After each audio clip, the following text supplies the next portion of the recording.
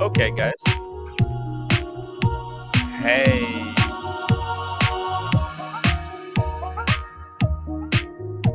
guys, make sure to hit that upvote button. I would really, really appreciate it. Today we have something different. Obviously, we like our watches, but here and there, you need something in between. You can't just buy watches all the time. It makes no sense. I mean, guys, how many fragrances do you own? Let me know in the chat. Guys, today we're gonna have Mr. Smelly joining us in very short time. The link is in the chat. Also, he has the link. He's gonna be here any moment now. We're gonna talk about summer fragrances, maybe a little bit of watches. If you didn't know, Mr. Smelly, he's also got a small wristwatch collection. Very humble, but he's got good stuff. He's got a GMT Master. He's got a Datejust. He's got a bunch of vintagey Seamasters. He's got some stuff. He's a cool guy. Okay. Let's see here. Let's see who do we have joining us in the show. By the way, this is going to be a very, very light live stream. If you want to, some watch talk, probably best if you go to and watch Asheen. Asheen is live right now as we speak as well. So you can go check out that stream. You can or you can stay here if you want to get into fragrance talk. As we're waiting for Mr. Smelly to hop on the stream, let me know what fragrances do you own, and if you know anything about fragrances, or if you don't even care about fragrances, let me know in the chat. I'm very curious. We got Vaughan. My favorite fragrance is Essence of Tim. 2 blasts and I reek of a restaurant dumpster in the summer heat. Damn! What the hell? I didn't know that they had a fragrance based on how I normally smell. That's pretty cool. I guess that's what you get when you really made it in the industry. So very cool to hear. In Vacanza, excellent. Mr. Smelly is a great guy, amazing dude. He's look at this. He's at 45,000 subscribers. Got to be honest. It's a struggle. He's making videos, right? He's doing what you guys want me to do, right? So he's doing some live streams and he makes videos. And for some reason, it's not going anywhere. I don't know. What is he doing wrong? What is he doing wrong? It's hard. Ask him if he tried any of the Les Eau de Chanel. Never heard of Les Eau de Chanel, but we're definitely going to ask him. We got Chili Badger. Here's a face I haven't seen in a long time. Chili Badger. Mr. Smelly is my hero. Okay, going back to being dark now in the chat. Wow, Chili Badger, why are you gonna be dark in the chat? Why are you gonna be dark? Why not? Why not be light in the chat? I missed you, buddy. I still got the spice. It's somewhere here behind me. I don't have time to dig it up, but I still have it. I've still got the spice. Speaking of the spice, Mr. Smelly. Hey, Mr. Smelly. I was just updating the audience I on heard the that. state Yes. of your channel. It's You not said doing not well, going man. anywhere. That's not a very nice intro. No, I was just being honest. What do you want me to sugarcoat it? Do you want me to lie to you? How are we No. gonna fix this? And I'm not doing well myself. No, I know. Well, What are we you seem doing to be doing wrong? better than me, but Dude, you're making videos. yeah. I'm sure Why you are make they not considerably. performing? You make a lot more money than me. I'm quite sure. I don't know. I just Trust know me. that you're doing streams, I'm doing streams. You're making videos, I'm not making videos. And I mean, yeah, you got to 45,000, but how long have you been at 45,000 subscribers? Well, I've limped there because I've been doing it since 2016, so Wow. it chugs along. But yeah, it's as you can see, the views are hardly spectacular. I will admit that. Yes. I checked Jeremy Fragrance. He's at 2.2 million subscribers. What the fuck? How is the YouTube is straight up busted, Well, his videos, they appeal to a large number of people, and now the algorithm likes him. And yeah, then there are other channels as well. Some of the female-fronted ones that are about men's fragrances have exploded. So it's hard for me to compete with these guys. It just pisses me. It's not fair. You're making better content than many of those fragrance guys. You're actually making better stuff than Jeremy Mm. makes. Half of the stuff he's talking about doesn't even make any sense. He just Jeremy doesn't. rambles on. He just looks good. He's got the abs. He's at the point where he just has to turn the camera on. He doesn't really. He just dials it in now. It just still gets views. Yeah, he is a very strange case. Indeed, there are people working hard and getting good views, but yeah, Jeremy he doesn't. A lot of the time, he doesn't even seem interested, but he seems to get away with it. I don't know how. Yeah, he doesn't give a fuck. It's just, He does. No, he doesn't look like he does sometimes. here we are, freaking chipping away every single day, putting our body and soul on the line out there, right? Freaking fighting with the trolls, fighting with the haters, putting people in their place, showing like the truth, like what is actually the good stuff, what is the bad stuff, and people don't seem to care. Well, Tim, I must applaud you because you do. I don't do anything like as many live streams as you, and you are putting in some great work there. And you've had a spectacular week with the whole timepiece, or week or two since the timepiece gentleman thing, the 5 million thing. So yeah, well done Yeah, to you because you've had some great guests. What with Paul Thorpe, and I think you had Anthony Farrow himself on, didn't you? And I did. Oseen is always an explosive guest. So yeah, hats off to you because you are doing some quite. Cutting edge sort of journalism type stuff, and it's paying off for you, I think, isn't it, with the views on the live streams and I guess the super chats too. So you're putting in the work. It's random though, it's completely unpredictable. The super chats, you can't. It's every day. It's all every day I wake up. It's like I'm starting the channel over Hmm. because it's completely unreliable. Because if I don't show up for a live stream, then there's no any kind of residuals. You have built up a library of videos that bring in a little bit of coin here and there, right? It's a Y- different business model. Yeah. Yeah, I've got a fragrance brand and stuff. So yeah, for me, the super chats is only a very, very tiny part of my income, and they're nowhere near what you get because you just can't. yeah, The watch community is much more wealthy and willing to super chat. Fragrance live streaming is never going to be, well, very hard to make a living out of that. yeah. Hey, we got Carlos Ramirez, $5 super chat. Have you ever heard of the Eight and Bob? It's my go-to fragrance. Never heard of it. Yes, that is a very nice, fresh fragrance, and there's an interesting story connected with Jack, one of the Kennedys, Robert Kennedy or Jack Kennedy. It is a great fragrance and still made today. Really good one. Yeah, good choice. Like it. By the way, what I'm gonna do, I'm gonna drop in the link, your socials. I'm gonna drop your Oh, thank YouTube you. and your Instagram. I I do. highly recommend that you guys follow Mr. Smelly both on IG and on YouTube for your fragrance advice. If you need fragrance advice, he's your go-to guy. Let's talk about the breaking news in the fragrance world: the Aventus Absolute. Please tell our audience why Aventus Absolute is going to rock the industry. Well, is it or not? We don't know, but there is. Yeah, apparently the story broke in the last couple of weeks. Aventus Absolute, the new flanker to Aventus, is coming out. Up till now, we've already had Aventus Cologne, which was a fresher version of Aventus, which was a little bit strange because Aventus already very fresh, and most people were complaining that it got less strong. So it seemed they might want to go in the opposite direction. So now they finally are.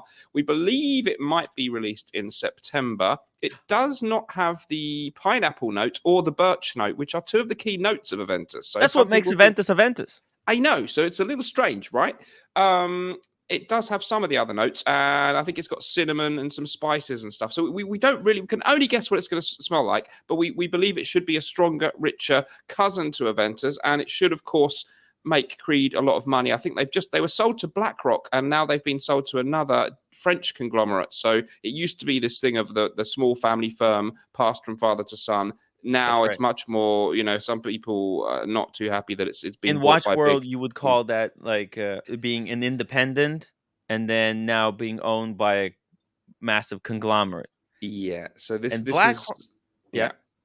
BlackRock, I don't know if BlackRock owns any watch companies, but the Kering group, uh, the Kering, I think that's the new group that bought uh the Creed brand. They That's own it. Gucci, Bottega Veneta, Balenciaga. There's what else? Do they own any? Oh, they own Gerard Perregaux. That's Oh a wow. serious watch brand. Yeah.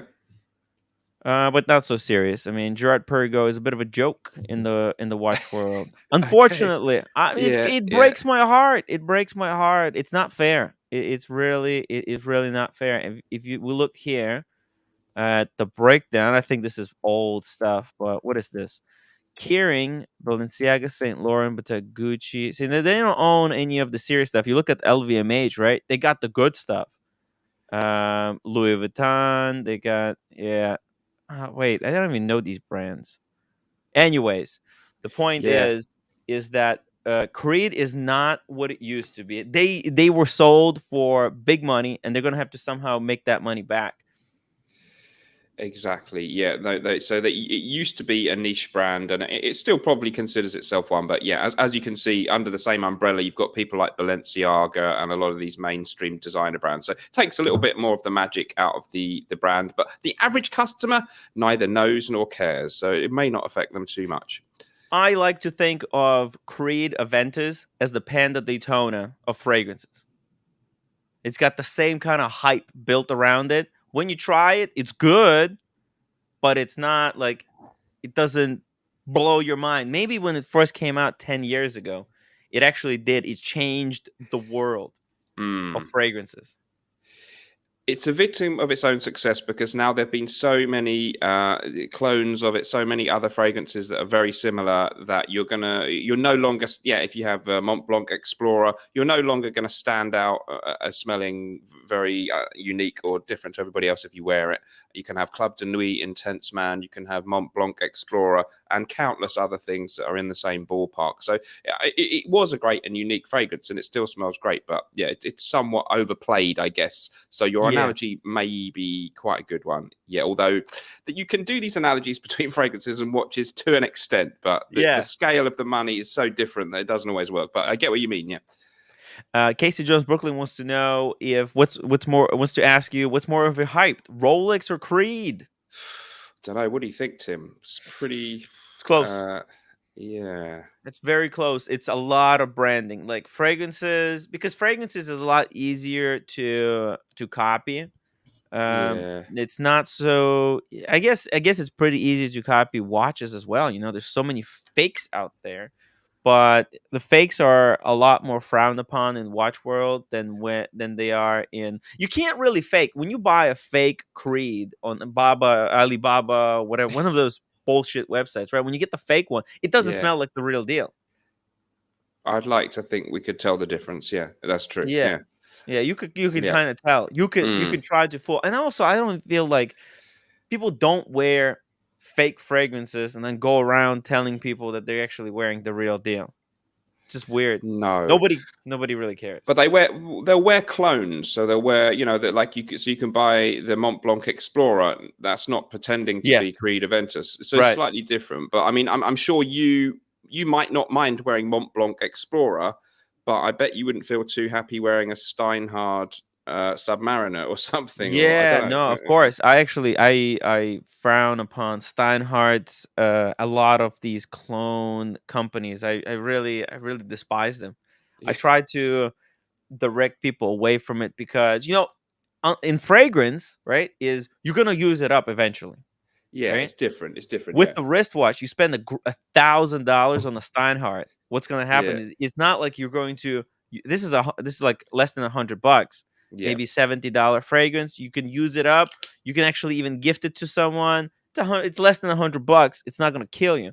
A thousand Yes. dollar watch that then becomes basically useless, or you can break it. That's a big hit. You know, if you get a watch, you want something that will last for a long time. That's the difference. You're not investing in a fragrance, whereas a watch, maybe you are, and you might even pay to have it serviced and repaired. Whereas, yeah, the fragrance is essentially disposable. So there's good Yeah. point. Yeah, There's always the fragrance is always going to run out and but the wristwatches, they just don't. The market just becomes more and more and more saturated Oh with man, these it's watches. just we just can't compete with the kind of the scale of the money you guys are arguing over, and we have our sad little dramas in the fragrance community. But I'm quite jealous of you. You're arguing over these hundreds of thousands of dollars owed and being ripped off, and 5 million. The it's Wizard, 5 million. 400,000, and now Anthony Farrow with the $5 million. That, I It's mean, these unbelievable. scandals. It's unbelievable. I have been watching it. It's very exciting. Yeah, I've seen some of the. I know you and Paul Thorpe had a good, head to head there, and Yeah. obviously O'Sheen hops on, and he's. I mean, O'Sheen, whether you agree with everything he says or not, he is very charismatic and a very interesting guest, and his own streams are very. So I find him very compelling, interesting character. Actually, yeah. Yeah, he just speaks his mind, and I respect him for that. That's why I Yeah. try to get him on. Every time there's a chance for, I try to be, Mr. Smelly, I'm a neutral kind of person. I don't, I don't get personally offended by any of these little bouts that people have among themselves. I enjoy talking to people. That's my primary thing. That's why I found it very interesting talking to the timepiece gentleman. What, like, that's a once in a lifetime opportunity to have a conversation with a guy who pulled that kind of scam. It's like talking to Bernie Madoff or some shit like that. No, it's Yeah. I noticed that video had like 22,000 views on the live. That's pretty big for a live stream, right? So yeah, huge. you're doing really well there, and I know your view And there numbers was have been no up. bought Yeah, views. I no, guarantee sure. it. There was no Yeah. bought views. There was no bought What's the point? viewers. Nothing. Yeah, it's all authentic.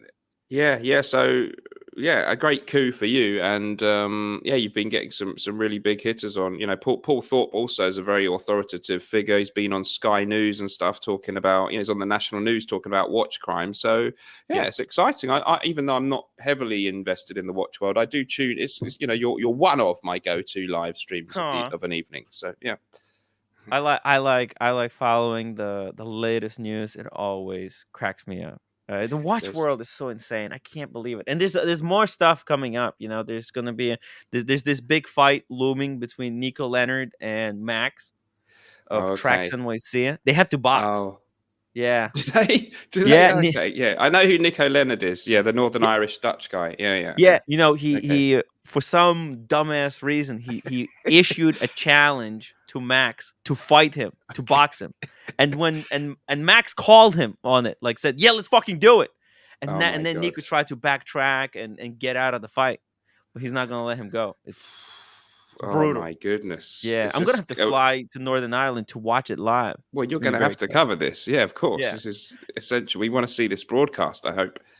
It's entertainment of a lifetime. And also Mark Zuckerberg is going to be fighting Elon Musk. Is he? Right? I didn't know that. Is that I don't happening? think Elon Musk can get out of it either. He's going to look like a pathetic bitch. Because they're the ones who issued the fight. Like Elon Musk called out Zuckerberg, and Zuckerberg is like, "Yeah, let's freaking go." And then if you Wow. try to back out of it, you look like a bitch.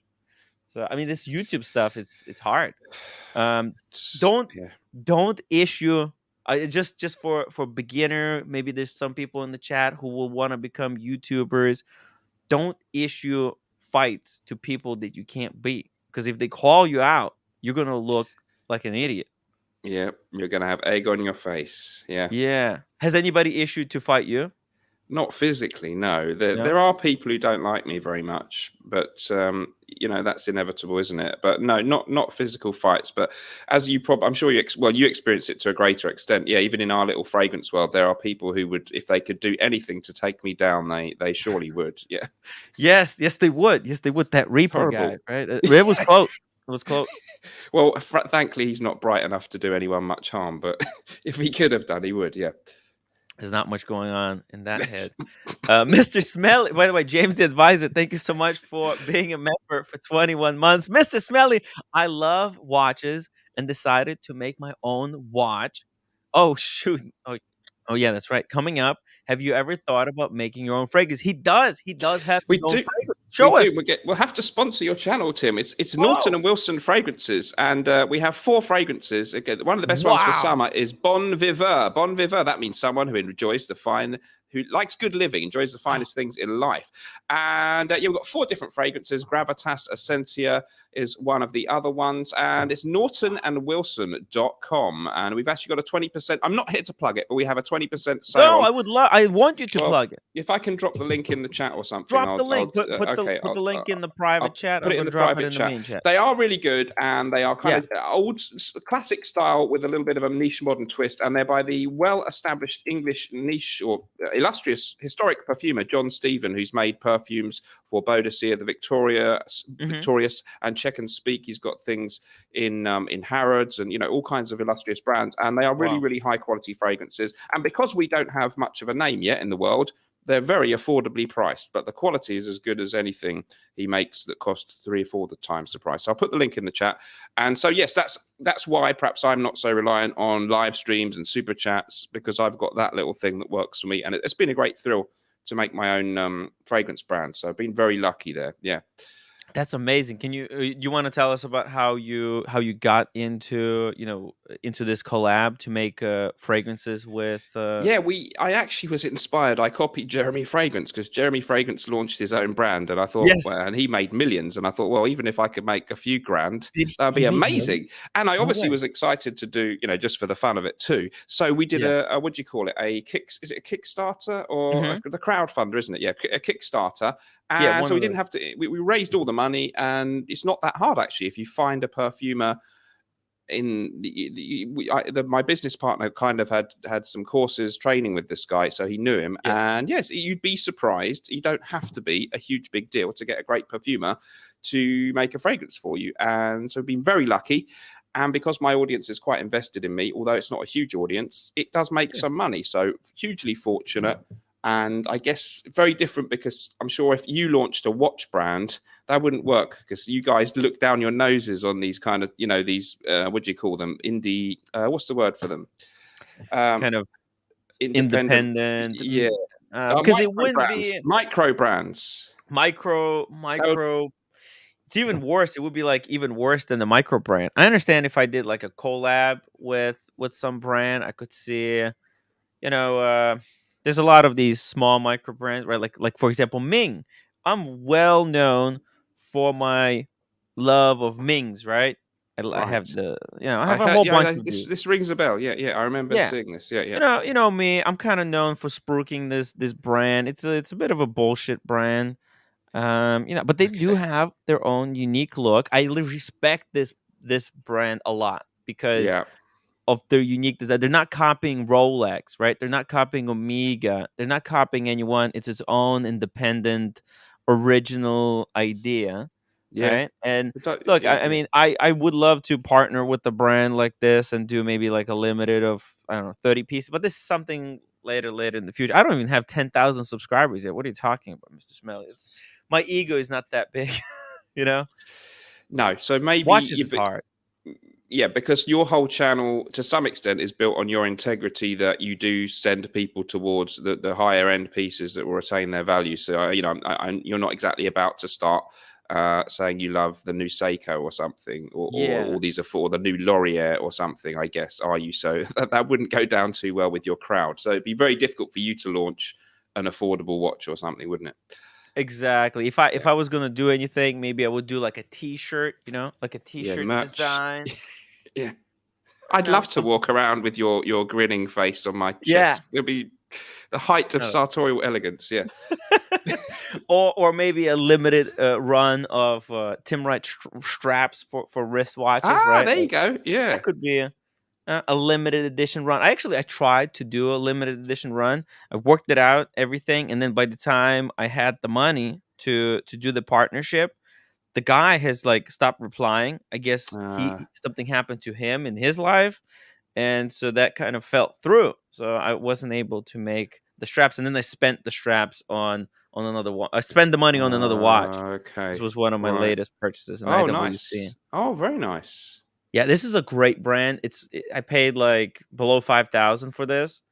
It's just a date, beautiful green dial, closed case back, but it has these quick change straps. So if you want to take off the strap, it's as easy as that. Oh, wow. And Okay. Yeah, and you can get like a variety, like leather straps, bracelets, etc., and put it on it. It's great stuff. Great stuff. Yeah, Great little brand, interesting. IWC. Yeah, I didn't know you had an IWC. Oh, okay. Yeah, this was one of my latest pickups. Also got a I don't know where I put it. I got a Zodiac, but I don't know where it is. Not like now that I think about it, I actually don't know where it is. Oh, Shit everywhere, I misplaced it, so I'm gonna have to all look right. for it. Yeah, it's weird stuff. Hey, we got some questions here. Yes. Carmen Koo, $10 super chat. Thank you so much. My fragrance collection is multiple scents from Floris, Penheligon, Serge Lutens, Nizitin. I've been using them for day. I don't know how to read those.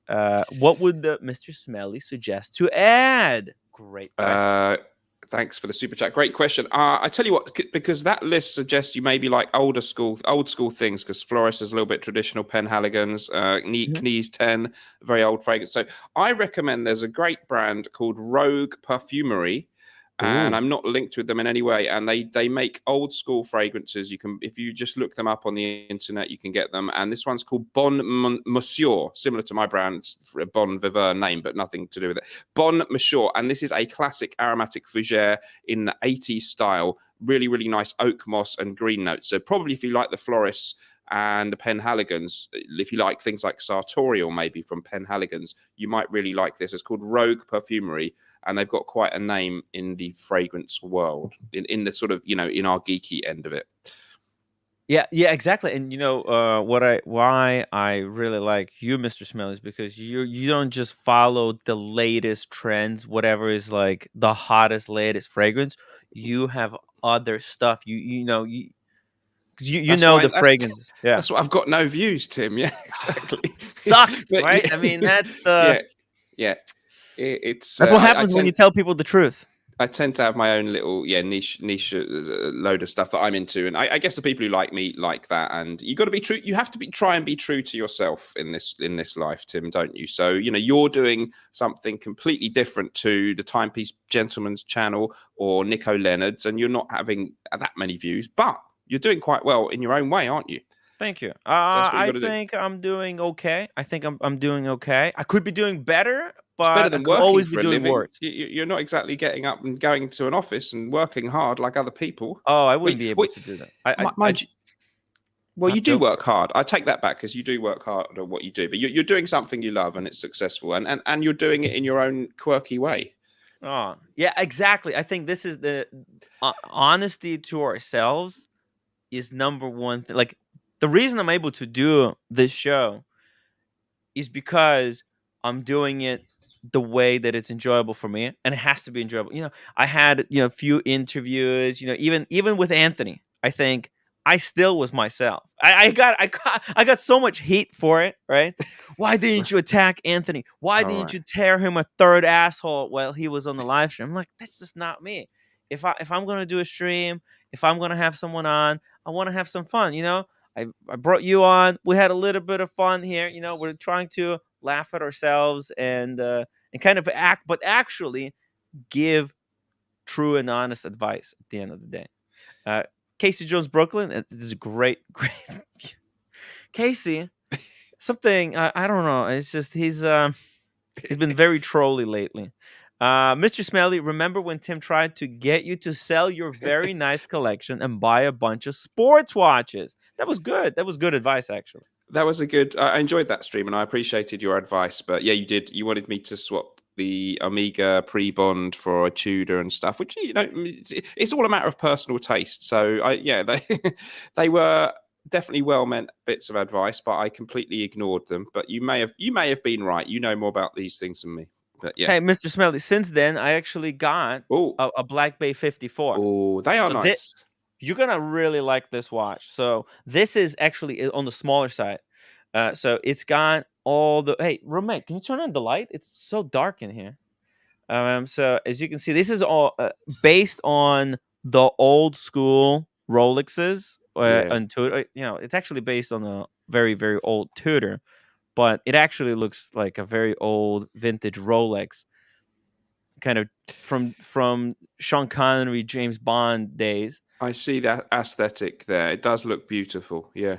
Let me show you on the wrist. It's a of a smaller size watch. That's why I think you might appreciate it a lot. See, here it is on my wrist, and I'm gonna put it next to a modern Submariner Right. So for what's you. the size on the Tudor? Is that 39 or something? 37. 37? Is That's it? right. Wow. It's I mad, didn't right? know. It Oh, yeah. Watches are going very small nowadays. So you can see that's the that's Yeah. the latest Tudor based on the vintage model. Here's a modern Rolex for size comparison. Yeah. This it's focusing on my face. Let's see. Can we? Okay, there we go. So here you can see modern Yeah. versus vintage look, and you can get vintage look. This watch is gonna last a lifetime. Okay? 100 years, easy. The way it's been built, 200 meters water resistance, extreme accuracy. It's like brand new. I think it's 4,000. Okay. So Yeah. yeah, So good it's watch. Highly reasonably recommend. accessible, yeah, and you get that vintage feel, but you haven't got the stress of it breaking or being fragile. Yeah, I like it. I like it. 4,000. Think about it. Would you pay 8,000 for a vintage Tudor that questionable, that could could get water breach, and then you can't then you have to send it for service. This thing comes with the insured for 2 years, right? Brand new. And I bet these are gonna tank in price. Okay, Mr. Smelly, I don't know what is happening. The watch market has it's collapsed. It's over for Seems watches. it seems so. Yeah, It's over. it's very volatile world you guys live in. Yeah, it's Yeah. yeah. So I hear for the last 18 months or so, it's just been after a huge peak when it just Yeah. went crazy. It's now gone down the pan. Yeah, it's fucking over, man. And I think you'll be able to see these for around 3,000, maybe even 2,000 in a year or two. That's going to be a great future pickup. Or like you can already pick up Black Bay 54s for like around 3, and they're falling. They were really low. Like OC almost sold his for 2,000. Wow. Black Bay 58. Sorry, it was Yeah. Black Bay 58. This is the Black Bay 54. Right. Mike K, thank you so much for £5 super chat. Timmy, I'll buy a Tim Wright Ming. Get it done. Oh.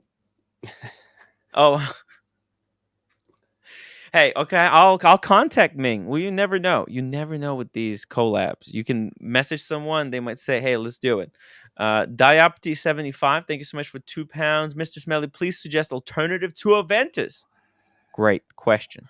Well, my one that I'm going to recommend for the summer fragrances is from the same brand Creed. I really like Virgin Island water, which is lime and coconut. It's also very fresh. It's a little bit of a different smell, so it's not a straight swap. But I would prefer to wear that. I also love Erolfa from Creed, which is a fantastic citrus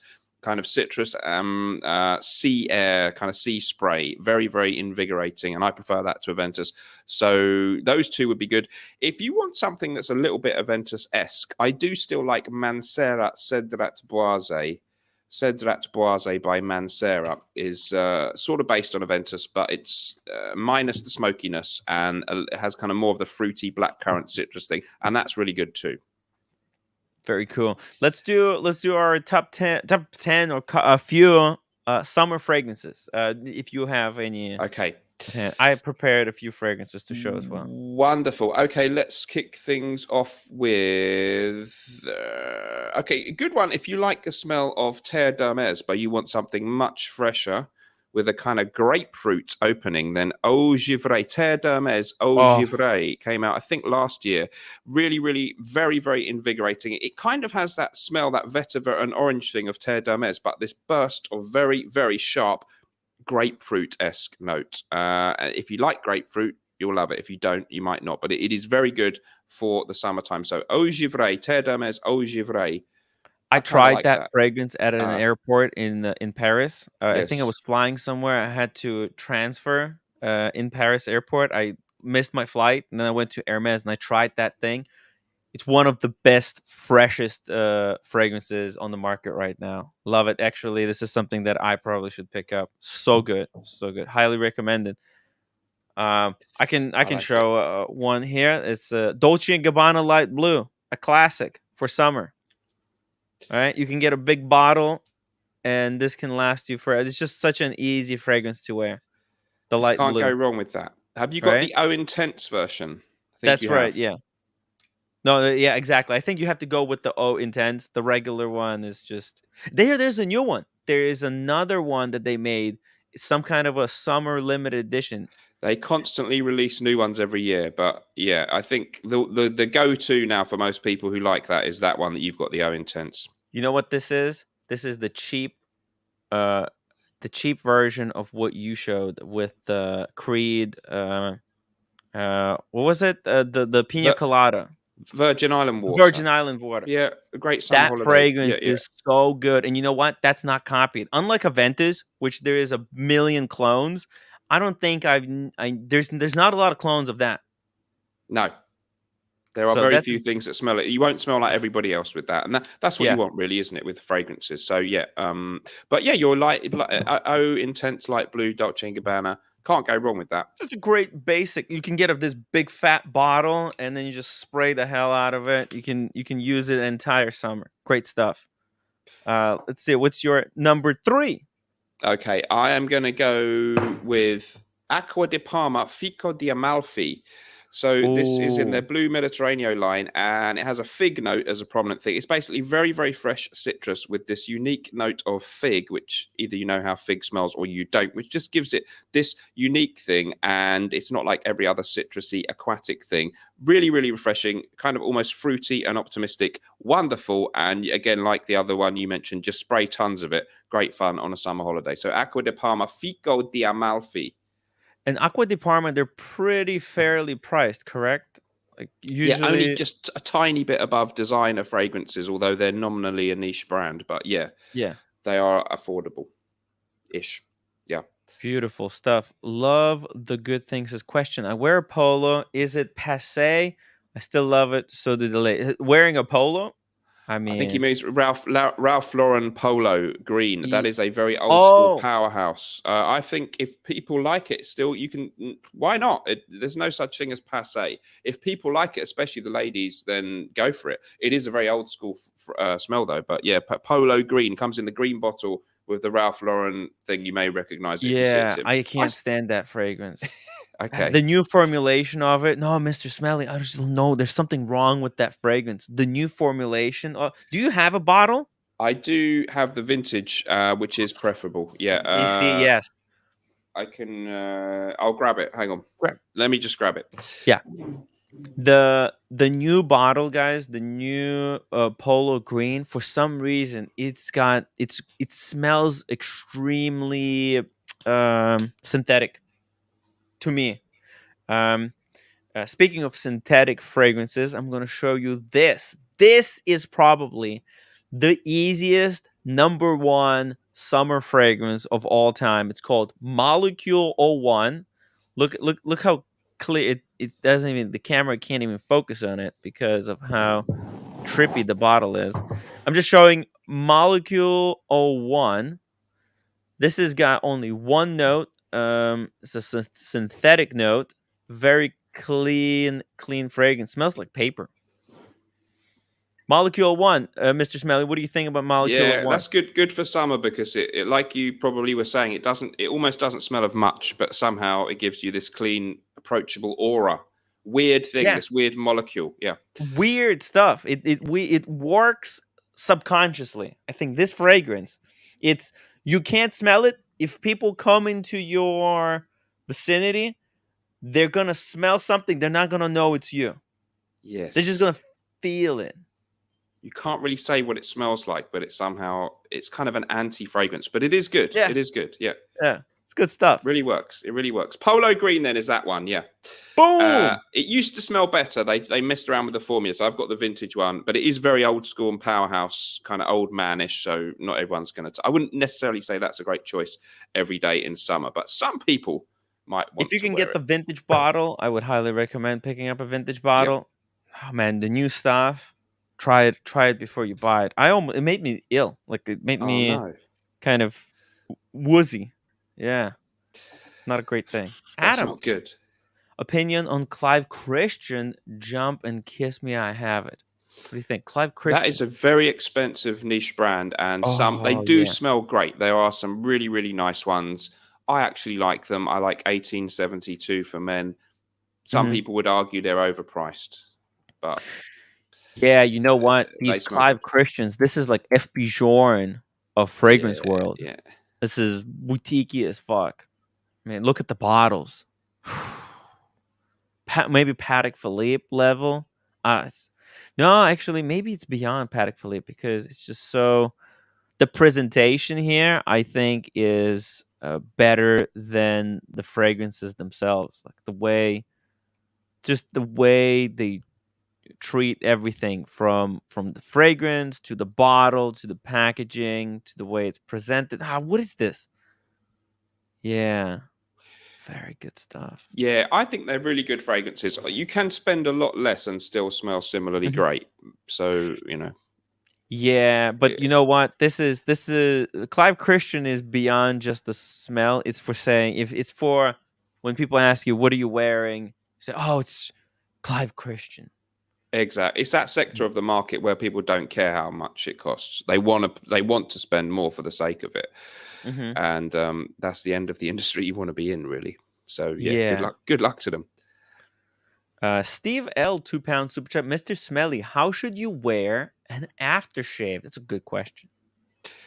Yeah, well, a lot of people into fragrances don't wear an aftershave because they spray on an eau de toilette or eau de parfum instead. So it's a bit of a difficult one to answer, really. But I think if you've got a light, citrusy, fresh aftershave of your choice, like I sometimes just whack that on out of the shower. It's like a Polish aftershave with a strange name. It's just kind of very cheap, citrusy. I'll put that on my face after a shower and maybe rub it on like that a little bit, and then you just spray whatever you're wearing over the top of it. But it is difficult. Like, should you blend it with your normal fragrance or whatever? And yeah, somebody's saying that you should avoid it because it dries your skin up. And yeah, it is. Skincare experts would say just avoid aftershave. To be honest with you, but I don't care. Really interesting. I mean, I guess if you're also using kind of a face cream, Yeah. something like I tried to apply this thing. It's just bare minimum. I'm trying not to get skin cancer. I can't Oh afford skin cancer, to be honest, Mr. Smelly. no. United States, it's brutal. Okay, so I try to put every day put on face moisturizer. It's got 20 SPF, just a little bit of sun protection, but it keeps your skin moisturized and nice. Yeah. So look, I mean, I guess if you're using, um, also another thing, this whole thing, people are concerned that you're putting on aftershave and then you're putting on a fragrance, and there could be clashing Yeah. smells, right? Some fragrance houses, for example, like Dior, right? Yeah. So they have Sauvage everything. They have a Sauvage aftershave. They got Sauvage deodorant, Sauvage freaking soap, and they got the fragrance. So listen, for those who want to have everything consistent, all right, there is a way to. And look, Sauvage, nothing wrong with Sauvage. You're gonna smell like a hotel lobby, but that's not a bad thing. Yeah. Yeah, no. If they do the aftershave of the same fragrance you're wearing, that's really good. You can do both. Or one other thing you can do is you've got a relatively unscented moisturizer that you're putting on your face, or totally unscented, then you can spray a bit of that in your hand and put your fragrance in it and do that, and Ooh, that enhances your fragrance. Some people would probably say, "Oh, we shouldn't do that because the fragrance is alcohol," but I've done that and it helps you smell more of the fragrance. So that's something you can do.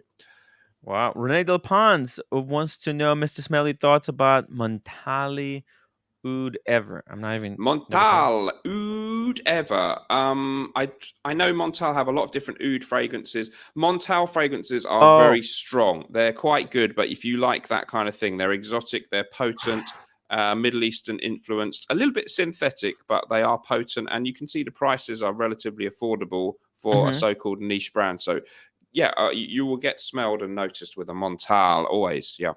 yeah. I don't personally. I don't own any Montal fragrances, but I did.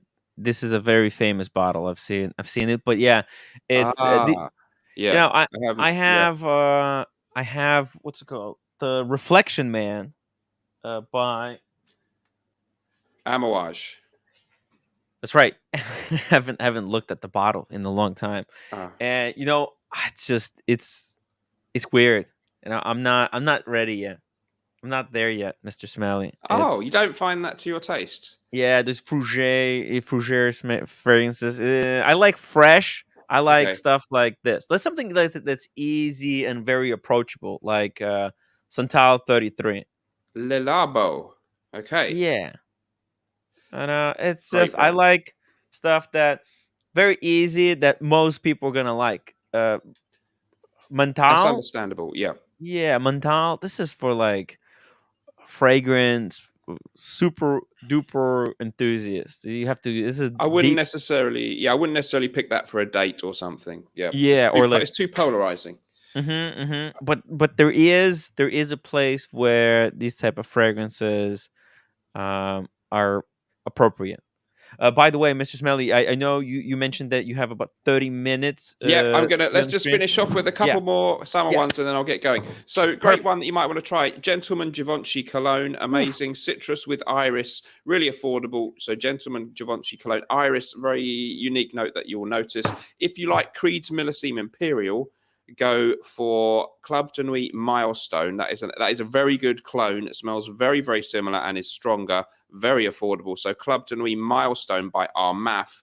And I'll give you one more and then I'm going to head off. And that is going to be for you guys who love classic fragrances. Armani Eau pour Homme, Oh, 1984. Amazing citrus and herbs, proper masculine, old school, but still really refreshing and summery. Under the radar one. People ignore this one from that's a Armani. Oh, great fragrance to wear with a JLC Reversa. Look at the that kind of person would wear it. Yes. boom! Look at the bottle. It's got that art deco kind of designs on it. It's beautiful, beautiful. Amazing fragrance. Now, Tim, it's been a huge pleasure. Thank you for hosting me. I hope the rest of your stream goes well Thank and you. that you don't get in too much trouble with all this drama. No, come on. People get too sensitive, Mr. Smelly. It's just YouTube. I don't understand where people try to stir up drama just out of the blue. You It's seem all to be able to cope. I will bid you a fond farewell, except to say hello and goodbye to OC. Hello. Well, see, Mr. Smelly, before you go, I have a very Yes. serious question Oh, dear. that I'd Okay. like to pull up. I have a friend who is addicted to purchasing and hoarding tens of thousands worth of luxury fragrances. This is an anonymous friend, nobody that you know, which are Okay. kept boxed and virtually untouched. What kind of psychological help do you suggest? That is just, yes, a hoarding or shopping addiction that is the same as any other. Nobody you know. All right. Probably if they're boxed and unused, you should probably consider selling them because you don't need backup bottles and stuff. or So gifting them to your friends.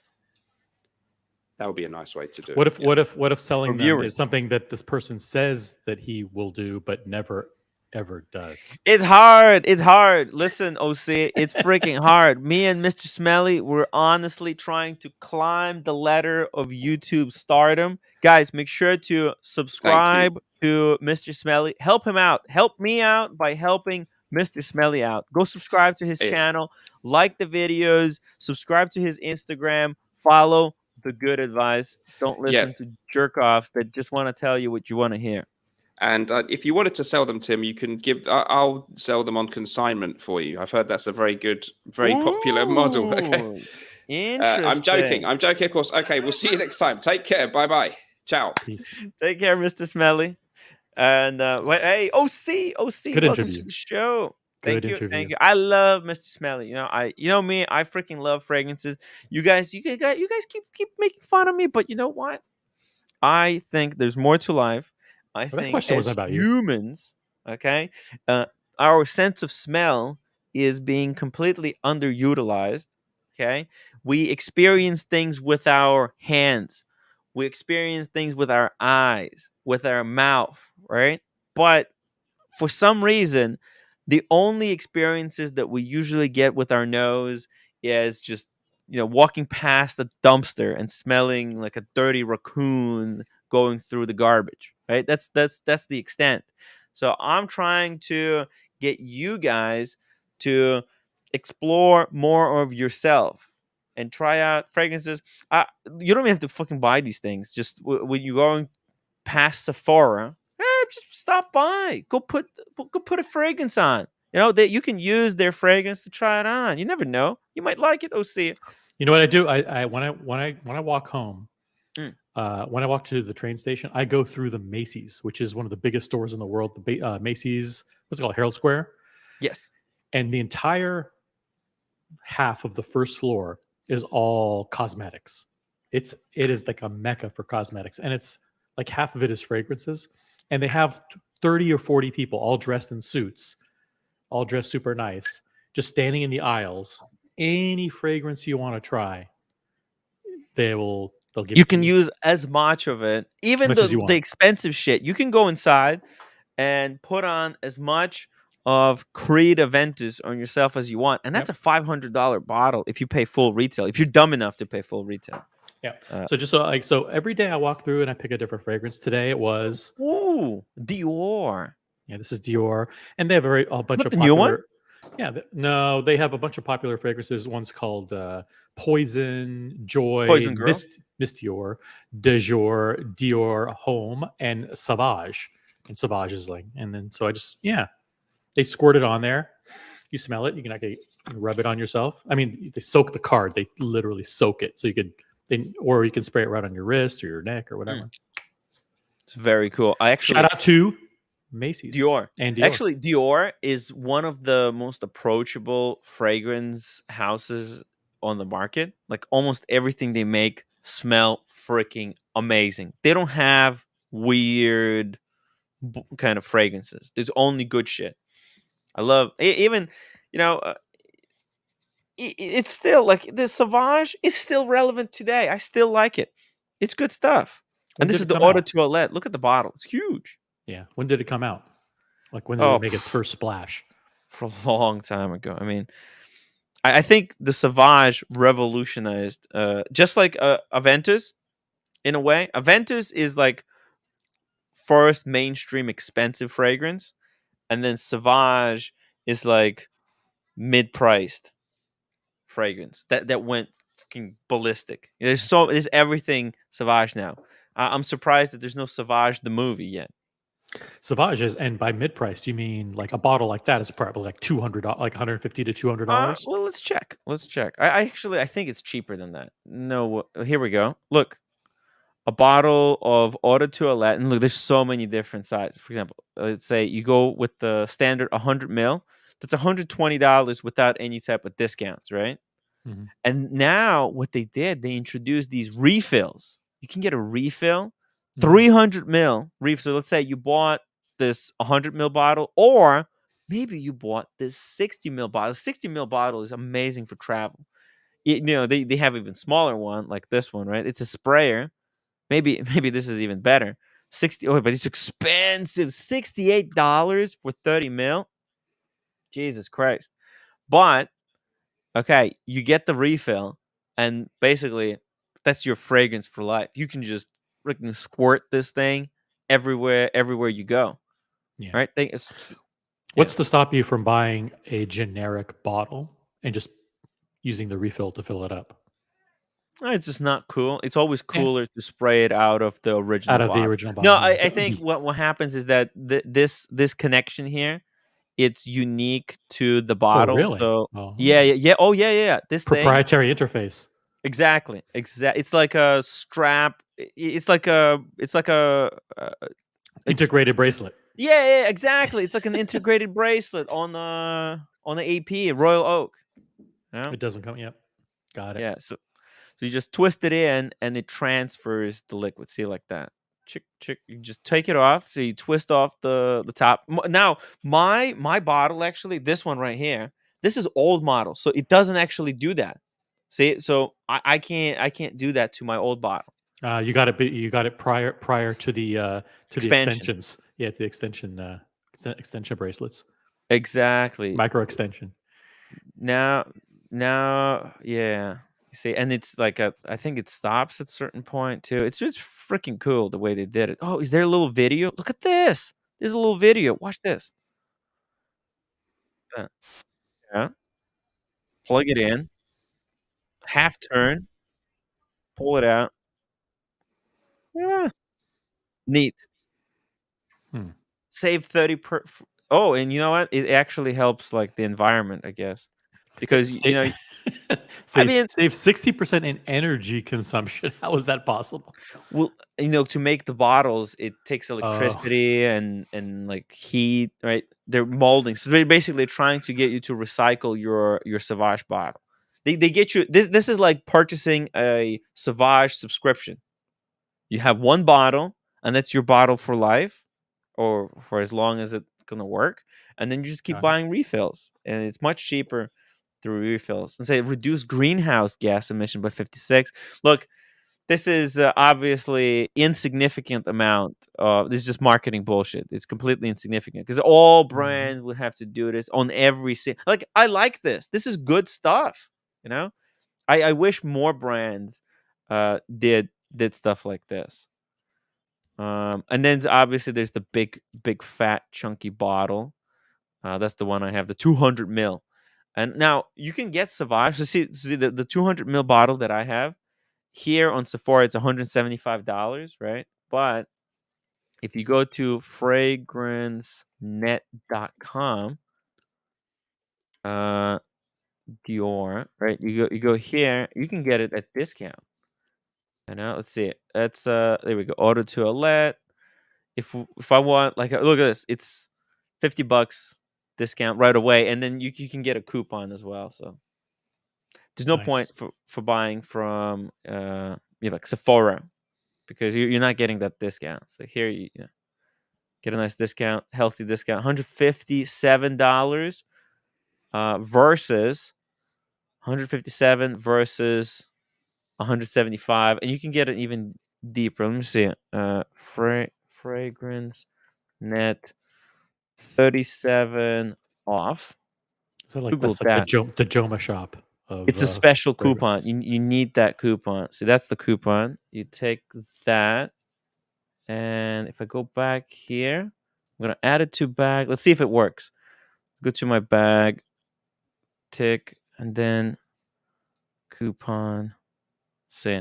Oh, there you go. And that was even bigger discount. Now it's $141. It was Nice. 157 with this coupon that just brought it down to 140. So you get this bottle, which I've been using for like I think 4 years, maybe $140. And There you this go. just it's impossible to spend it all. Oh, and look at this. It says spend $150 or more, and your coupon will be upgraded to 40% off. What the heck? I might actually take advantage of this deal. I might get a new fragrance. Get off this website I got quick. issues, man. I got issues. Yeah, you're right. You're right. Get out of there. Get out of there, guys. But I'm gonna drop the coupon and the website if you guys want to get a fragrance for yourself. I mean, I get nothing out of this. I'm just giving you guys good advice. I put here you go, fragrancenet.com, and then coupon GNPL3. That's it. That's it. Okay. Let's what do you hey OC, what do you want to talk about? I have no idea. I mean, the watch market. There's the new releases are just non-existent, kind Garbage. of. There's no new releases. What are you talking? It's just garbage, right? We've What been what waiting ever since Watches and Wonders. We've been waiting and waiting and waiting for the Rolex models, and some of the celebration dials have trickled out, Mhm. and but we're still waiting for and the Explorer 40s are kind of trickling out, but we haven't seen any Daytonas yet. Although we've seen that first Le Mans in Yes. Japan in Ugh. secondary, but if that is out there, that means we should start seeing a whole bunch of Daytonas coming out. We haven't seen the Yachtmaster Titanium out in bulk yet. We haven't Mhm. seen we've seen a few of the Sky Dwellers, but not much is happening. The industry is in limbo, waiting for all of those to drop to see where things settle. Yeah, the industry is suspended. It's suspended. It doesn't know where to go. There's a lot of watch company. I think a lot of watch companies' ambitions also have been tempered. Right? There's been a lot of delusional watch companies out there. They had, desire, just ambitions of grandeur. But there's just too many companies out there There's not enough people interested in watches. It's hard. The watch market is very difficult. How are they? Seeing Chapek, start selling watches that they promised that will be delivered in the middle of 2024, delivering them now. Yeah, That's I'm not going to say it's not a good sign, but it's not a good sign. yeah, it's not the greatest sign I've ever seen in my life. What are you talking about, Tim? It's a great sign. Collectors are getting their watches quicker. Isn't that what we want? That's great. I mean, we thought- industry. yeah, no, it's great for collectors. It's great for collectors. I love it. It's perfect. Well, I'm not saying it is bad. I'm just saying it's bad for these watch companies. Like, maybe they also have to be a little bit more realistic with the profit margins that they want to get. There's just so much money in watches.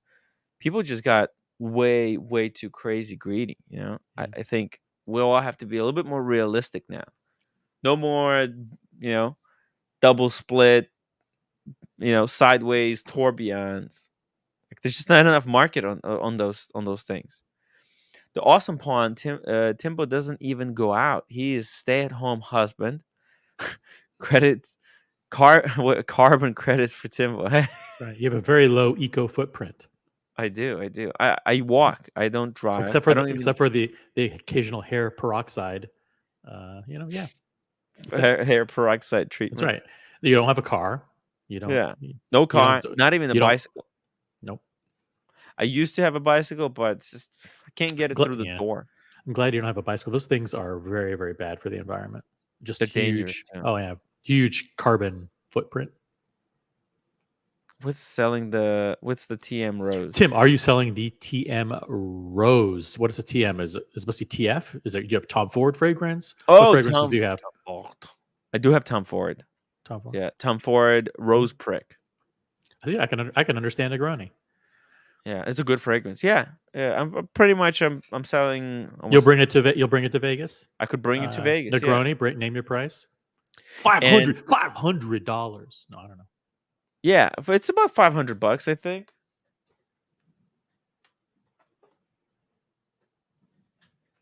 It's a great fragrance. Seriously, this thing is magical. Rose Prick. Look at that. The packaging is amazing. The bottle is just beautiful. It smells fantastic. It smells fabulous, dude. This is a great night out fragrance. And you know what? The pink makes it a pure Tim Wright fragrance. Let's keep going.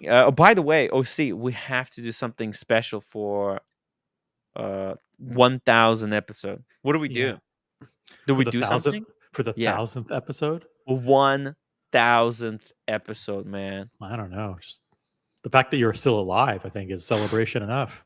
I mean, come on. The shit that's happened over those 1,000 episodes. I've been around for like 250 of them, or something like that. Believe it or not. Damn, I mean, it's crazy. It's crazy stuff. It's been hell of a journey. We have to celebrate hard. Oh boy. Yeah. I don't know. Maybe there'll be a mega unboxing associated with the 1,000th episode, or maybe there will be just a nice party or something, or small party, or a small party would be cool. Yeah. I don't even know I don't even know which day it's gonna fall on. Like, yeah. Maybe we should invite Anthony for 1,000th episode. Yeah, all your close friends. Watch Wide Web. If you ever happen to be in Granada, Spain, make the trip to Patio de lo Parfum on Carrera del Doro. Dude, that's actually, you know what? Let me screenshot this. This is good advice. I do need to go to things like that. Yeah, thank you for the advice. I'm going to be there on Thursday, so that's cool. Good timing. Negroni says $500. Come on, bro. Look, we'll just do fair price. Just fair price, man. I don't want to rip you off. I don't want to rip you off. Name your counter proposal, Negroni. Yeah, just give me counter proposal. What does it cost? Let's see. Let's go to those actually cost more in the pre-owned market. Those increase in value in secondary. Those Tom It's Fords. desirable. It's good Yeah, very stuff. desirable. Let's see it. Let's go rose prick. Prick.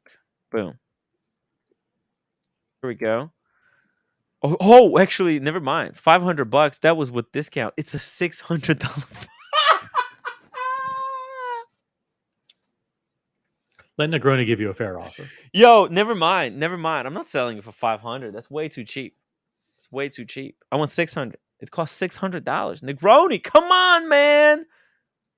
Don't do me dirty like this. It's a $600. I can't believe it. It's a $600 fragrance. Don't you love how Tim offers to help his friends? No, He's I'm so not generous.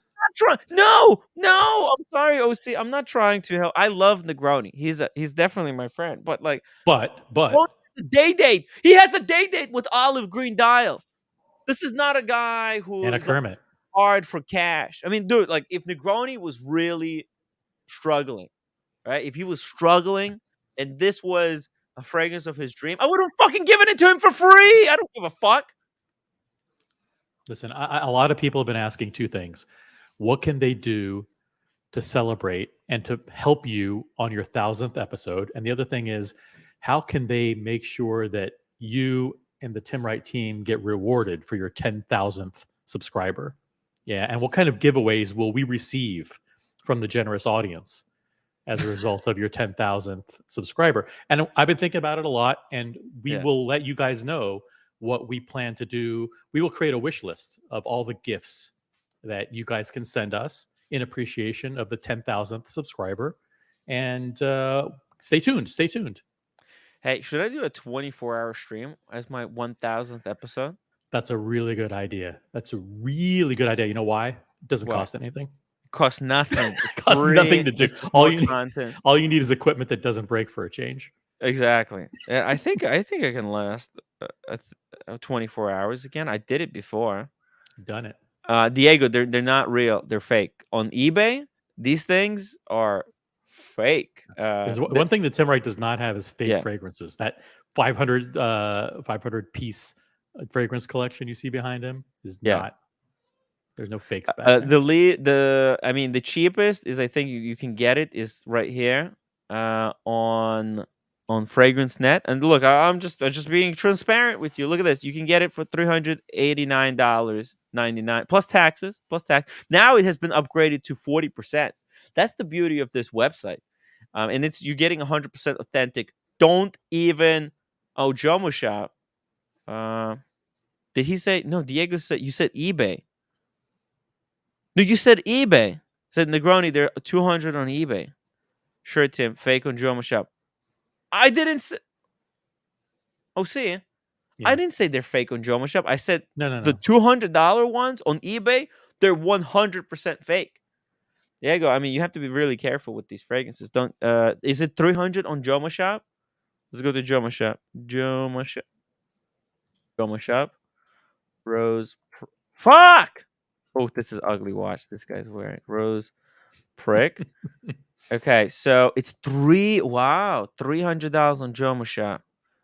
Okay, that's pretty good. Look, it was $422 in stock. Now, back to school sale. Interesting. I wonder if. Okay, so that's actually right here. That's the cheapest. Now, I actually look. I've never bought fragrances from Jomo Shop.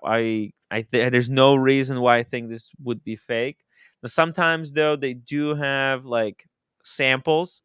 There's this. You know what a sample is, OC? Yes, I do. Okay, so samples. Fragrance Net, they do sell samples. Okay, so if I go to Tom Ford, sometimes here, see this one, they don't have a sample. But Hermes, let's go to Hermes. Let's go to H24. Let's say sometimes they have samples, and what those will be is they might not have a cap. They'll just be a bottle. It's original fragrance. Sometimes it's better than the real version because what they do is that's the stuff they give to like Macy's, and Macy's then sprays it, right?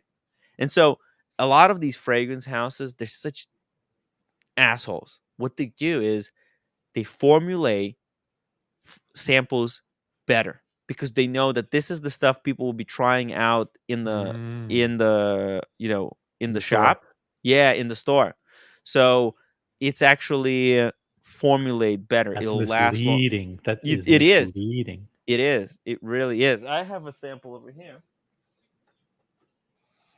So see, this is a sample packaging for a fragrance. You can see it's just a generic white box right here. See? Mm-hmm. It just looks like this. But you open it up.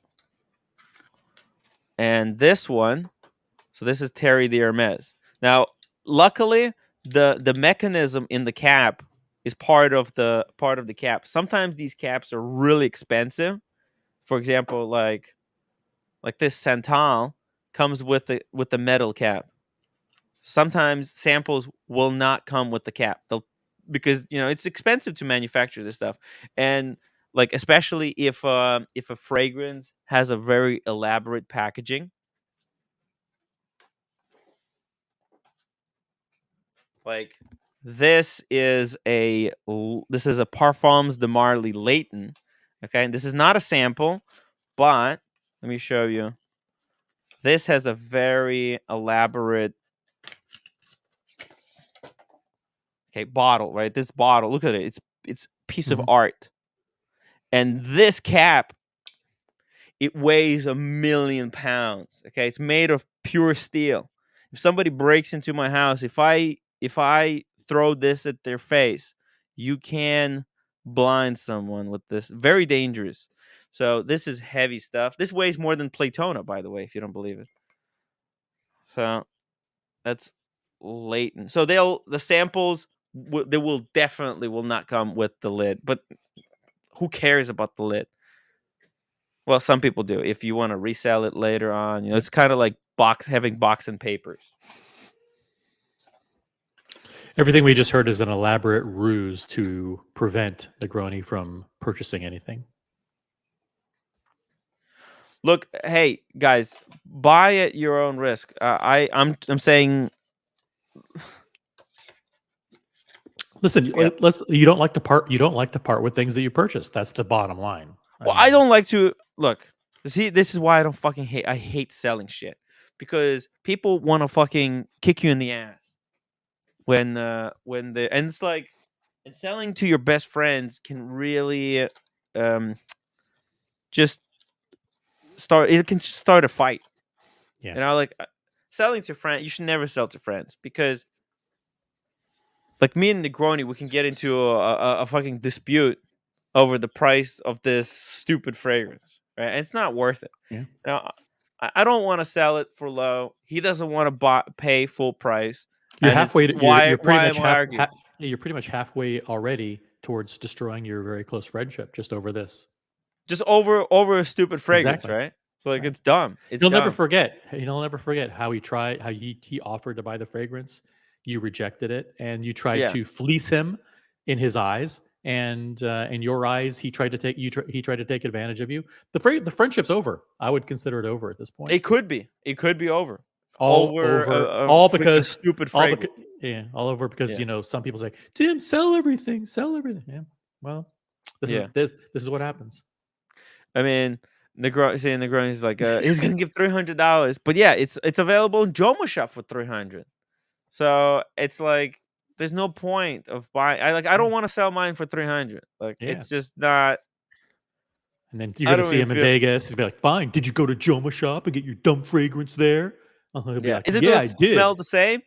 No, it won't. It will be from Joma Shop. Yeah, well, it was better. It was new. It wasn't your stupid old used fragrance. And there could be fisticuffs. It could come to fisticuffs. Yeah, over nothing. And Diego is getting into this thing. Always thought samples were better. Yeah, it's true. It's true. Samples are better, and they're like, it's just packaging looks terrible. It's kind of like samples are the equivalent of buying a Joma Shop watch without the warranty card. Like you don't get the card. Does it matter? I don't know. Sing. How can we how come we never talk about fountain pen? Because fountain pens are stream killers. They're stream killers. They disintegrate a live stream into nothingness. Oh my god, Jesus! Oh, here you go. He got it, dude. He got it. He got it for with the coupon. Check this out. Negroni got the rose prick for $250. Yeah, He just guys. sent you. He just sent you a message Yeah, confirming. it's fucking amazing. It's freaking amazing. Look, I'm not in the business of selling. I can't fucking sell. I'm too emotional. Like even these dumb fragrances. I don't want to sell it for cheap. I don't see why I should be selling it for at a discount. Why do people want to buy it? Like I'm not even I understand if I was like a fucking loaded guy, and I could sell shit at discounts. But like I want to sell stuff at a premium, OC. That I kind of know doesn't it make sense sounds though. counterintuitive, but Well, it's like if it's available, the market price is 250. You're just saying Negroni paid 250. What makes you think that he should pay 500 for yours? I don't. He doesn't have to. That's the whole Okay. point of it, I get right? it. Like But you you don't don't have think to. yours is worth 500. It's not. It's not worth Okay, it. It's worth to me 500. worth to you, right? Yeah, Got and, like to me, I feel like listen. you. And you priced it that way. You priced it that way, an inflated price because you don't want to sell. Uh, no, because I need money for Dubai. Like if I'm gonna sell something, I might as well charge a little bit extra and then put that extra money towards making more content. It's not like I'm not the fucking charity over here. Yeah, it kind of looks like a charity, but like, I at the end of the day, I do want to make content, and I can't make content if I'm like a thrift store here selling stuff, at cost. It's I mean, OC, like. I would Stuff. love to do that. No, OC, don't get me wrong. OC, I would fucking love to do that. But I don't think I can't. I just can't afford it. It's I know. look. Listen, when you bought those $30,000 to $40,000 worth of fragrances, you had no idea that you would need that money, some of that money, to go to Dubai. And I now you're just you're look. stuck. You're stuck in a i- pickle now. If somebody wants to buy it, it's kind of like they're helping the channel. If they don't want to buy it, that's fine. That's It's also fine. okay. I just don't want to. I'm not in the business of giving people discounts and deals. I'm not like that kind of. How can I do it? Why do people come to me, dude? Look what I'm wearing. Yeah. I mean, come on. Yeah. The money doesn't go in clothes. It goes into Yeah. fragrances and watches. If you're struggling, I'll give it to you for free. Like I'd rather give that fragrance for free to someone who really, really want, like Negroni. Like if you asked it for me to give it to you for free, I would have I would have much rather gave it to Negroni straight up for free, okay, than selling it to him for $250. Yep. It's dumb. I'm Yeah. just not. Like, I'm not that. I'm not. This is why I'm not a fucking salesperson. I'm not. I'm not a fucking wheeler dealer. People pleasers should not Yeah. be in sales. Yeah. Exactly. Anyways, Take a deep breath. Take a deep breath. It's it's okay. It's fucking. okay. It's the whole It's okay. thing. You still got the fragrances. It's still there. Look back at the shelf, Tim. It's all still there. It's all still okay. there. It's that. There you go. Everything's good in the world. It's hard. It's hard, guys. This live streaming gig. It's more difficult and it's like try making money out of this. How? That's why me and Mr. Smelly are fucking struggling. And listen, he's doing other things. He's got his fragrance collab. That's pretty nice, very respectable. It's a lot easier than making your own watch. I mean, that's impossible to do. No, he's right about that. Like if you try to create your own watch company, that's very, very difficult. But he could do one of the things I wanted to ask him about, by the way, was the celebrification of Mhm. the fragrance industry. How like the thing is, once you hit it big, you're Ariana Grande or whatever. The first thing Yeah. you do is you get approached by one of these big fragrance companies. Oh, we're going to plaster your face on a bottle, and we want what kind of fragrance do you like? And we'll just 97% Make your markup. version of it. Yeah. Yeah, make your version of it. And it's going to sell for massive, massive markup. I'd like Yeah. to know I mean, like what are the big celebrity fragrances these days, and how does it change over the years? Like is there one that's like 2 decades later, like still doing well, like a J Lo or I don't know, or something.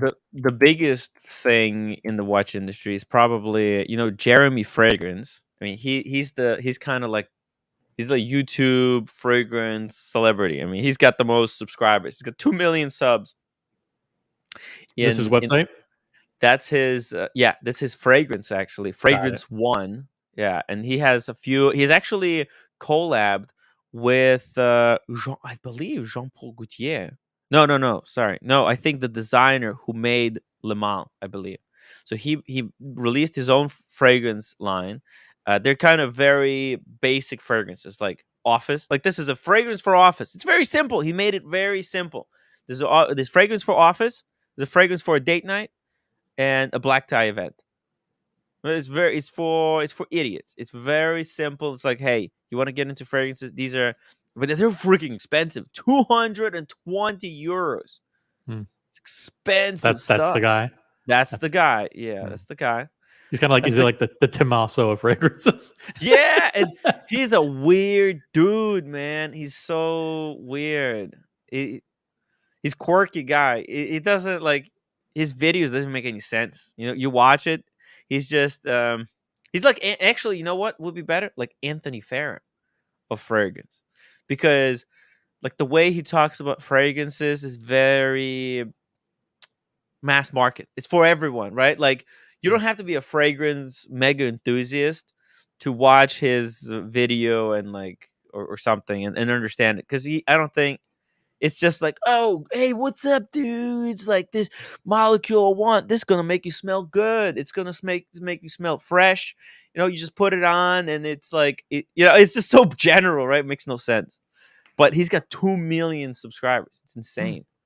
Yeah, so he's really, it's hard. It's hard. Gorilla Time Aqua di Parma Fig is amazing. Thank you. I don't have any Aqua di Parma fragrances. I heard they don't last long. Newbie, what a coincidence that his surname is Fragrance. No, it's not. It's not. That's just YouTube name.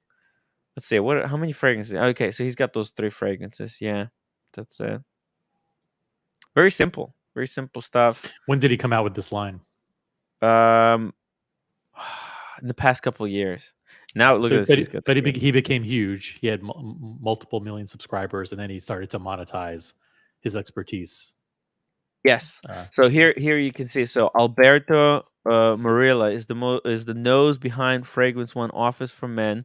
He spent countless days perfecting the formula for us, and now we're proud to say that he has created something iconic fragrance that will leave its mark and create many great memories. So Alberto Mariles, this is like a grand perfumer. Because he became known on YouTube. He made friends with he's wearing Gucci tie. I met and Nautilus. Actually, if you see it on the wrist here, actually, can we zoom that in? No, wait. Alberto looks like he's wearing Nautilus with the white dial. Look at this shit. Hold on. Let me zoom this in for you guys. You're going to love this. A little Easter egg in our fragrance talk. Watch this. Bam. I think we just spotted a Nautilus. Look at that. White dial 5711. I think that's what it looks like to me. It could. Yeah, no, I think it is. Let me see if you guys have other ideas. Diego M says Tim looks like he smelled like ketchup. Thank you. Yeah, I mean, it's hard. It's hard. David H. Only fragrance YouTuber I can tolerate is you smells good. Us smells good. You smell as good. I don't get it. You smells good. Okay, interesting. Versace Boy 54. He used to be in the boy band. Oh, no way. Which band? Jeremy Fragrance. Really? I don't know. He does look like he's Backstreet Boys. He's got that Backstreet Boys look to him. Maybe it was a failed boy band. Let me show you. You want to see a video by Jeremy Fragrance? He's German though, of German descent, right? He does have a German accent. Let's watch a video. Hold on. And his videos always make me very horny. Let's watch this one. Audio.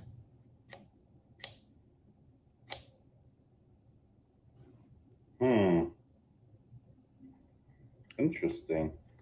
Okay, I want don't to know ask the woman, does she prefer sweet or fresh fragrances? This is the sweet one. Watch out, it's very intense. Or is the fresh one better? This is the office. Which one do you prefer? I don't know. Jeremy Fragrance, you ran after me, man. Jeremy. Okay, so I mean, you see, he's got an accent, a very German. I think I agree with you. It's a very Germanish kind of accent. He's got the looks. He's always wearing, white shirt, wide open. Right? He's also like, he reminds me of my friend that I had in high school. Like, Were you attracted to your friend? no, I wasn't. No, no, but he's a kind of a dude. And then my friend, he was like this guy 100% because Jeremy Frank, he does crazy shit. Like, he lives by the beach and fucking wake up like 5 o'clock in the morning, go into the ocean, take a dip, come back out, do like 100 push-ups, crazy shit, Yeah. Unfortunately, my friend, he moved away to LA, and I have lost kind of relationship with him. So maybe I should bring him on the show. That would be fun to see what he's been up to. Dear Artifact, Jeremy Fragrance is what I would imagine Tempe's Gentleman and TGV's love child would be.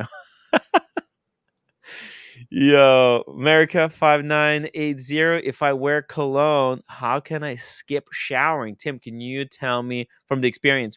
You cannot skip showering. Fragrances are not to cover up any type of odors, therefore smelling. So you have to have already taken a shower and applied deodorant. I actually like, fragrance is not an alternative to a deodorant. If you stink and you wear a fragrance, you're just gonna blend those two smells together, and it's gonna be awful. So you gotta take a shower and then wear a fragrance. Best fragrance brands: Chanel, Dior, Guerlain. I'm excluding my own brand, so I'm naming you different fragrance brands. Chanel is the big elephant in the building, so to say, like the golden Rolex. They are the most popular one. But the best fragrances come Do you from agree with that? Dior, and the best quality of fragrances, when it comes to the oil and stuff like that, I would give to Guerlain. I mean, he's kind of on the money. Chanel is just very powerful name in the industry.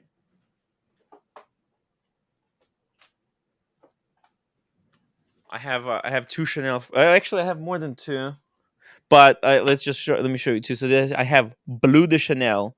This is like the more expensive version of Sauvage. Sauvage is good, but Dior does a lot of discounting.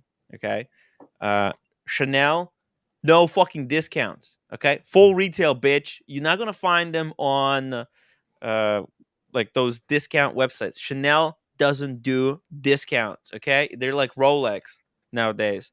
So Chanel is just I feel like Chanel is just more powerful brand than Dior. You know, their uh their luxury products are more expensive than Dior, right? A Chanel flap bag is like, I think, 8 grand. Dior price point is like 2,000 behind Chanel. So Chanel, yeah, it's prestige. Is it better than Dior? No, actually, it's just as good, but you can get discounts on Dior. So that's why he said Dior is like just generally amazing. Everything Dior does is fantastic, and the Guerlain, he's right about the quality. I don't actually own any Guerlain. There's too many fragrances out there to own. You can't just own everything. Chris wants to know, Tim, nice job interviewing Tempe's Gentleman the other day. Real hard-hitting questions. Thank you, Chris. Look, I think I have my questions that I like to ask. OC has his questions he likes to ask. Everybody's got their own questions. Their own That's the style. beauty of Everyone the show. has their own style. Yeah. Oh, 1 second. I just got a message from. Let's see. Oh, Wha- oh yeah, this is fantastic stuff. While you are reading your message, there was a Yes. comment that I wanted to pull up from Boston Pull it up. Collector. It says, I should trade Tim a watch for fragrances. Yeah, Boston Collector has a lot of watches, too many Yeah. watches, and he needs to offload them. You have too many fragrances. This could be a match made in heaven. I have some sealed stuff. Have some sealed premium shit. Like if he doesn't want the look.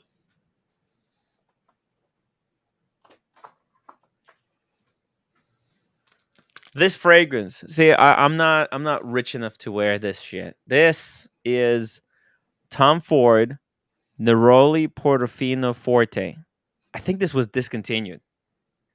Look, it's sealed in the bottle. It smells kind of like this one that I got, the Tom Ford Costa Azzurra. Fresh, fresh kind of blue fragrance. But this is ultra luxurious. So yeah, I mean, I have stuff. I spent money on it, and it's just dumb. But it is Speaking what of it is. trading, because fragrance talk Mhm. could be a stream killer long term. Just Oh, I'll bring up a little yeah. bit, maybe a little bit of watch talk. By the Yeah, let's get way, some watch talk. a little bit of watch Mhm. talk. Big news. Some people have heard, but Watches of Switzerland Oh shit. is now rolling out. This was announced in July, but hey, it's no one needs to know that it's old news. Who cares? It's actually, I see the article's written August 15th, which is yesterday. Watches of Switzerland rolls out Rolex certified pre-owned program in the United States. The retailer What? described early results as encouraging and said it will introduce the program in the UK in September. So I remember, I think Paul Thorpe was on a couple days ago. He's like, well, I think that will there even be Rolex CPO in a year? It'll be out of business. I don't think so. Bucherer, as you know, was the I first. asked Paul Thorpe to give us, some proof of what he was saying, right? Like he said, he said, I heard from a reputable source that CPO program is folding. They're ending. He said they were ending it, but he wouldn't give us any details with regards to it. So, yeah, okay, yeah, I don't think Paul really knows what he's talking about there. I like Paul, but Love him. I love him. But yeah. he's got his agenda, right? He's got his biases, and like I try to leave my biases at the door when I'm talking to other people, right? That's why when people attack me for not attacking Anthony, Tempe's gentleman, for all the horrible things he's done. But you know what? Anthony's on. I'm gonna leave my biases at home. At home. Check them at the door, Tim. Check them at your the door. biases. Right. Put your biases in the private chat. So this is not my way of baiting Boston Collector to jump on the panel or anybody who's one of these market oriented, very knowledgeable collectors. But Yeah. I will say that Bucherer was the first retailer in the United States. They have a whole bunch of stores. Watches of Switzerland is just as big. And so between those two giant retailers, they pretty much have the entire country covered with like maybe, I don't know, 100 or 100 plus outlets. So this is going to be big. I'll just Watches of Switzerland initiated its U.S. rollout of the Rolex Certified Premium program last month, and said the reception so far has been encouraging. The UK-based retailer announced the development last week alongside the release of its results for the first quarter, and they're doing well. There you go. They're certifying the watches alongside of Bucherer, and they'll be available in their stores, and they're launching in the UK in September. So there you go. I wonder how this is all gonna work out. I really wonder. It's gonna be very interesting. It's gonna be interesting because now you're gonna have competition, CPO competition, Bucherer versus Watches of Switzerland. Which one will be more flexible, more agile? Well, no, not even that. Buying, not even. Oh, OC. Buying, Like, selling prices. No. OC. Competition between Bucherer and Watches of Switzerland. That's, you know what? That's whatever. I'm more interested about how the CPO program is going to affect, our favorite gray marketeers, because this is not good for anyone, even though the gray marketeers that we love and respect. Well, remember when this first was announced and some of the details came out? They said, "Oh, we don't have to worry about this at all. This is going to be so expensive. We won't. There's no way they're ever going to be able to compete with our prices." And then the prices actually came out. And they said, "Yeah, these prices are really high. There's no way they're going to be able to." And then now they're panicking. They're like, "We think the program is going to fold," making up all kinds of false rumors. What? No chance in hell that program is going to fold anytime soon. In fact, I think it's going to listen. Rolex alone. Look, AP already did that weird program about lost program, right? Like I think these brands figured out like they need just maybe 2 years to fold the gray market, to make the entirety. A lot of these gray market dealers who have built up big big businesses, to make them kind of go out of business. Like they're like, we need 2 years. They need longer than that, but I think Maybe. the thing with the gray market is they always have their scandals. I mean, Rolex, what they had going for them is 2-year warranty backed by Rolex, and it's authentic. We're going to guarantee these watches are authentic. They're not Frankenstein. They're not fake or whatever. And now, just like they had a giant thing get gift handed them in their lap, consignment. By the way, if you're thinking about trading your watch to somebody else, it may be gone. Think again. You think again. There's no ever happen with one of these retailers. You can't consign. And gray market, they need consignment to survive.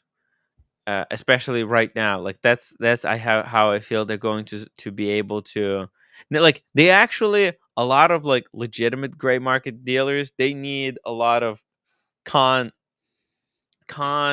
working underneath them to provide cheap watches for them to source. Yeah, but it's not gonna go so well. I really think this is gonna turn nasty very soon. The competition,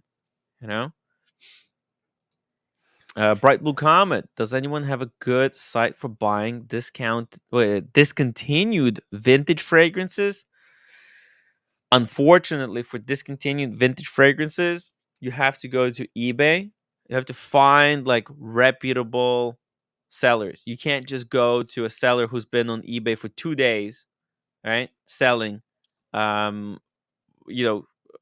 have to go to a professional.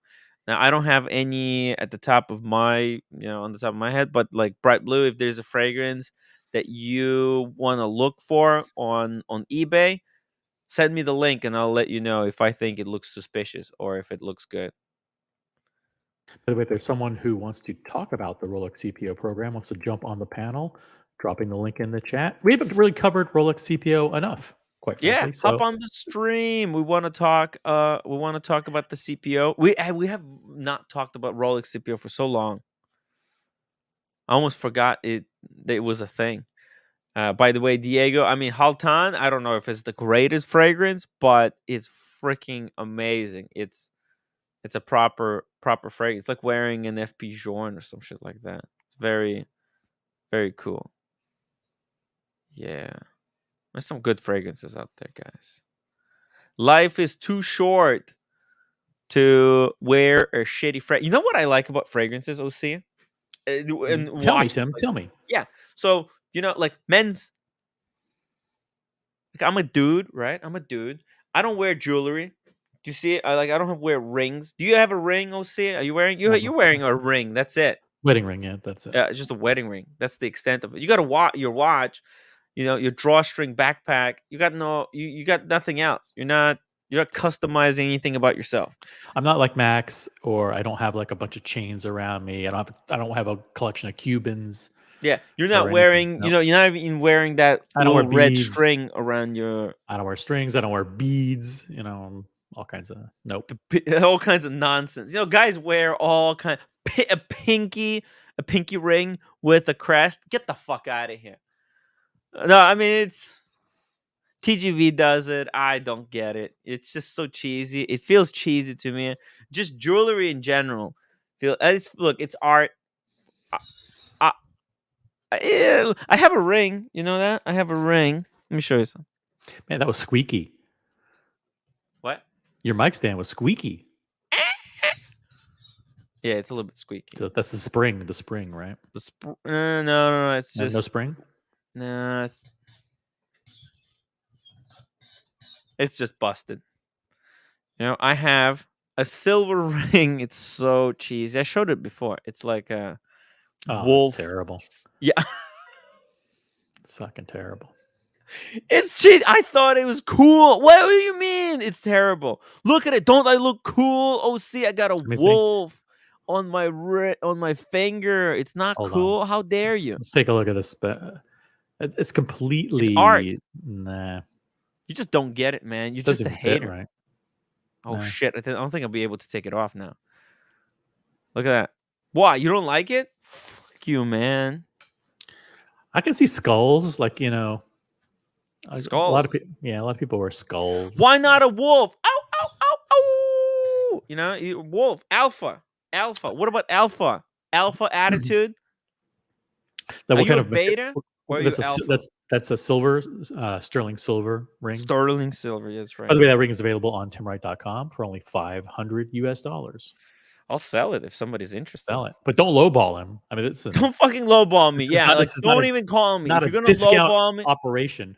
Especially if you're my friend, like don't even. You know, especially look. If you're these friend, things are not available, you get it for free. If your friends look, if you have keys, if you have keys, or if you're on WhatsApp, then I'm not selling this to you because you're my friend, and I like. But if you want to give it to your kid or something like that, if you're as a joke, yeah, maybe. Yeah. Well, come on, it's kind of cool. High school. This is high school. I feel like, dude, imagine how cool a guy would be. You know, I could see it like a kid in the rock band in the high school wearing a ring like this. Come on, there's a place in town. Huh? Those ears look sharp, are they? Yeah. It's a cool ring, man. It's a cool ring. I thought I would be cool. But instead of being cool, I look lame. I look cheesy. Okay. Brightblue was asking about vintage, and one of the kings of vintage, his name is Eric Wind. Right? You ever heard of Eric Wind? Yeah. I heard about it. Yeah, Eric Wind. There's an article. I just changed the screen, by the way, just to let you know. Yeah. Thank you.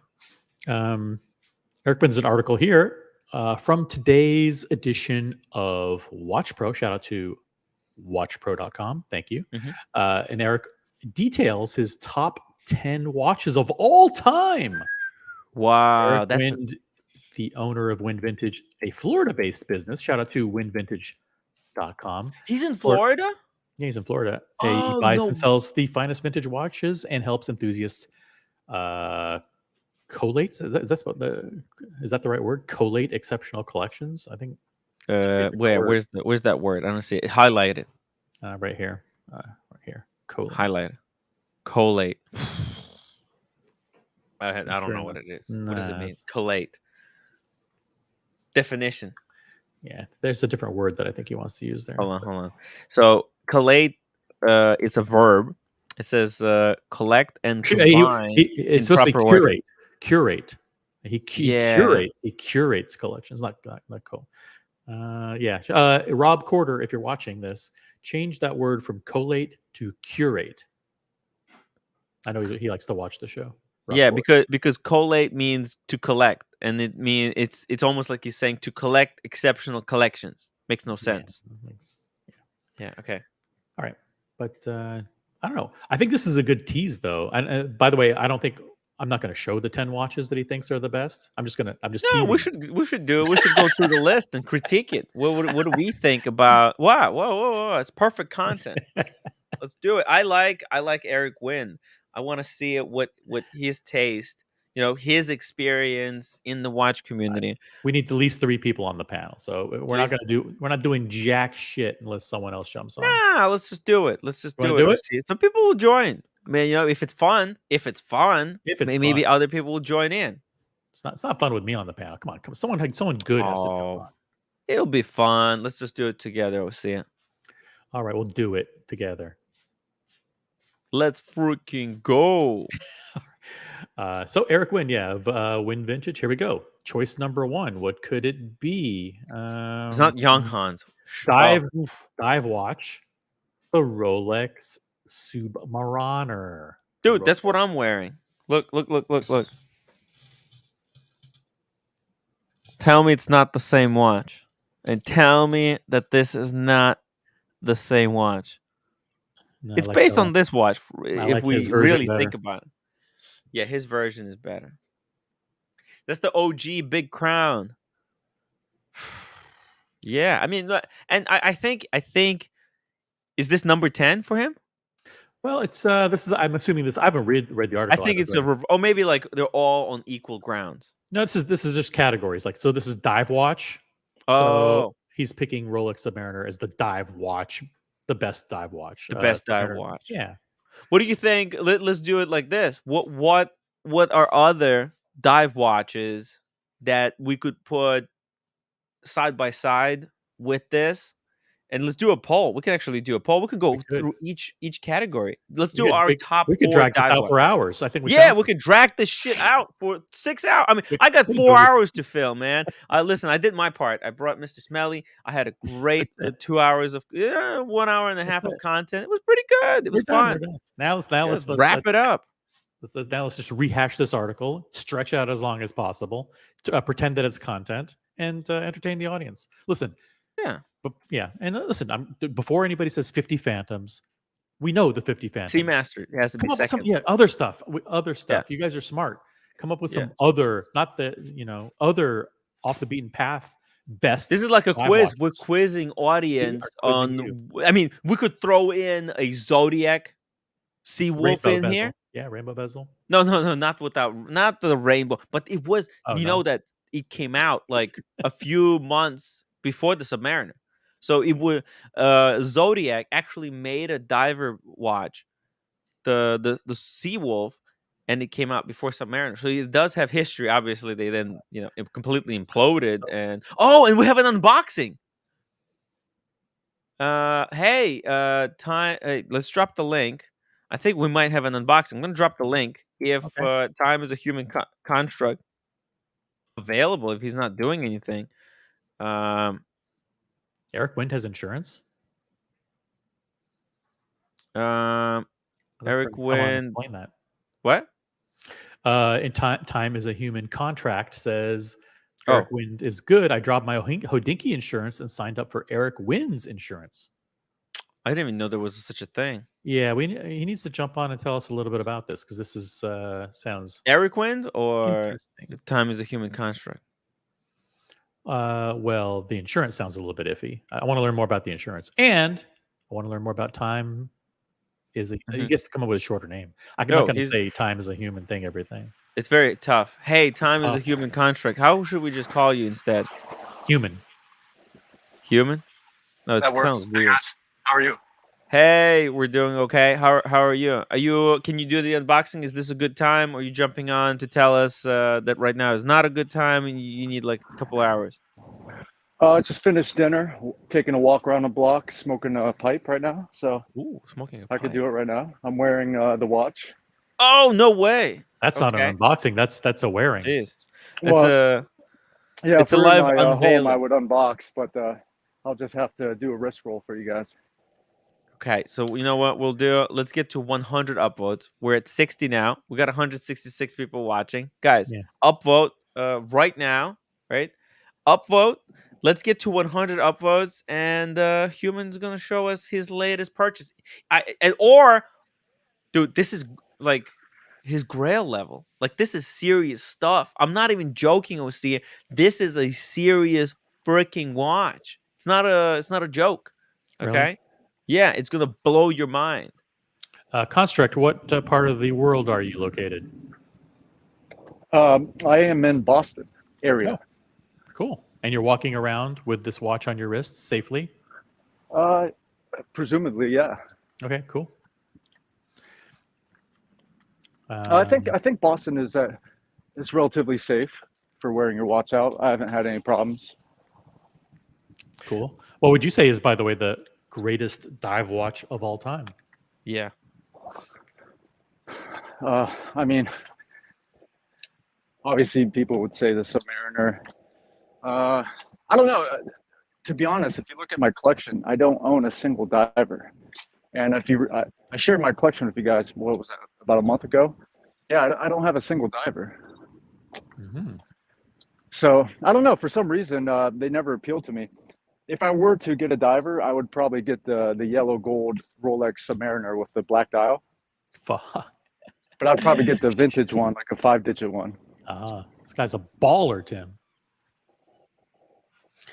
Yes, he is. He's a straight up baller. Yeah, did you see his collection? He got a meteorite dial GMT, and he wears it, dude. A human construct, like, wears his GMT proudly, beats the hell out of it, wears it on like weird straps, just has fun with it. Unlike the rest of you guys, need to learn.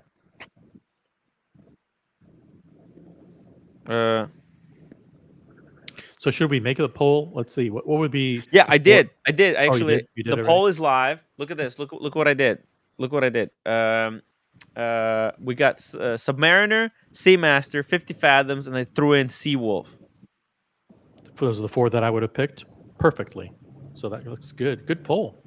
Time Human Construct. I put you in the back room because I think you want to change your camera angle so that you don't accidentally dox yourself.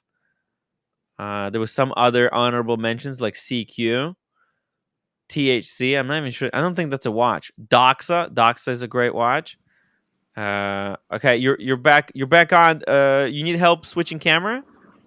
Yeah, sorry, I'm not very adept at Yeah, this. you got to How do click you, on flip the settings. camera to... Yeah, you have to click on settings, and then there's a camera in settings, and then you choose a different camera. Choose a different drop gotcha. down, and then Yeah. you hit the back button. Gotcha. Okay, cool. Thank you. No problem. Doxa is a great option. It's up there with 50 Fathoms and no, stuff. it isn't. No, it is not. What, Doxa? Mm. No, originality. Not right now. Not right now. But history wise, it is. Yeah, I'm not a student of watch history. Yeah, I don't think you respect history. Hey, I'm just gonna put you on the full screen so we see where you at. Look at this garden and stuff. Some public park. They have some gardens attached to these condos next door. You can see Is some this of tomatoes? Boston's This fresh skyline. tomatoes. Yeah, it's looking good. Wow. Just smoking a pipe here, the Savinelli. Smoking some Perique and Virginia tobacco. Excellent stuff. Nice. Wow. So Learning one from quick thing. If it's not too inconvenient or uncomfortable for you to hold, can you turn the phone 90 Sideways. degrees to the left? Yes. There you go. Just leave it there. Okay. Ooh, There you That's go. why you guys are Boom. the experts. We try. there we go. All right. Oh, it's So beautiful. tell us, what was the thought process? First of all, nobody needs another watch. So what was the reasoning or the rationale or the thought process around, okay, I'll get yet another watch? So I think I told Tim this last time. I'm a value shopper. So Mm. I always buy when there is distress. So obviously the last 4 months, there's been a lot of great deals out there. And last month I picked up the Nautilus 5980 because, as I previously mentioned, that's the cheapest I've seen it in 5 years.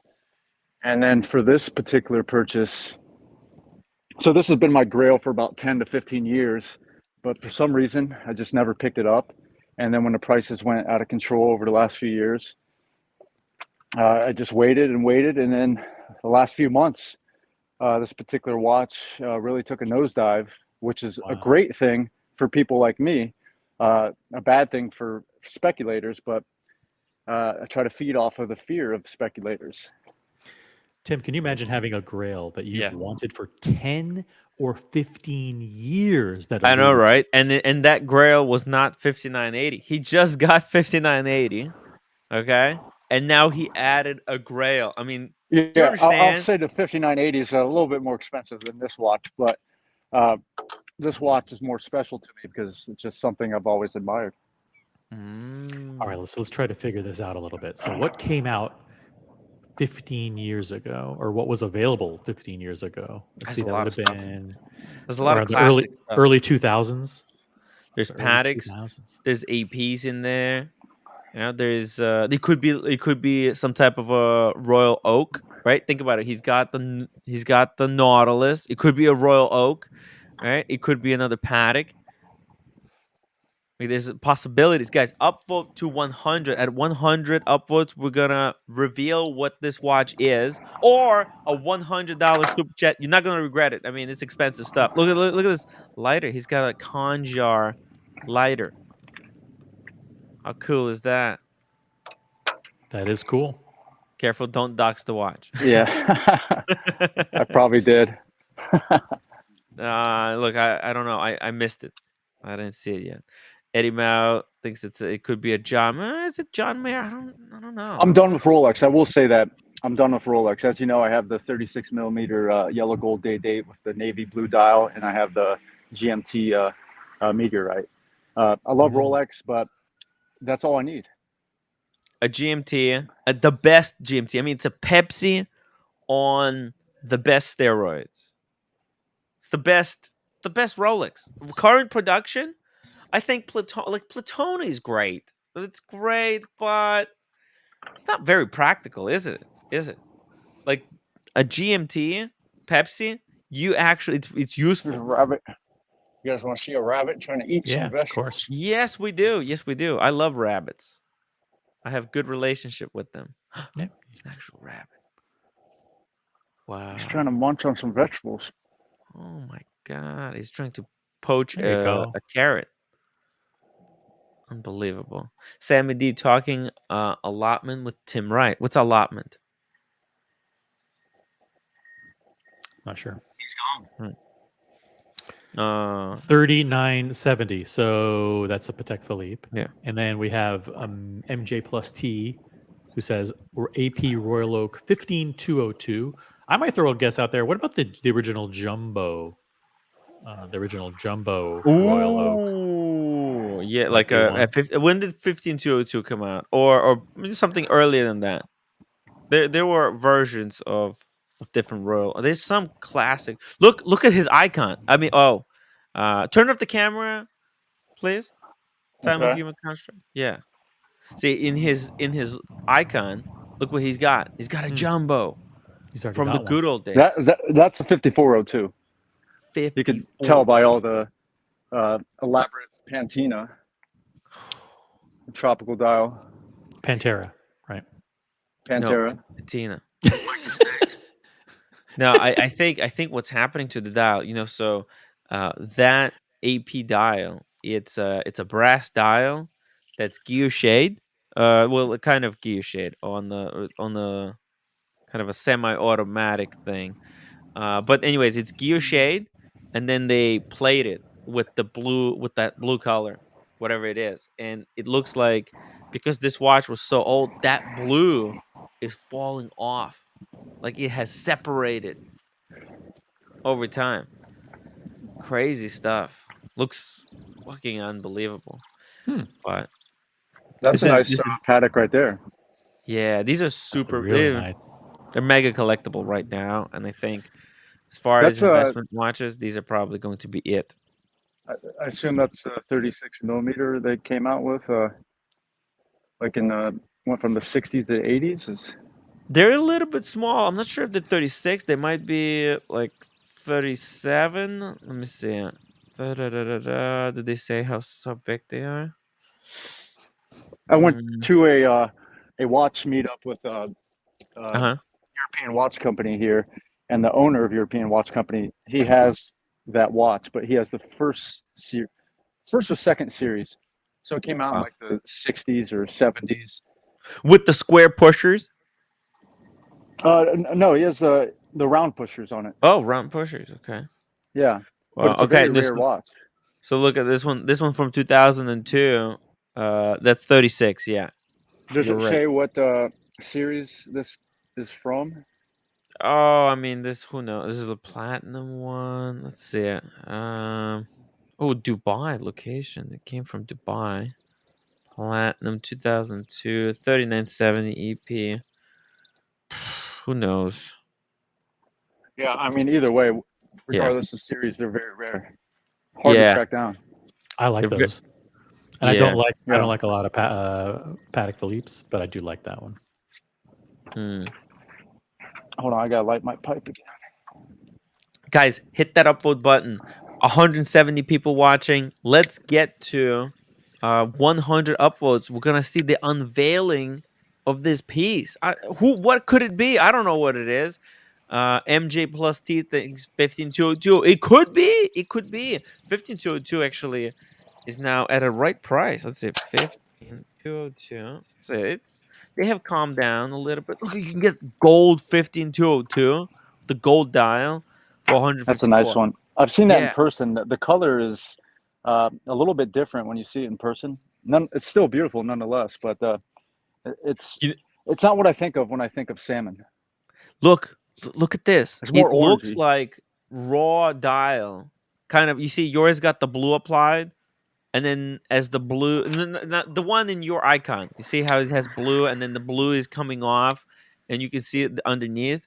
This dial looks like with all of that patina coming off, like this is what it would look like. Like if that were the original brass style or whatever underneath. Yeah. Yeah, that's a good point. I like mean, that's a beautiful watch. I love that. Construct just kind of nonchalantly responds to these questions like, oh yeah, I've seen this, and oh yeah, I really like that one. And I mean, he seems super knowledgeable about all of these pieces. Well, when did you get your first watch? Your first real watch? What year was that? It was like 2006 or 7. Okay, or so it's been around. it was the IWC Mark 16. I mean, that was the first luxury watch that I bought for myself. Actually, OC, I got this mark because it what pushed me over the edge that mark is a great watch is seeing Time is a Human Constructs one, because he brought it to Brooklyn. I got to see it. I was like, oh my god, and he has beat the shit out of it. It's so scuffed up. It looks amazing. Yeah, I remember. I just timed it the other day, so I haven't had it serviced ever, and it's still kept like 5.5 seconds per day, which is pretty amazing. Where did you grow up? Because you don't have a Boston accent. Ohio. Okay, so you grew up in the Midwest. Shout out to PG. Shout out PG. PG, come back. Cleveland. There's a few other. I think pan-seared ribeyes from Ohio too. I was talking to him in the chat on the community a couple of days ago, and he mentioned he lives in Columbus. I'm from Central Ohio. Oh, very cool. Wow, it's really nice out there. By the way, Eddie Mao's guess was something like the Longa Datograph, but those haven't really come down that much in price. Those are one of the ones that have kind of, I mean, they come down a little bit, but they've held their own a lot. Longas have been doing well lately. So if you're a value purchaser, if Construct is opportunistic, yes, I don't see him as being like diving into a datograph. I don't know, maybe.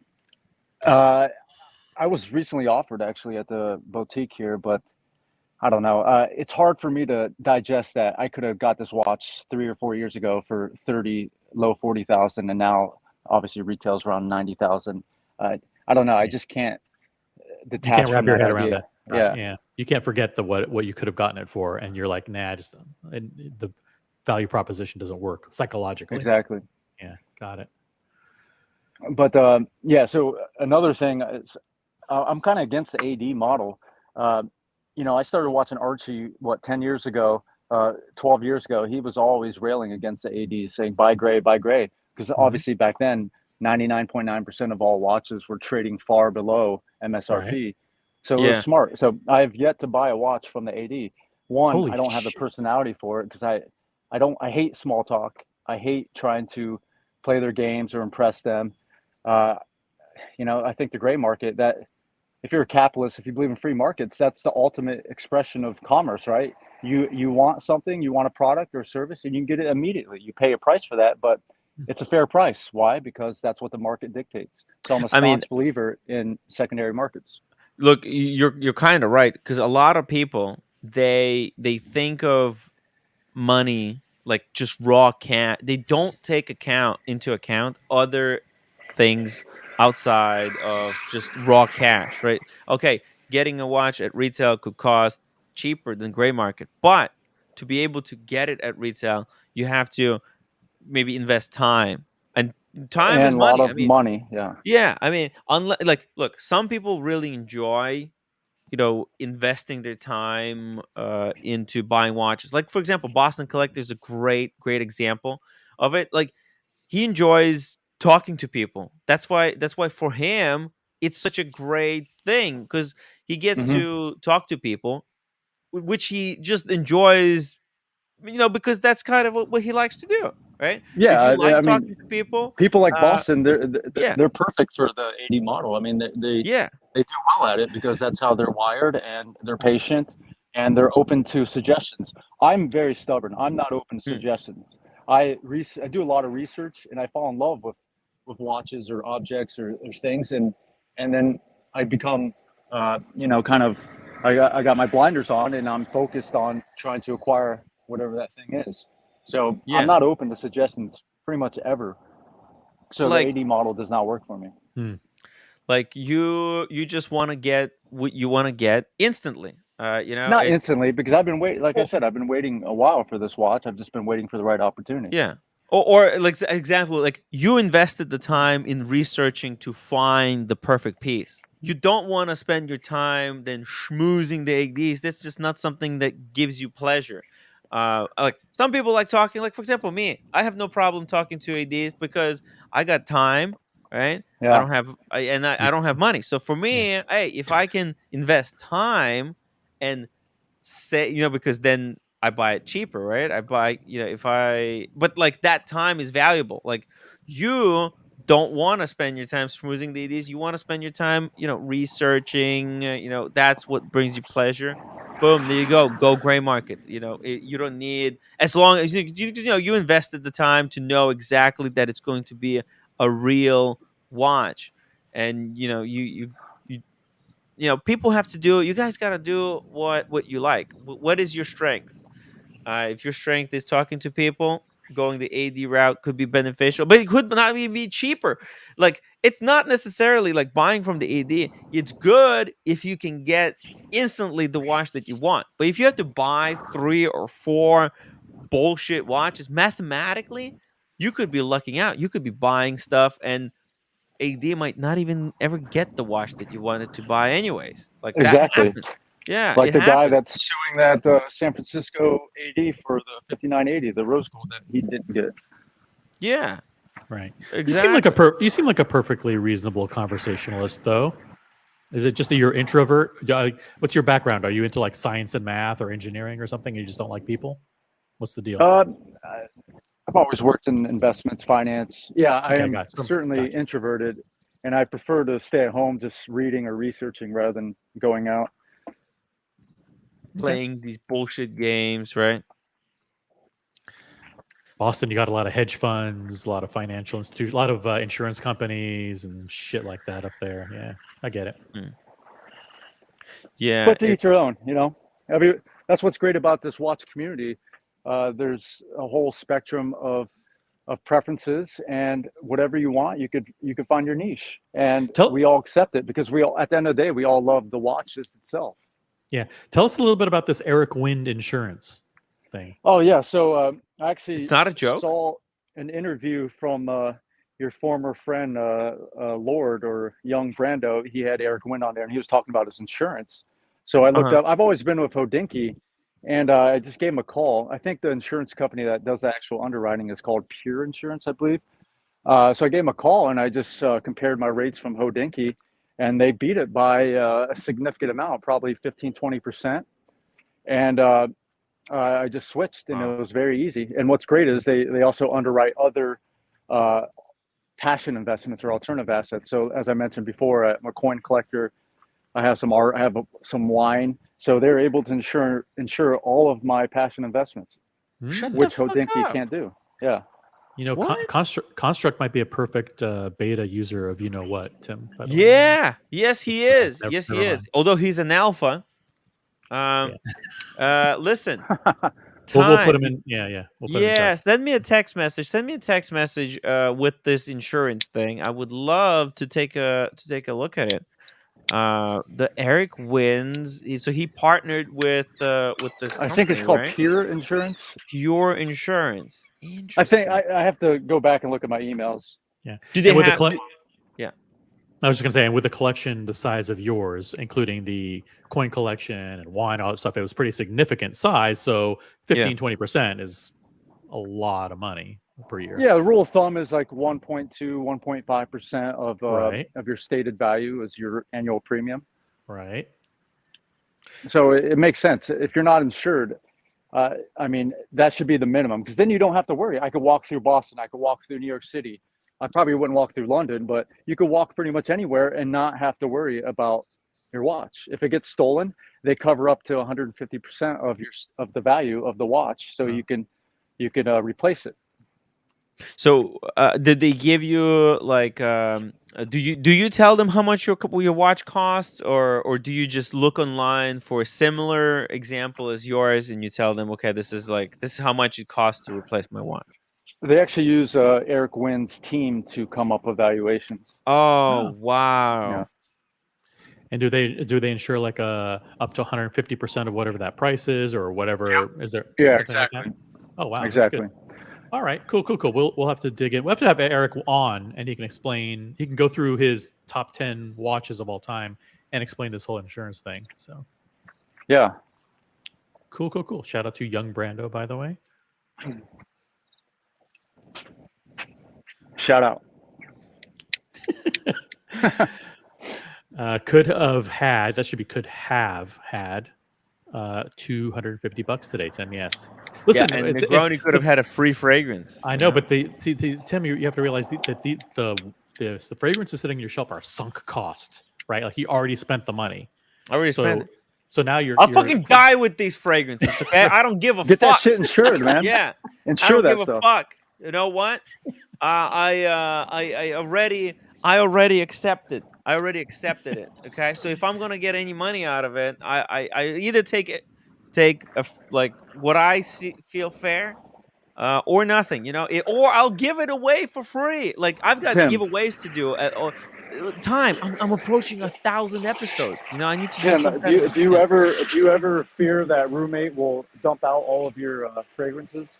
No, Like actually, she I'm not did with your afraid of it. bottle of No, she bourbon dumped out already my whiskeys. or your wine? Yeah, Whiskeys, yeah, she dumped them out. She threw out that's wild, like man. I'm sorry. That's she a put out a no-no. You gotta $250 have boundaries, man. You gotta have bottle of boundaries. whiskey. She's insane. It wasn't a full bottle. It was like a third, 30%. But still, what the fuck? I like roommate, but you have to have boundaries. That's a Yeah, no-no. she has weird boundaries. She's No, weird. I'm saying you. Oh man, yeah. I know I should, but yeah, it's tough dealing with her. You know, yesterday I was like freaking out. With the show, I was trying to prepare a show, and she wouldn't just stop giving me shit. Like I'm like, I can't talk right now. I'm really busy. I'm trying to come up with the show, and she just wouldn't stop kind of attacking me, just calling me names and stuff. It's just really, it's mean. She's mean. Just give And her a then hug and tell today, her that you love her. yeah, no, but then today she complained. She's like, "You have to know how to control yourself." I'm like, "What the hell, man?" I'm like in the middle, like I'm under pressure here. Speaking of This Eric, audience, they don't understand how tough it is to do these shows for you guys. You gotta appreciate it, guys. 100 upvotes. We're almost there. We're at 84 now. almost there. Upvote. We're gonna see this Grail watch, or skip to it for $100 super chat. Let's Or- resume. We were talking about top watches. We're doing Yeah. Eric Wynn's top wrist watches. Almost 100 people have voted. Submariner did get 63% of the vote, with 22 going to 50 Fathoms Ocean. Yeah. Seamaster got only 11, and Seawolf got 4%. There you go. It's pretty cool, right? Those were the first three diving watches, right? The Seawolf, sub Seawolf sub, and the and 50 Phantoms. Yeah. yeah. Doxa is somewhere in there, but yeah. Actually, Yes. I lied to you. I do have a Doxa. I have a Doxa sub 200, so the entry level Doxa with the orange dial. That is technically a dive watch. I do have that. Hey, It's a nice don't like- piece. we don't like to I dox love. people. Actually, Doxa is a great brand. Doxing? No doxing, guys. Come on. Got a lot of trouble lately. By the way, Tell me about Eric Wynn picks this category called the sports lux category. And in that Ooh. category, I'm assuming you'd find things like the Royal Oak and who knows what else. Royal Oak, maybe Parmigiani Fleurier, Yeah, the Laureato. I don't know the maybe the the 222. I don't know. Gerard-Perregaux, Yeah. So he picks his favorite of all time is the, no surprise, maybe the Patek Philippe Nautilus. He considers it the most iconic sports luxe watch construct. What say you? Vacheron 222 could be put in here into this category. We need to pick four to create a poll, so we need the Yeah. audience's help to. Okay, create I'm the going to four. close down that poll. Close that I one. hope the results of the poll remain in the chat even after the stream ends. I really hope that they stay there so that, like, when people watch, if they're watching a replay, so they can see the results. that would that'd be be- nice. Shout yeah, out to that'd the be nice. YouTube people who are watching. Please make And that by a the way, feature. if you are watching the stream as a replay, go check if there are poll results, because I can see the results right now. I mean, maybe it's just for me. Maybe only I get the results. Do you guys get the everybody. results? Oh yeah, Do we you get the see the results. Oh yeah, everybody gets the results. Oh, everybody gets the results. Okay, yeah. But I wonder whether the results stay for the after replay. So if you guys can, if somebody who's watching can remember, let me know. Or if you're watching a replay, let me know in the chat. Okay. Actually, comment, because if you're watching the comment. replay, you're watching a replay. That's right. Leave Com- me a comment. Leave me a comment. If you're watching this stream tomorrow or after tomorrow, leave me a comment whether the results are in the chat. Okay, let's go to the next one. Sports Lux. Yeah, it's hard to pick. It's hard to. I mean, other than the Royal Oak and Nautilus, I mean, yeah, there are a couple others in there, but those are really the two big heavyweights in this Oh, yeah. category. Yeah, they kind of defined this segment. What's your favorite sports Lux? Okay. Nautilus. Okay. Then we got the Royal Oak. Okay. What do we throw in there with these? Okay, 222. I think you have to. Or throw do in we something put from- overseas? I have. Oh, good question. Yeah. I don't know. I don't know. I think probably the overseas, right? Is broader appeal. A what? The overseas has broader appeal. Overseas does have a broader appeal. Overseas. Okay. And we need one more Need one more. from Lange. What do you think? Oh. Or Odysseus? Does Rolex make a watch you'd consider sports lux No. or no? It would be like it would be like a gold sub, but let's not go that way. I Okay. think Odysseus.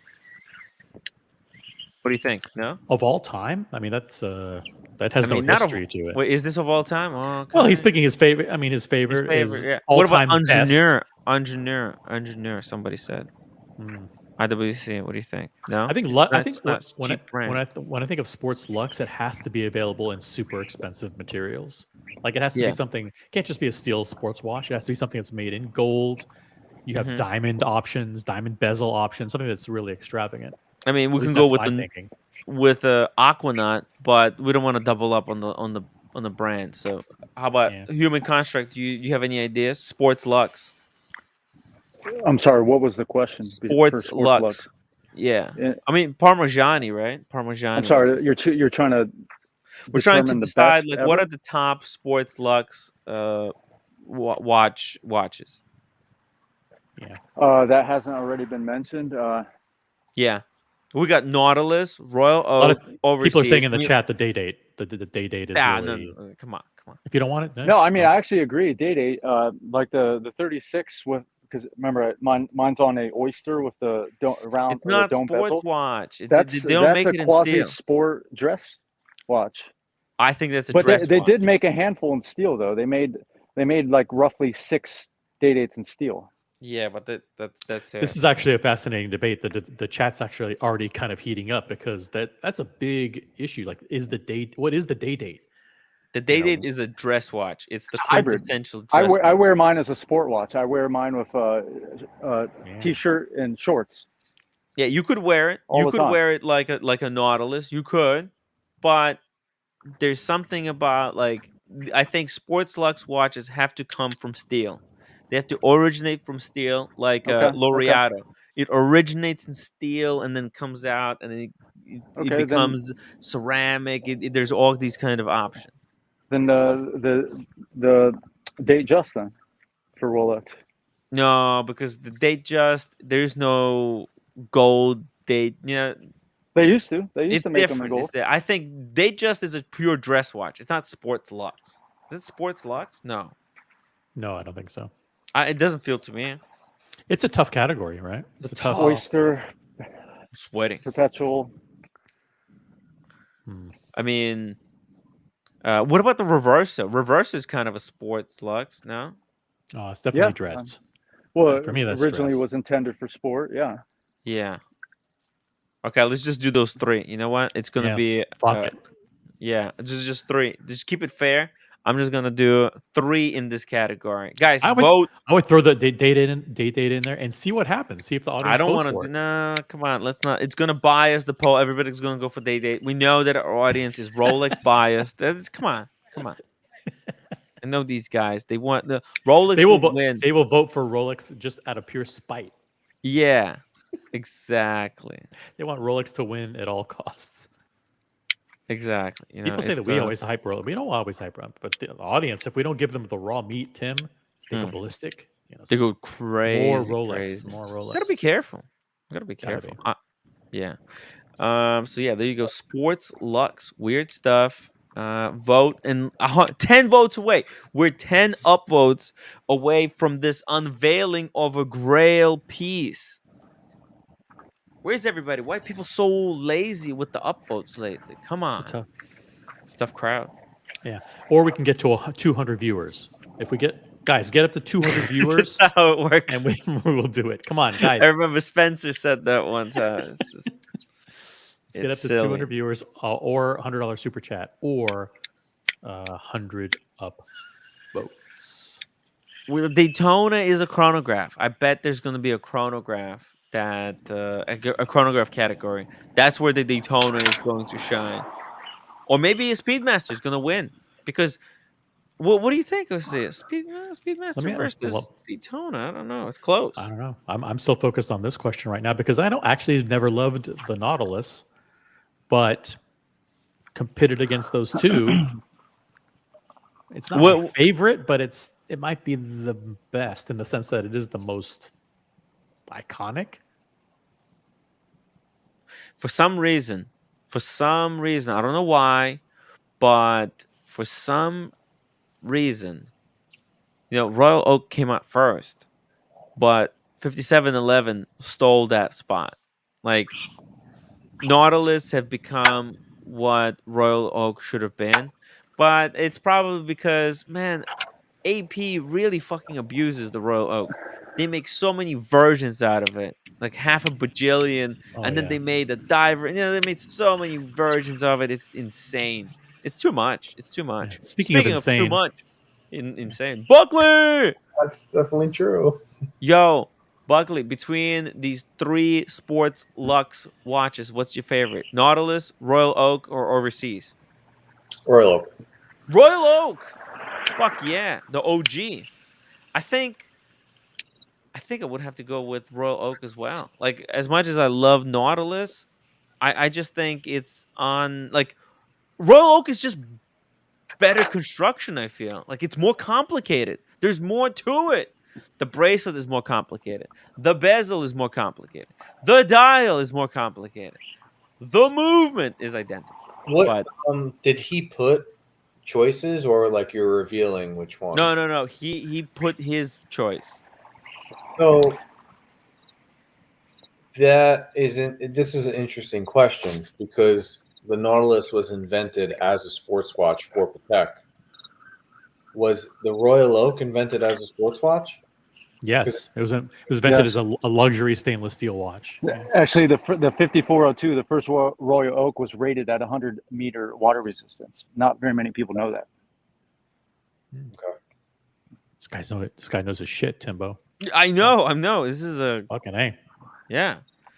Look, this is the good crowd. The reason why it's only 50-meter water resistance now is because they added the sapphire case back. Yeah, there you go. Yeah, And it's not a monoblock case anymore. It's now a 3-part case. sandwich. Yeah, True. I didn't Maldives. I didn't add the Odysseus because it's like brand new. It's just brand new Yeah, watch. it's a new. It doesn't have any history. It has no to it. history yet. Like in 50 years, it's gonna be it's gonna be very cool. And it's ugly. Yeah, Eddie Mao. That's a good point. THC at time human construct. That's a good I short. like THC. that. There we go. Done. Yeah, I like that. And it's THC. you're instantly Tim's favorite. You're my favorite. Tim, how many He edibles? will watch how you many every edibles night. have you? How many edibles have you digested this I show? don't take edibles. I don't know why people say that. That's It's so wrong, weird. yeah, I mean, it's look, wrong. it's a joke that It's a joke. No one. It's a running gag. It's like on the Hey, show. there's nothing wrong with internal edibles. joke. Yeah, I love Nothing wrong. THC. Look, I need like 50 milligrams to function. To sleep. at To sleep. No, to sleep. least. To sleep. To To sleep. How else are you gonna sleep? I'm so wound up after the stream. I need it to sleep. This is so exciting. You know. Yeah. You have to try to come down off this incredible high. Yeah. It's, Yo, Buckley, it's over for watches, right? Yeah. We're just trying to drag it out. Like I didn't want to tell, I didn't want to make the audience feel bad. But look, I think watches as a hobby, it's over. It's done. It's over. Join us for our final episode, the 1000th episode, The coming up in 1000th 13 episode, days. it'll be the last The episode. grand finale. Let's just drag it to so at least we have like a little bit of an achievement. We got this show to 1,000 episodes. It's pretty damn fucking good. Look, it's a good way to get it to get out like this. Go out, a lot yeah, go of out good on top. watches. Go out on top. Yeah. It's over. And I want to sell a few pieces, and then we're gonna. It's not gonna be. No, but we're okay. I'm gonna end this poll. End Royal it. Oak actually won out, Buckley. You were like, yeah. It's because we have Sports a Lux. hype audience that likes Yeah. the youthful. Actually, your Look at audience, that. I would have thought, would have picked the Vacheron. Really, I think Vacheron's if I very put old, 222, they would have. stodgy. Yeah, put but overseas. don't you know that they're real watch enthusiasts? This is not the hype channel. You know that, right? Yeah, there's a lot of hype in there too. I mean, Nah. as much as No, they no. like to say they're enthusiasts. No, Yeah, you know what this crowd is, Buckley? I'll tell you exactly what my crowd is. You know what it is? It's the crowd that says they like horology, but they Yeah, actually like hype. Yeah, they in say their say heart. one thing and do Yeah. another. That's Exactly. That's what we all Exactly. 3 hours talking about a reverso, but they're on the list for a Yeah. sub. Yes, exactly. Exactly. That's my audience. And don't pretend that you guys are not like that. Come on. Embrace the That's hype. how I am. Embrace the hype. They can embrace the hype. It's okay. Guys, It's 4 it's more okay. upvotes, Look, We're- guys. we're Just only fucking give human. us the upvotes, guys. Give us I'm the a We're upvotes. only human. yeah. Human You know? construct. Yeah. But yeah, it takes time to paint some doors. Soon enough. But yeah, by the way, so this poll I'm gonna end. And by the way, Nautilus and overseas, 19 to 27. I mean, it's even breakdown. Amazing stuff. But I think Eric, he's got it. Think about it. The high end crowd, the John Reardons, we're talking about, what's the Hodinky guy? What's his name? Which one? The main guy. Ben Ben Clymer. Clymer? Huh? Ben Clymer? Yeah, Ben Clymer. Well, it's just slipped my mind, But anyways, Ben Clymer, right? He's a Paddock guy. He's not gonna admit that he likes Royal Oak. No way. Yo, let's freaking go. 100 upvotes. What? You guys did All it? right. So this was something that you've coveted for 10 or 15 years.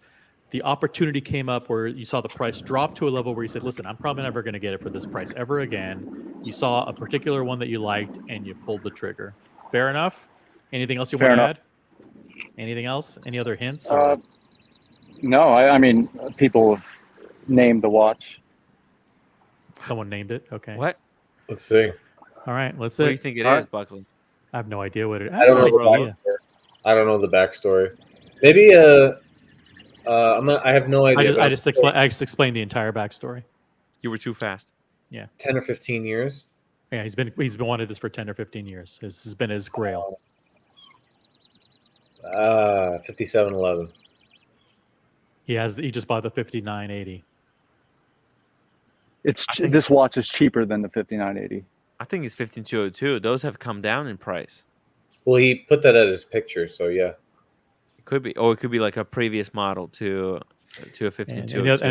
the other guess is he's done with Rolex. So I'm not sure if this is a Rolex, but he said he's done with Rolex. So All right, cut to the chase. there you go. That's it. Do it. Let's see it, baby. Oh yeah. Fuck. Oh yeah. It's the 15202. Jesus. Yeah, it's the Look how first thin gen. it is. Look how The thin first it is. gen. Whoa. That's Oh, a yeah. jumbo.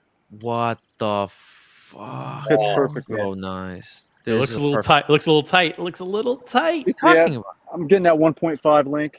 It's in the mail. Okay. Ah. See, I was right. So it is a little, Okay. a little tight. But I do wear my Wow. watches more fitted. What's the reference on this thing? 15202, but it's the first gen, so it was made from Oh. 2000 to 2011.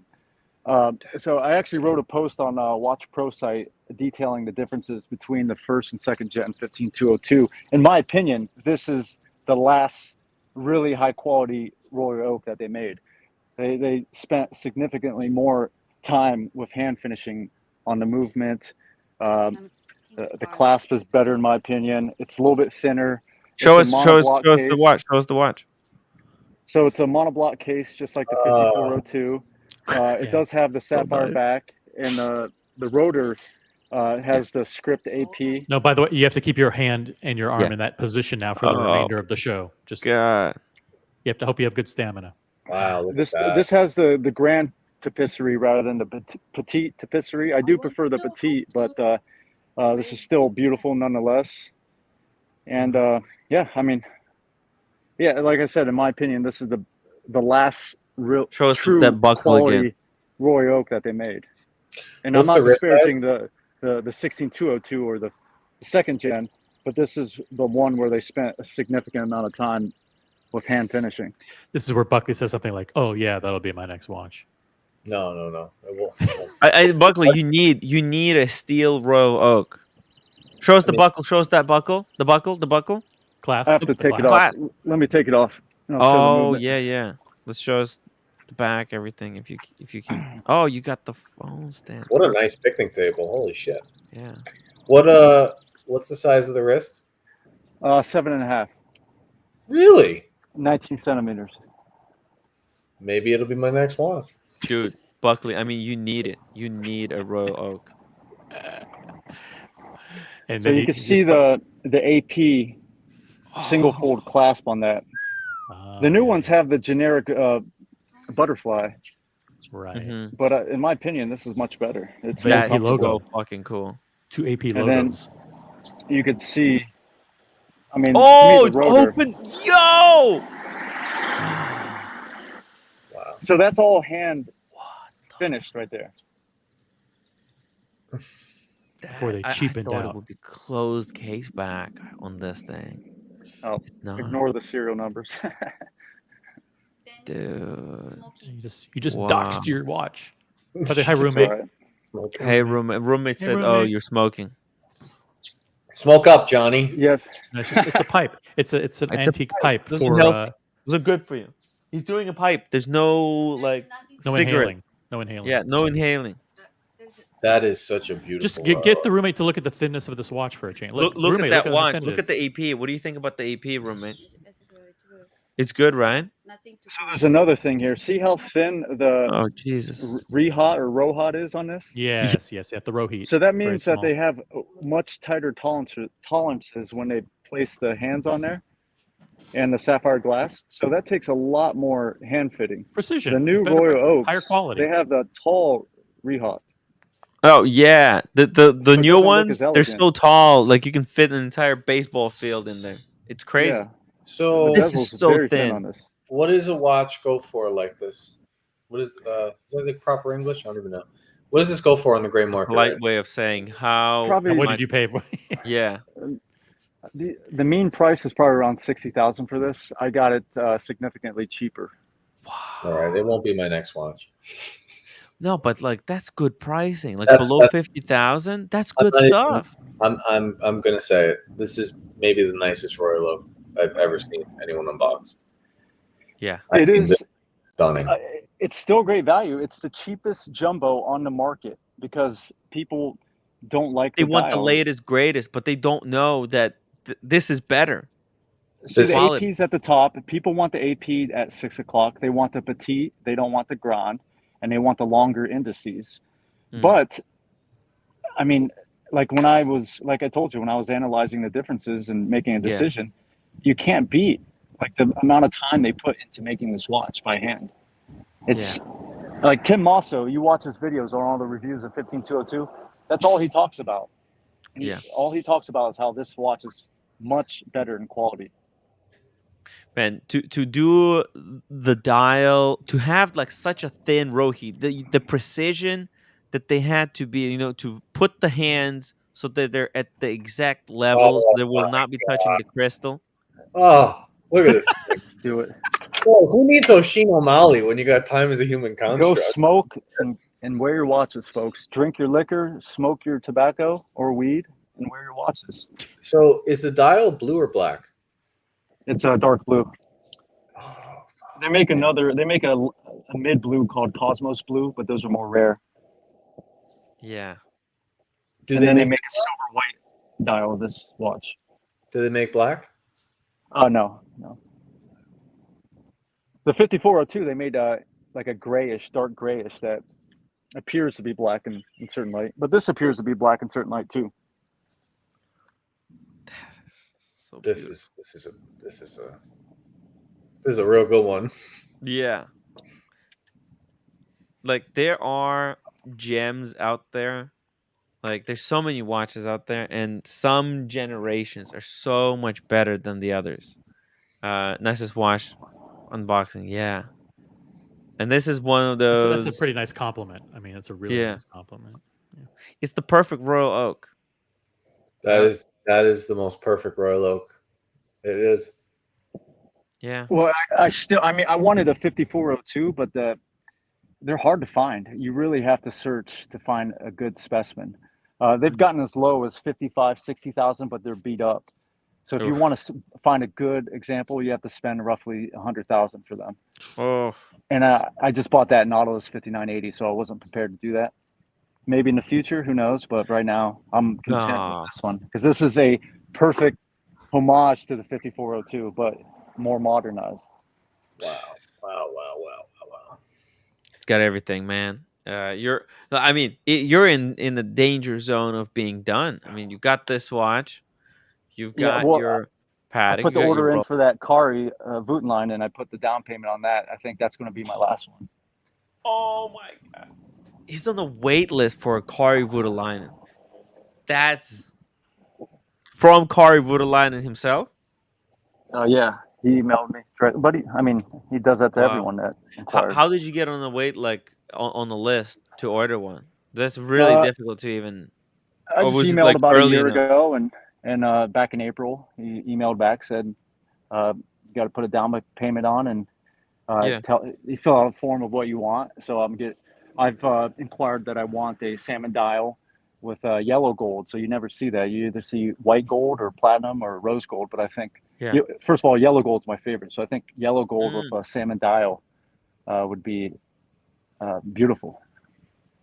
Oh yeah, yellow gold. Like for example, so this one that I had on the screen. Oh, sorry, not that one. This one, Oh. right? That's Like a Oh. salmon dial, yeah. But that's white Yeah. gold right there. yeah. Usually, what? usually in the industry, I think Patek they used to reserve also their salmon dials for white metals. Yeah, exactly. Pretty Yeah. much all producers, they reserve salmon for white metals. Occasionally Mhm. you'll see rose gold, so you'll see pink on pink. But I've never seen yellow gold case with a salmon dial. And those are my two favorite things, so why not combine Yeah. them? Oh, this is another one, Timmy. Yeah. Oh, this is nice, right? But this is so expensive. It's 150,000. Come on. Come on. Yeah, I know. Oh, I Come know. on. It's not necessary either. I mean, what like this is a take on a jumbo, right? This is not it's not how it was intended to be, right? Like this is how it was intended to be with this blue, right? It's a sports watch. It's a one kind of and done.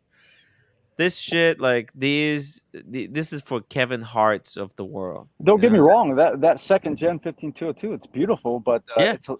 it loses some of the original intention of Genta. You know, like I Yeah. said, it's a 3-piece case now, and it's a higher bezel and a higher rehaut, so it loses Mhm. that thin elegance. Yeah. It's still very thin, but we're talking relative here. Your wrist is really 7.5 inches. Yeah. Buckley, I And mean Buckley, like that.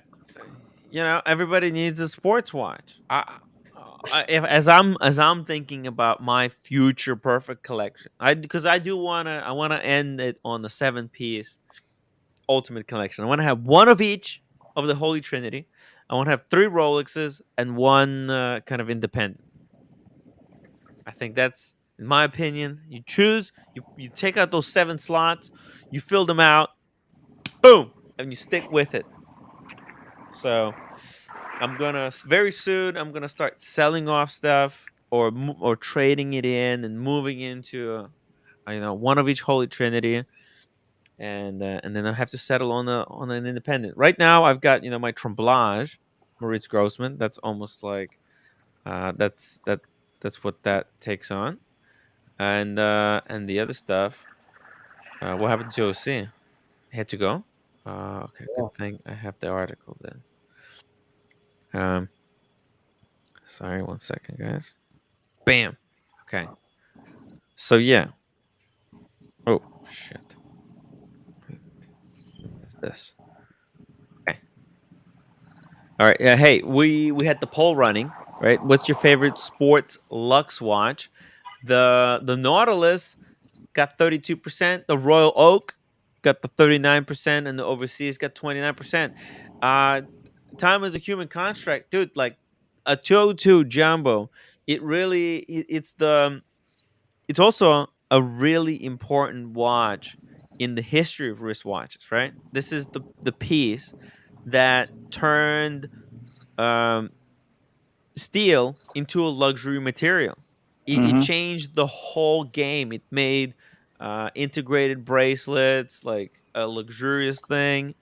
It made everything. It proprietized everything, and listen, like most watches today, there's somehow or like the popular watches today, they all link back to the Royal Oak.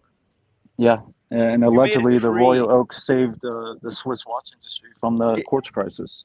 exactly. Like if we made a tree of lineage where the watch derived its inspiration from, like most of the current watches would go back to that piece. Yeah, Yeah, but somehow Nautilus still kind of wins out the heart of collectors. So yeah, I'm yeah. gonna They're end. both Yeah, great watches. yeah. I think the Nautilus wins out just because it's more scarce. Thus, it has a perceived higher Yeah. desirability because it's linked to, I mean, the uber rich. It's a little bit more collectible because maybe the quantity of them. There's just not so many out there. Yeah, Yeah, and if you're collecting, right, like you want to collect the most difficult to get shit. So yeah. And um, and remember, I told you when I started this, I hated the Royal Oak, I hated the Nautilus, but you see, you constantly are bombarded through media images of these icons, and it's to seep into your psyche, and it grows on you. yeah, Hmm. yeah, they be So yeah, hype is real. Hype is an arm of marketing, of advertising, and it eventually catches you. It's just yeah, all a matter of what resources you have available to act on. they become the foundation of our thinking. Like whatever Yeah. we think becomes the foundation of it. The Right. real Nival, by the way, says the jumbo fit him. He has 8-inch wrists. Yeah, the Royal Oaks, these sports Lux watches, they wear better on big wrists. You know. Yeah, there's a lot of Instagram posts of people wearing 41 or the jumbo, and yeah, the lugs just hang over the wrist. That's not. I don't know.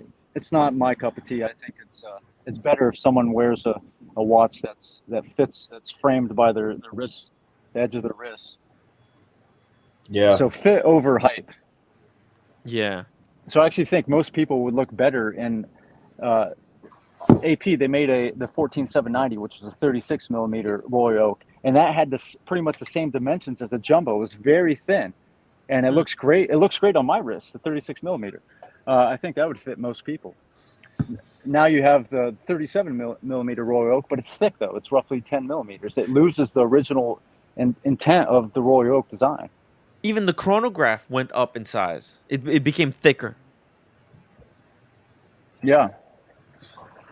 Yeah, watches for some reason a lot of APs. Well, AP went from they went in house, so their thinner chronographs from last generation were non in house. The new generation of in house movements is a little bit thicker. Maybe it'll. People complain that a lot of the Royal Oaks, those ultra thin movements, that they're not as reliable. Maybe, maybe these new thicker in-house movements will prove to be a little bit more durable. But look, it'll take time for us to find out. Let's go to the next the next question here. Icons. Ooh, icons. And for the icons, the most iconic watch that, according to Eric Wind, is the Omega Speedmaster. Wow. What is the most iconic? Yeah. That makes sense. Yeah, Speedmaster is the most iconic. Yeah, good. I mean, it's. What would you what other watches out there you guys would consider to be iconic? I mean, can you answer that without making everybody mad? I can read and see what Eric Wynn said about iconic watches, and then maybe we could try to be. Here's some honorable mentions. Oh, the Daytona. Oh shit! I'm making a poll. Daytona. Okay, as an icon. Do you agree? Yeah, right. Because Daytona is more about the name Daytona than the watch that represents that name. You know, Daytona took a long time for it to catch on, though. Mm-hmm. Speedmaster's been killing it since the '60s. Yeah. I mean, I think a better mention would have been a Submariner over a Daytona. Yeah, but to me, I feel like Submariner it's a dive watch. Like a dive watch is a better category. Yeah, and he chose it there. Submariner an iconic watch? Submariner is definitely an iconic watch, but Submariner is also a very functional watch. It has history, right? That it underwent. Daytona's history is actually bullshit, right? Because it was first a Cosmograph. They wanted to compete it against the Speedmaster. They failed it. They totally botched that operation, right? They screwed it up. And it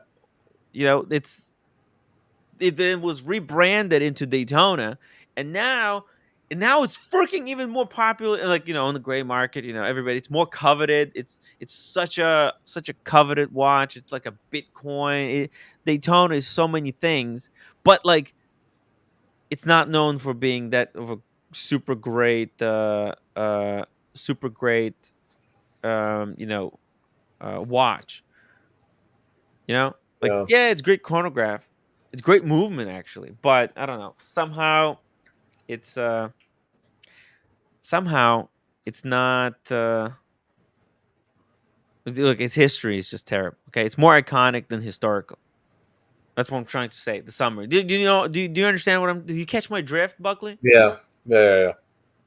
Do I just ramble, or does it make sense? Like It's a 50-50. Daytona, it's known for its name. Daytona, it's a big name.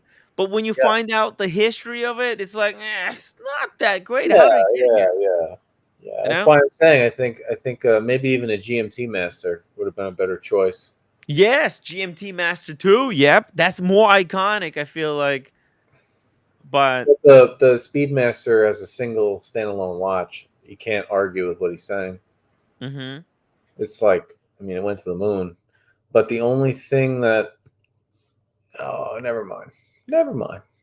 Do you think Aquanaut is iconic? Because Uh, I don't think so. I no, think it's unknown. I not at think all. it's just it's unknown. Nobody knows about it. Yeah, no, I don't think that's Maybe John Mayer actually. But John Mayer actually. You know what's iconic? IWC Big Pilot. sort of. uh, Yeah, it is. IWC. no, I would have said Tag Heuer Carrera. But Uh, there's not a lot of watches that then draw their inspiration from the Carrera. Like Carrera is iconic watch, I agree, but nobody gives a fuck. Whereas with IWC Big Pilot, there's so many brands copying that design. yeah, all right. And think about it, same thing with Speedmaster. There's a lot of brands that kind of try to copy Speedmaster. They try to copy Daytona, right? Nobody's trying to. Reverso is iconic. You think? Yeah. Yes. Yeah, yeah. Okay. I think Cartier Tank is more iconic than the Reverso. But I think it would be even more stronger in like a dress category because that the dress if there's such a thing as a dress category in this article, then it would be. But yeah, it is iconic, and there's so many versions of the tank, right? Yeah, but I only have four. I want to move on. I want to go to the next one. What do you think? What do you think? THC.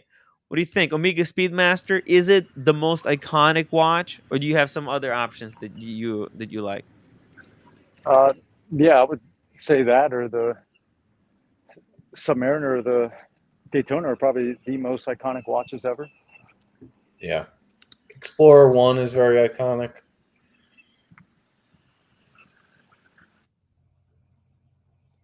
Uh, 1 second. Explorer. Explorer 1. Explorer 1. Yeah, Explorer 1 is freaking unbelievable. It's very iconic. Explorer 1. Yeah. But it would be like if there's field watches. I don't know what kind of categories, how he broke it up. So I mean, there could be other categories that Explorer 1 would be like a good contender for. In this one, guys, make sure to vote. Ooh, let's drop the link. Maybe somebody else wants to join us here. Talk about our top watch. When did this article come out? But just recently. Mm. Yeah. I mean, and if you think about it, I mean, obviously Eric Wynn, he looks at this at like historical collectible perspective. Speedmasters, they're so collectible. There's people you could just have fun collecting Speedmasters. You don't have to go anywhere else. You don't have to go into any other brand. Omega has been extraordinarily prolific with their output. Speedmaster is a lot like the Royal Oak for AP, right? They make so many versions and they could do more. They actually could do more versions, Buckley. Like Omega is not. I think Omega is not capitalizing enough. Like they could do the moon swatches in actual Speedmasters. Like people would Hey, eat them up. they might do that, Tim. They should do it. right? Like, but they're not. What are they waiting for? I don't get it. You're Uh, doing some bullshit, Nicron, Hairspring. What? Nobody cares. Daniel Katz, 279. Thank you so much for a super chat. Is there a dress category in a Tim? Yes, there is. Yes, it is. Hop on the stream, Daniel. I'm Tom Austin. It's just got to be the Speedy. It's just got to be the Speedy. Too much history to discount it, and it beats the Daytona Rolex Cosmograph into space. Yeah. very true. Very true. But like and like in the icons category, if this was like a chronograph category, I think Daytona would win. Because Daytona is a better chronograph. It's automatic, it's thinner, it's column wheel, it's waterproof, right? It would, and the bracelet is way better. So I think it would win as a chronograph. Today. James the Advisor, Tim, would you rather have 7 Rolexes now or 1 Rolex and 500,000 in retirement money that you can't touch until 59? I don't think I'm going to live that long, so I'll take 7 Rolexes now. I mean, that's 59. Jeez, you have too much faith in me. Daniel! Yes, I just had a bit of a walk. Oh, you I'm muted sitting yourself. here. Oh, I'm here. Oh, no. Can you Okay, hear you're me good. You're good. now? Hey, Yeah, sometimes I'm good. you're Yes. getting a no, walk-in? What you wearing? What you wearing where on do the you get that wrist? fresh air? No, I'm just wearing pants. Oh, no. No, on I'm the in the wrist. mood, Tim. Where? How am I going to do this? Okay. Oh, look at those red sneakers. You look like a cartoon character with red sneakers and yellow wristband. My friend from Hong Kong, Carly, when I first met her, she says you remind me of an Italian cartoon character. She's into So- cartoons. I don't know why. When I met her in cooking class in Chiang Mai. So that was the first words that came out of her. Daniel Yeah. Katz kind of does look like a character, right, Buckley? Yeah, maybe. I don't know. Buckley, I tend to distract the focus. You guys were on iconic watches. Don't let We're me. talking icons. Icons. Yeah. What do you think? What's your favorite iconic watch from the 4 that we listed? Speedmaster, Daytona, IWC Big Pilot, or Reverso? Wow. I'm No going. one. I'm going for something that is not probably on the top of Buckley's list or your list. It's just me. Of that, Reverso for me. Wow. Yeah. There's only one person who voted for Reverso, I think. Well, I kind of like that. If I'm the oddball out, I don't mind. Well, yeah. I mean, Reverso I kind of like Reverso. I want to have one eventually. You don't want one, Buckley? It's a kind of fun thing to play with. I could see myself just, sitting somewhere waiting for something and just like flipping it back and forth. No? I don't really live a life that would call for a Reverso to ever get used. Yeah. How's humidity over there? It's very dressy. It was actually a sports watch, Buckley, in a way. It was for for polo. So, Yeah, no. but you don't have to want it. That's fine. You're being true to where you're at with that. Yeah. I like them. They're all right. I like the other one they just came out with. The new Chrono with the little red, red accents. It's black. What? Speedmaster? No. JLC. Oh, JLC. They came out with a dress chronograph watch that it's black and rose gold, and it has little red accents. What are you talking about? When did they come out with this? A few months ago. Oh, this one? There it is. Yeah, that thing. Oh, it looks good, but it's not practical. Are any of these things practical? I saw this in person. I liked it. Yeah? Yeah. It was nice. Tim, you got a bunch of watches that you love, the Moritz Grossman and others that are not so-called practical. The thing is, today we use dress watches more than just for dress. Well, no, Daniel, actually, the Moritz Grossman is very practical. Is it? Yeah. Well, why isn't this one? Look, this is. I don't think.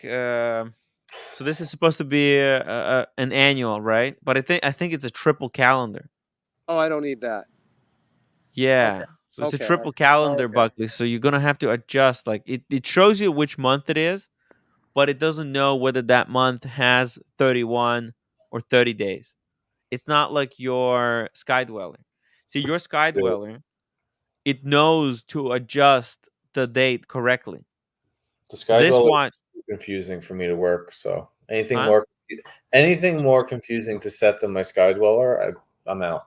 That's what I'm saying. Well, it has these little pushers on the side. You see the little pushers? Those pushers help you adjust. So every month you have to kind of skip back or forward. No, that's all right. Forget it. Okay. Hey, I can't. Oh, 33 grand? Fuck that. Oh my god. Oh, you're 33 nuts. grand. Oh. You're nuts. Negroni, would you rather be friends with be friends with Negroni and 250 bucks or a pink bottle on your shelf behind? I don't know what this means. Negroni. Yeah, What is he trying to say? I don't know. Negroni, come on, man. He Yeah, wants Chris to is buy my Chris Tom is Ford usually fragrance for $250. Come on, yeah, Chris Negroni, is give me 500 for it. Be a friend. yeah, Huh? Chris is pretty clear usually. This Yeah, blue he's Christopher is reverse, pretty clear usually. That one just didn't hit the mark. no the blue Reverso tribute is pretty nice. blue reverso Yeah, I tribute. like the blue reverso. That's Tribute. pretty nice. Yeah, this one? Ooh, black and gold. But what's this stupid strap on it? Wait, black and which one? Which one? Yeah, the blue one right there, the Reverso. Yeah, the blue one. Yeah, that's the blue one is nice. The new gold one is also really nice. Yeah, see this is the one I would go for, without any kind of extra complications. I just wanted to do the trick. That's it. That's all That's I'm right. interested in. That's right. I just want relatives without complications too. Right, yeah, me too. Exactly. Comedic legend Daniel Katz, thank you so much for being a member for 7 months. The Daniel Katz cartoon starring yours truly. Okay. I like the gold with the black dial. That's really nice. Oh yeah. Okay, let me pull that one up. That one is really nice. I don't It's like iconic. the casual strap they put on it though. I don't understand the point of that. What? Oh, this green one. The green one's not even the burgundy is sexy as well. But these, That one. The one right there to the right. the black one. But look Yeah. at this red one. This is exclusive. Some exclusive shit. Look at this. Yeah. Dude. Yeah, it's nice. That's very nice. I'd rock the It's shit very out of that. So I've got a little bit of backing for my tastes that I'd like to share Mhm. with you. Tell The us. Reverso in his collection, Max, who people think is my friend, I wish he was. I think he's very friendly when he texts back. Who's to me. Max? Max Booser. Oh, Max Booster. Your MBNF. buddy. I wish he's friendly with me when he's texting me. It's very genuine. Sure. But he has in his collection to this day a Reverso, a banged up Reverso that he still keeps from the time he was managing as a young man, JLC, and Roger Smith likes and still has your Explorer One, Tim. He sold it at first when he was struggling with his business, and then his wife bought another iteration of it as he was becoming more successful, because he sold the first one just to keep business costs down. Yeah, so those two, and also Roger Smith likes the Speedy, but I'm not a fan of the Speedy for whatever reason. I love the Speedy. Well, there you go. But you can't keep Roger everything. loves the Speedy. What? No, I'm saying I love the Speedy, but I can't keep everything. So No, I see. Okay, no worries. yeah, I'm gonna have to let go of Speedy. I feel like there's no Well, choice. You might have to let me go too, Tim. No, not Daniel. No, Daniel, I need you. I need you. We're losing. I mean, where's everybody? I It's don't know, tough. Tim. I'm only here Tough for a day. few more minutes. I gotta Yeah, off the leave. I can't. it's stay a tough day. No, What's I just happening? can't be here every day. That's all. I'm just doing other Oh, stuff. I know. I would listen. We appreciate you hopping on, and yeah. Yeah. Well, I kind of chilling enjoy it us, too, chilling with us at least for a few minutes. and I Hey, can listen. sometimes tolerate watches, Brian. I can sometimes tolerate him. You know. Oh, he's a great guy. No, I'm joking. I totally get along with the guy. Yeah. Oh, Totally I get thought. along with Brian. He's my bro in a way. So, Yeah, he's cool. He's cool. Okay, let's get back to this thing. Yeah, I'm yeah. gonna end the poll. So look at this. So we have 50 people who voted. Okay, Speedmaster got 60% of the vote, guys, as the most iconic watch. Daytona is second with 30%, and then IWC got 4, and Reverso got 6%. That's it. Hmm. Whoa, and time is a human construct. Thank you so much for $20 super chat. Phone died, so had to run. Thanks for having me on, Tim. Another great show. Thank you. Time is a human construct. Yeah, really appreciate it. Thank you so much for the super chat. Oh no, form watch. What is a form watch? I don't know. Never heard of such a category. As my colleague Charlie Dunn of the Win Vintage has said, Jaeger LeCoultre Reverso is the original fidget spinner. But what was I telling you? Originally designed for British polo players in India, the yeah, watch is one of the original tool or sports watches. right, right. It was the rigueur for royalty and elites to wear these in 1930s and 40s, and it remains one of the best and most iconic form watches ever made. My favorite reverser is my Grand Reverser Ultra Thin 1931 US edition that was gifted from my best friend Jack Carlson in 2012. I have many fond memories with the watch and look forward to passing it down to my child one time. Look at this beautiful. Shoot. That's a beautiful reverso. Oh my god. Painted dial. It just says So, reverso on it. That's it. are you following what he's saying by form? Yeah, so it means where the design of the watch, the shape of the watch is the most important thing. So reverso shape is he feels that this is the most unique, the best shape watch that has a shape as its primary kind of thing that makes it special. Oh, I see. Okay. Okay.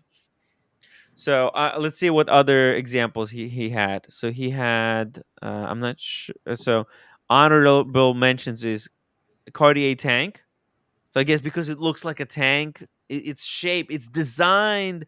Even the Santas, right? And other Cartier form watches, right? Cartier is great at shapes. Any other brand that you think? So, for example, like a Patek Gondola, right? That's a watch, or like a Patek Ellipse, right? That was a watch that's all about the shape. It's the most important thing about that watch is the shape of it. What else? Give me some examples, guys, in the chat. RMs, Richard Mills, right?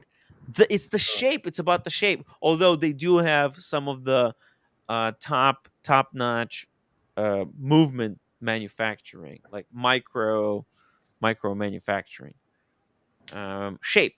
Buckley, you have any honorable mentions? No. No, No, you don't. I mean, no. Is there a watch shape that you would like that is, or that's like you never gave a fuck about? Let me show you like a fashion one. There's a Well, I try yeah. to work out. I have a problem. I try to work out too much so the ladies can watch my shape. I think this one malt. Look at this, Daniel. You see it? Yeah. This is a Vacheron that's all about the shape. This Oh, yeah, malt. yeah. Yeah, yeah. See, the whole reason this thing even exists is because of it looks like a coffin. This is a watch when you're 100% ready to die. Thanks, Tim. Thanks for No, that. no, no, not you, Yeah. not you. You can't afford this kind of thing. You didn't get any inheritance. I don't want to. I don't want to They find the cut Bobcat. you out, Daniel. Your Yeah, siblings. yeah. It's just, it's Unless I'm hard. I buried mean, I don't alive, blame I you. don't want to go yet. Roommate is in the same situation, so I Oh don't yeah. blame you. Oh, yeah. But you see, like these, the traditional patrimony, like that's not shaped watches. That's just round watches. They're just shaped like watches, so nobody gives a fuck.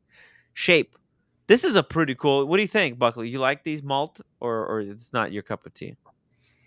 No, it's very mature. It's too old, right? Like you would have to be 70, 80 years old. Like even Daniel is too young to wear this thing. I think anyone can pull that watch off. It is a certain tradition. It's what you're Oh, wearing around it. What? You don't have to agree with me. You don't have to agree with me. But I I agree think with it's a America. beautiful piece. Oh, America got it down. historiques. And Yeah. the historic is a beautiful piece also. Yeah, That this one. America mentioned. Yeah, I love that Yeah. piece too. 1921. It's maybe for some it's a problem turning the the crown to wind it or to change the time. For some reason, someone complained that it was too small. Was Oh. it George Voorhees has one? I think. Does he? I think he Where does. has he been? George, come back. It's been a struggle without George. I got to be honest. I like this watch a lot. I tried this on down in Miami. They had one in Well, like- how was turn? Yeah, but how was turning the crown, Buckley? How was it? Oh, it felt fine. I don't know. Oh, okay. Yeah, it was a 40. It wasn't the 36. It was the 40. I think for this Pimento. piece, I would go even for my small wrist. I'd go for the 40 Yeah, it was nice. I mean, because I want that crown. I want that crown to be slightly larger if it's possible. PG has this watch. what I like about the white gold Maybe it was one, PG that was strap on. complaining about the crown. Maybe he just had a bad experience with it. Like he didn't like the angle to turn it. Maybe that's what it was. Well, you know what? Like it could get. You see the crown? It's quite small. If you don't have proper fingers, it could be painful to wind it. You know, But it's does PG have a car or a horse and buggy? PG. Yeah, Oh, he's a car guy. car. Yeah, Okay. I think he could drive a horse and buggy. I mean, in his neighborhood, that's what most people drive. But I just don't think it's that efficient. Hmm. Yeah. PG, yep. He wears it on the NATO strap. It's a NATO strap. Actually, if we go to, let's see, maybe I can just go straight to, let's see where. It's such a great watch. AP, Moser, Vacheron. Oh, he's got the overseas. That photo. Here's the historiques. He wore it on a NATO strap. Look at that. Yeah, I don't love that. No, I don't like that either. he's just having fun with it. Not for that. He's just playing around, I guess. He's Yeah, he's just messing bored. around with us. And he's just bored. That was like when the guy had the Platona on the double NATO. Remember that? Oh wait, no, you don't.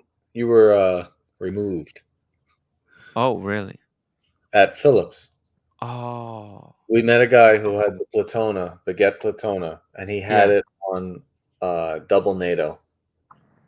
oh, dude, that's gross. It was so gross. Fuck. I'm glad I was removed. I didn't have to see that. What do you think they removed me? Why'd they hate me? Why'd they gotta be hating on me? I don't know. You probably said something about them not checking their watches and auctioning them off for hundreds of thousands of dollars and claiming negligence. And you know what? You're not wrong. You're not wrong, Timmy.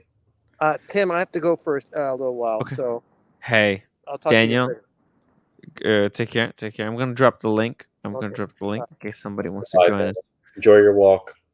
Yeah, walking is good. I'm proud. I'm proud that he's doing these walks. Yeah, I need to do a updated collection. PG, he's struggling.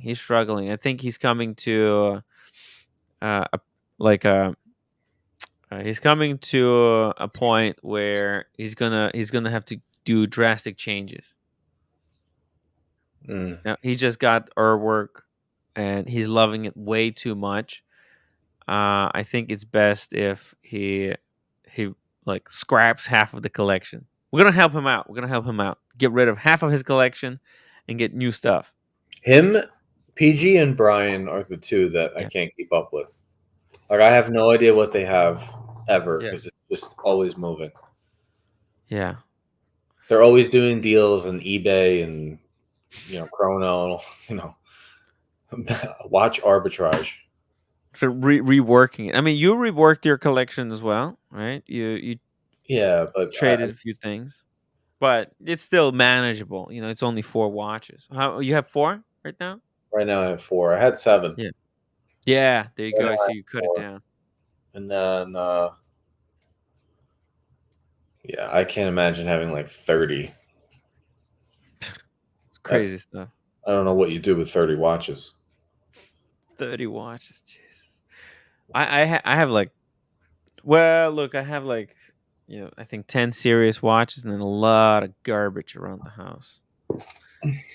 Yeah, I need to get rid of very soon. Very soon, coming up very soon. Okay, let's go to the next watch. So this form, I like it. Reverso. I want to own a Reverso, even if it's for a short time. Pilot's watches. Ooh, now we're talking category. Pilot's watches. A I'm going to Breitling. disagree with him on this. Yeah. Yeah. Let's do a poll. What is the best pilot's watch? Every pilot I've ever spoken to Mhm. has told me that the Navitimer is completely unrealistic as a watch to use while flying a plane. You do not use all of the calculations on there. It's too small. Like, it's pilots' watches in general are kind of dumb Yeah. because you can't, they're trying to fly the plane. They're not going to look at all that. The only one that makes sense is just, GMT, get off the plane here. I'm in a new time zone. Oh, so let's put. Do I put Air King or GMT Master 2? Air King is not a pilot's watch. Okay, so GMT. I think GMT Master 2. That was made for. It was right? made for pilots. Yeah. Fuck. Big Pilot. I'll put in Big Pilot in there. Navitimer. Navitimer, though, it's ask any pilot. They're like, no, we don't. We can't. Dude, use but you know what? Actually, in reality, like let's say somebody flying one of those Cessnas, right? And let's say their navigation just really literally breaks down. Technically speaking, with a piece of pen and paper, if they know how to use the ruler, they could calculate certain things. They could. But this is for a co-pilot, technically speaking. This is not for the pilot himself. This is co-pilot who's doing all the calculations to make sure they're flying on time, on track, that they're gonna have enough fuel to finish the journey, etc. That's who it's for, basically, the Navitimer. So I put in Navitimer, Big Pilot, GMT Master 2, any other important pilot watches that we're all forgetting. IWC Portuguese is not a pilot's watch, Sam D. I'm sorry. I mean, the chronograph thing is arguable. The diver watch thing is arguable, but Rolex kind of beats everybody with the GMT. I think GMT is gonna win. Guys, stick around. Upvote the stream. Let's get to 150 upvotes. If you think about the price and the beauty of the GMT versus pretty much all the other GMTs in existence, which there aren't that many compared to a chronograph or a sub. Yeah. The GMT pretty much smashes everybody. The GMT Master. Chronograph, you could go any way you want. You could say Speedmaster, Langenzone, Tag, whatever you want, whatever floats your boat. Sub, right? And all the dive watches. GMT at Pepsi is pretty much best one ever made. I'm not even going to add anyone else into this poll because it's just going to be not fair. Because if you think about it, GMT Master 2, like you said, it's such a strong pilot's watch. It's really the other competition is just going to get blasted, okay, out of a cannon. So, and like, think about it, Big Pilot, that's an important pilot's watch. It's like when you think pilot's watch, in my mind, I'm thinking Big Pilot. That's the first thing. Like GMT Master 2 to me, it's OG Pilot's watch, but now it's more like it's the travel watch, pilot watch, it's everything watch. It just it's more it's just it has become the watch because if you think about it, the world has become so much smaller since then. Now, in the days of Pan Am, right? Like, dude, that was only rich people could travel. Now everyone can fucking travel. Like, almost everyone can travel. Okay, almost anywhere on the planet. And so, in because of how cheap it is to travel anywhere in the world, it's almost like the world has shrunk. Like, it's no longer travel's watch; it's now the watch because the travel is no longer as is as special. Like, it's so much cheaper. Like, everybody can do it. You know? Yeah, and the GMT was commissioned by Pan Am to Rolex. Hmm. Doesn't really get much better than that. And like I said, do you remember before the Tudor Pepsi, Diet Yeah. Pepsi, we'll call it? There was no watches that were a good GMT for like 3, 4, 5 grand. It didn't There was exist. one. There was only single watch. That was the Grand Seiko GMT. I mean, and it's not even that great of a. And at that point, Yeah. below the Pepsi was below 10,000. Hmm. So the discussion was always, what's the best GMT below 10,000? And the Yeah. answer was always, there's only one GMT that's below 10,000, and it's also the best, which was a GMT Master 2. Yeah. So Like, this is not a serious competition. This is just you have to have very specific taste to like this GMT. This was the only thing that could possibly kind of compete against the GMT Master 2. But the GMT Master 2 is just so many. It's leap years ahead. Yeah, yeah, Explorer 2, but that's just another Rolex. And you could say it's slightly weaker because it has one less complication than the GMT Master 2. So Explorer 2 is Rolex's way of saying we make a field watch. yeah, It's an extra complication. I don't think anyone really considers that a GMT. Right? No yeah. one's really. It's like exploring watch with it's exploring watch for the poles. Actually, that's what it was made for. It was made for spelunking. Mhm. So people who go into a cave for longer than a single day, because let's say you go and exploring one of those cavern systems, right? You can go in the cave for 2 weeks, Buckley, just Yeah. climbing and exploring the depths of some kind of a cave. And when you're there, I mean, what? How the you're gonna lose track of time because it's not. There's no day night, right? Think about it. You're gonna get all this fucked in your brain. Yeah, discombobulated. I was gonna say it, but I decided to say fucked in your brain instead. Same thing. Yeah, I was thinking discombobulated. Yeah. So,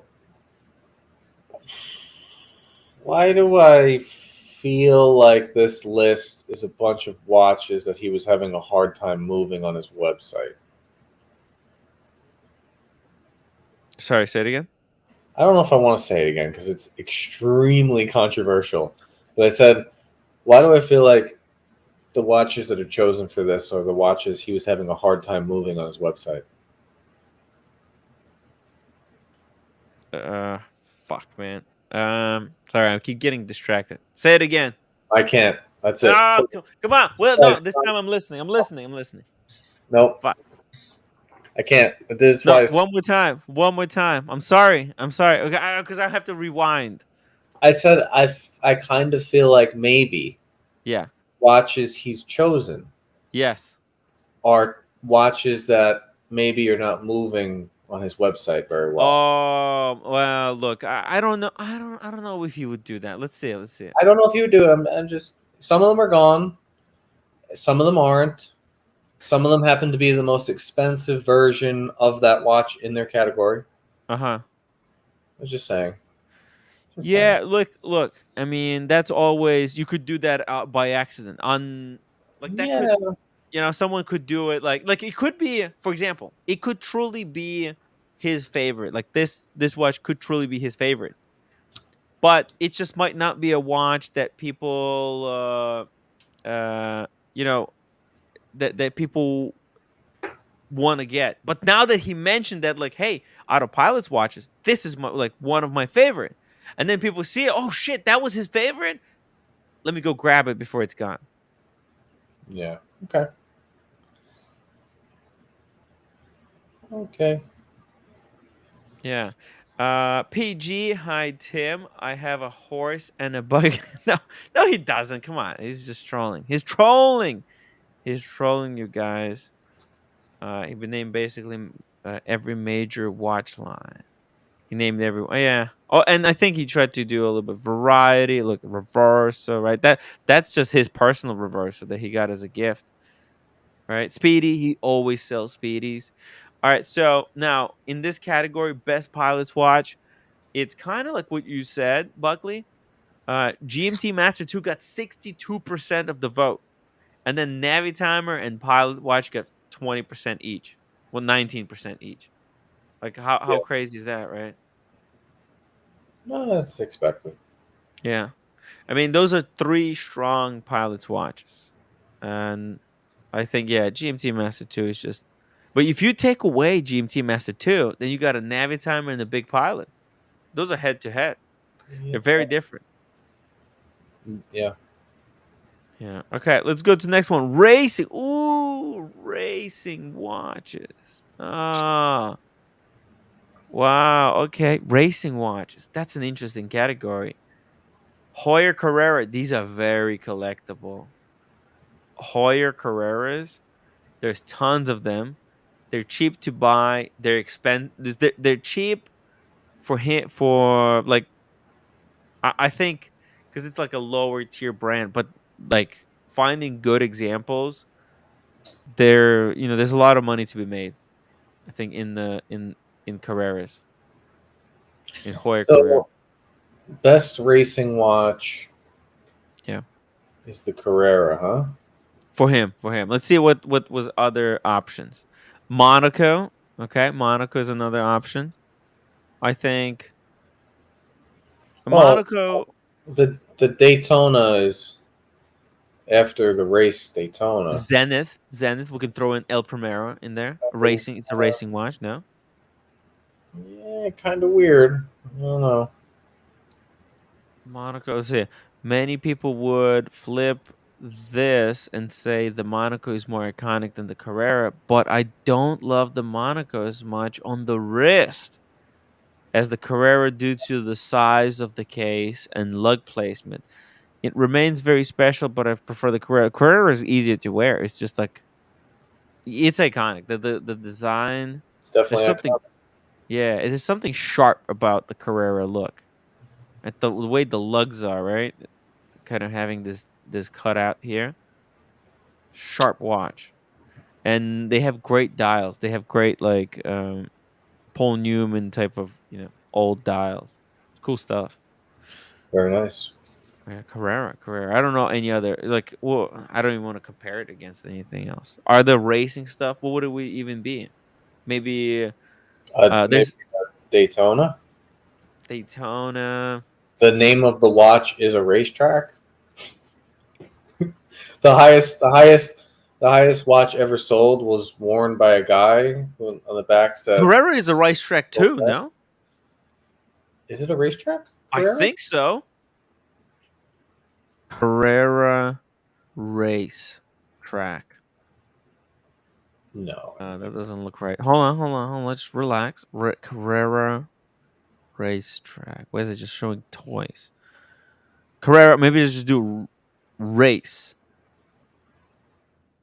Okay, here Carrera Panamericana. Okay, here we go. 1950s. So Carrera Panamericana was a border to border, rally racing event on open roads in Mexico, similar to the Mille Miglia and this one, Targa Florio in Italy. Running for 5 consecutive years, 1950 to 1954, it was widely held by contemporaries to be the most dangerous race of any type in the world. It has since been resurrected along some other original courses as a classic speed rally. 1953. Okay, these are the cars that were there. Revival in 1988, 2006, 2007 event. Okay. These are the winners. 2016. Looks like it ended. Pretty cool stuff. Yeah, Carrera. It was a race in Mexico. Cool stuff. Look at Mercedes. Oh shit. Oh man, this guy is like dangerous stuff. The driver needed a cigarette after this crash. Brutal. Yeah, it's got to be careful, guys. Racing is a dangerous sport. Oh, and it means Carrera. Oh, dude, did you know Carrera literally means race in Spanish? Shit. And Okay. what does Porsche mean in Spanish? No idea. Or what does it mean in German? Right, Porsche is a German company. What does Porsche means in German? Anyone? No. I don't know. Carrera equals a race. Thank you, Brett. Wasserman. Yeah, that's what I thought. That's where the Carrera watch originated from. Yeah. Boston Collectors going from 31 watches down to 6. No. You know what's funny about that? Yeah. Here's the really sick part. You ready, Tim? Oh yeah. I don't even think he owns one of the 6 that he would go down to yet. How is he going to be able to? He can't do that. 31 down to 6. Again, I don't think he owns a single one of the 6 he'd go down to yet. Oh, yo, I don't. Well, maybe some of those gold Daytonas, right? He has like 6263. I don't know. Yeah. I don't think so. I think he will keep the 5980 paddock. I don't think if he had to go down to 6 in the world, right? Yeah. If you gave Boston Collector let's give him another 3 years of collecting. Yeah. At the pace he's going. Okay, so let's say he gets up to 60 watches. Oh. Or he just goes from 31 down to like 15, whatever, and he goes down. I don't think he has one of the 6 yet that he'd go down to. I know for sure from AP he doesn't have one of the 6. I would assume RM and an AP are 2 of the 6. And I know he doesn't have either of those. Or Jorn. Right? Yeah. Can he really do it? He didn't even start the Joran. Or the paddocks. Or RM. Oh, well, he has one, yeah. The RM. He doesn't have the RM yet. I don't know if Patek is going to be in that 6. Would John Mayer be a keeper? No, right? I don't think it would be. John Mayer. I don't think any of the watches he has now would be keepers. He has 10 incoming. I have 10 incoming. Oh my god. It's mad. He's a mad Boston collector. There should be a mad moniker added. I think a black ceramic AP would be one. Mm-hmm. One of the RMs. Bubba Watson. Let's call it a Bubba Watson. Something crazy. Right? Yeah. A rainbow Daytona or a gem set Daytona. Let's just call it a gem set Daytona. Okay? He needs a rainbow Daytona, I think. One of the most rare vintage Daytonas of all time would be number 4. Yeah. Number 5 would be a Resheppi. He wants that crap? And number 6 would be FP Jorn. He doesn't have any of the 6 yet. He's bluffing, everybody. He's bluffing, this son of a bitch. Wow. Figured it out. He's bad. This is bad influence. Boston Collector is bad for the hobby, you know? It's he can just, he can just find a way to justify anything. It's he's a worse preacher of circular logic than I am. Unbelievable. Can you say addict? Yeah. Addict is not even, it's not even the right word. It's not strong enough. It's not strong enough to explain away Boston's mentality. Hey, let's this next one, automatic chronos. I didn't even know that was a category. Automatic chronos. He just wanted a category to say that Zenith El Primero is a good watch. See, this is, I think, Buckley. Mm-hmm. I think I have a better conspiracy. I think Eric, there's certain watches that are very collectible. They have good collectible history, right? Like Zenith El Primeros. El Primeros, there's so many. Look at this version. Look how that's beautiful. No, Yeah, I mean it's cool. Oh, it's beautiful. got this beautiful vintage vibe to it. Now, show me other watches, sports watches from, I don't know what year this is from, 1988. Show me other 1988 watches that are wearable today. You're not gonna find many because most of them are like dainty, small, girls' watches. They look like girls' watches, but they stand. Or you could say the entire Rolex 1988 catalog. But sure, Tim. Yeah, it's either Rolex. No. Wait, I mean, look, it's either Rolex or nothing else. There's nothing else in I don't that think price there's point. nothing else. From Omega. 1988. Yeah, Omega. 1988 Omega looks garbage. It's not expensive. It's not like, look, let's go Omega. Maybe Tudor. Let's go. No. Here, look. Year. Went through a weird time. 19. Here we go. 1980 to 1989. Let's see Omega. Look at the Omegas in that time. They look Either really expand. Okay, this is okay. 861. I mean, look at this shit. Like the same. garbage. I mean, it's either Speedmaster. There's nothing else. What do you? Is this viable option? Would you wear this for $6,000? No. Exactly. I mean, look at this thing. What the fuck, man? That doesn't look very different than the airplane window Patek. No, come on. Patek airplane window is elegant. I love that we're calling it the airplane window. The airplane window. That's the new nickname for it. I hope that sticks. I like that airplane window. I mean, look at this garbage that Omega was making. What the fuck? Oh, sorry. Yeah. Calm down. Seriously, it's on the rubber strap. For real. What? When? Why would anyone think this is a hot watch? Unworn. You know why? Because it's freaking hideous. Nobody wore it since 1984 when it was made. Because it's garbage, man. Like, that's what I'm saying. Look at Omega. They should be embarrassed. Oh, Rolex doesn't have back catalog like this, full of garbage. Boston Collector was not giving us the full truth. Mm-hmm. He's going down to 6 to free up cash to buy all the ones incoming. We thought, oh, you're just going down to 6. Oh. I see your game, Boston. I see what you're doing.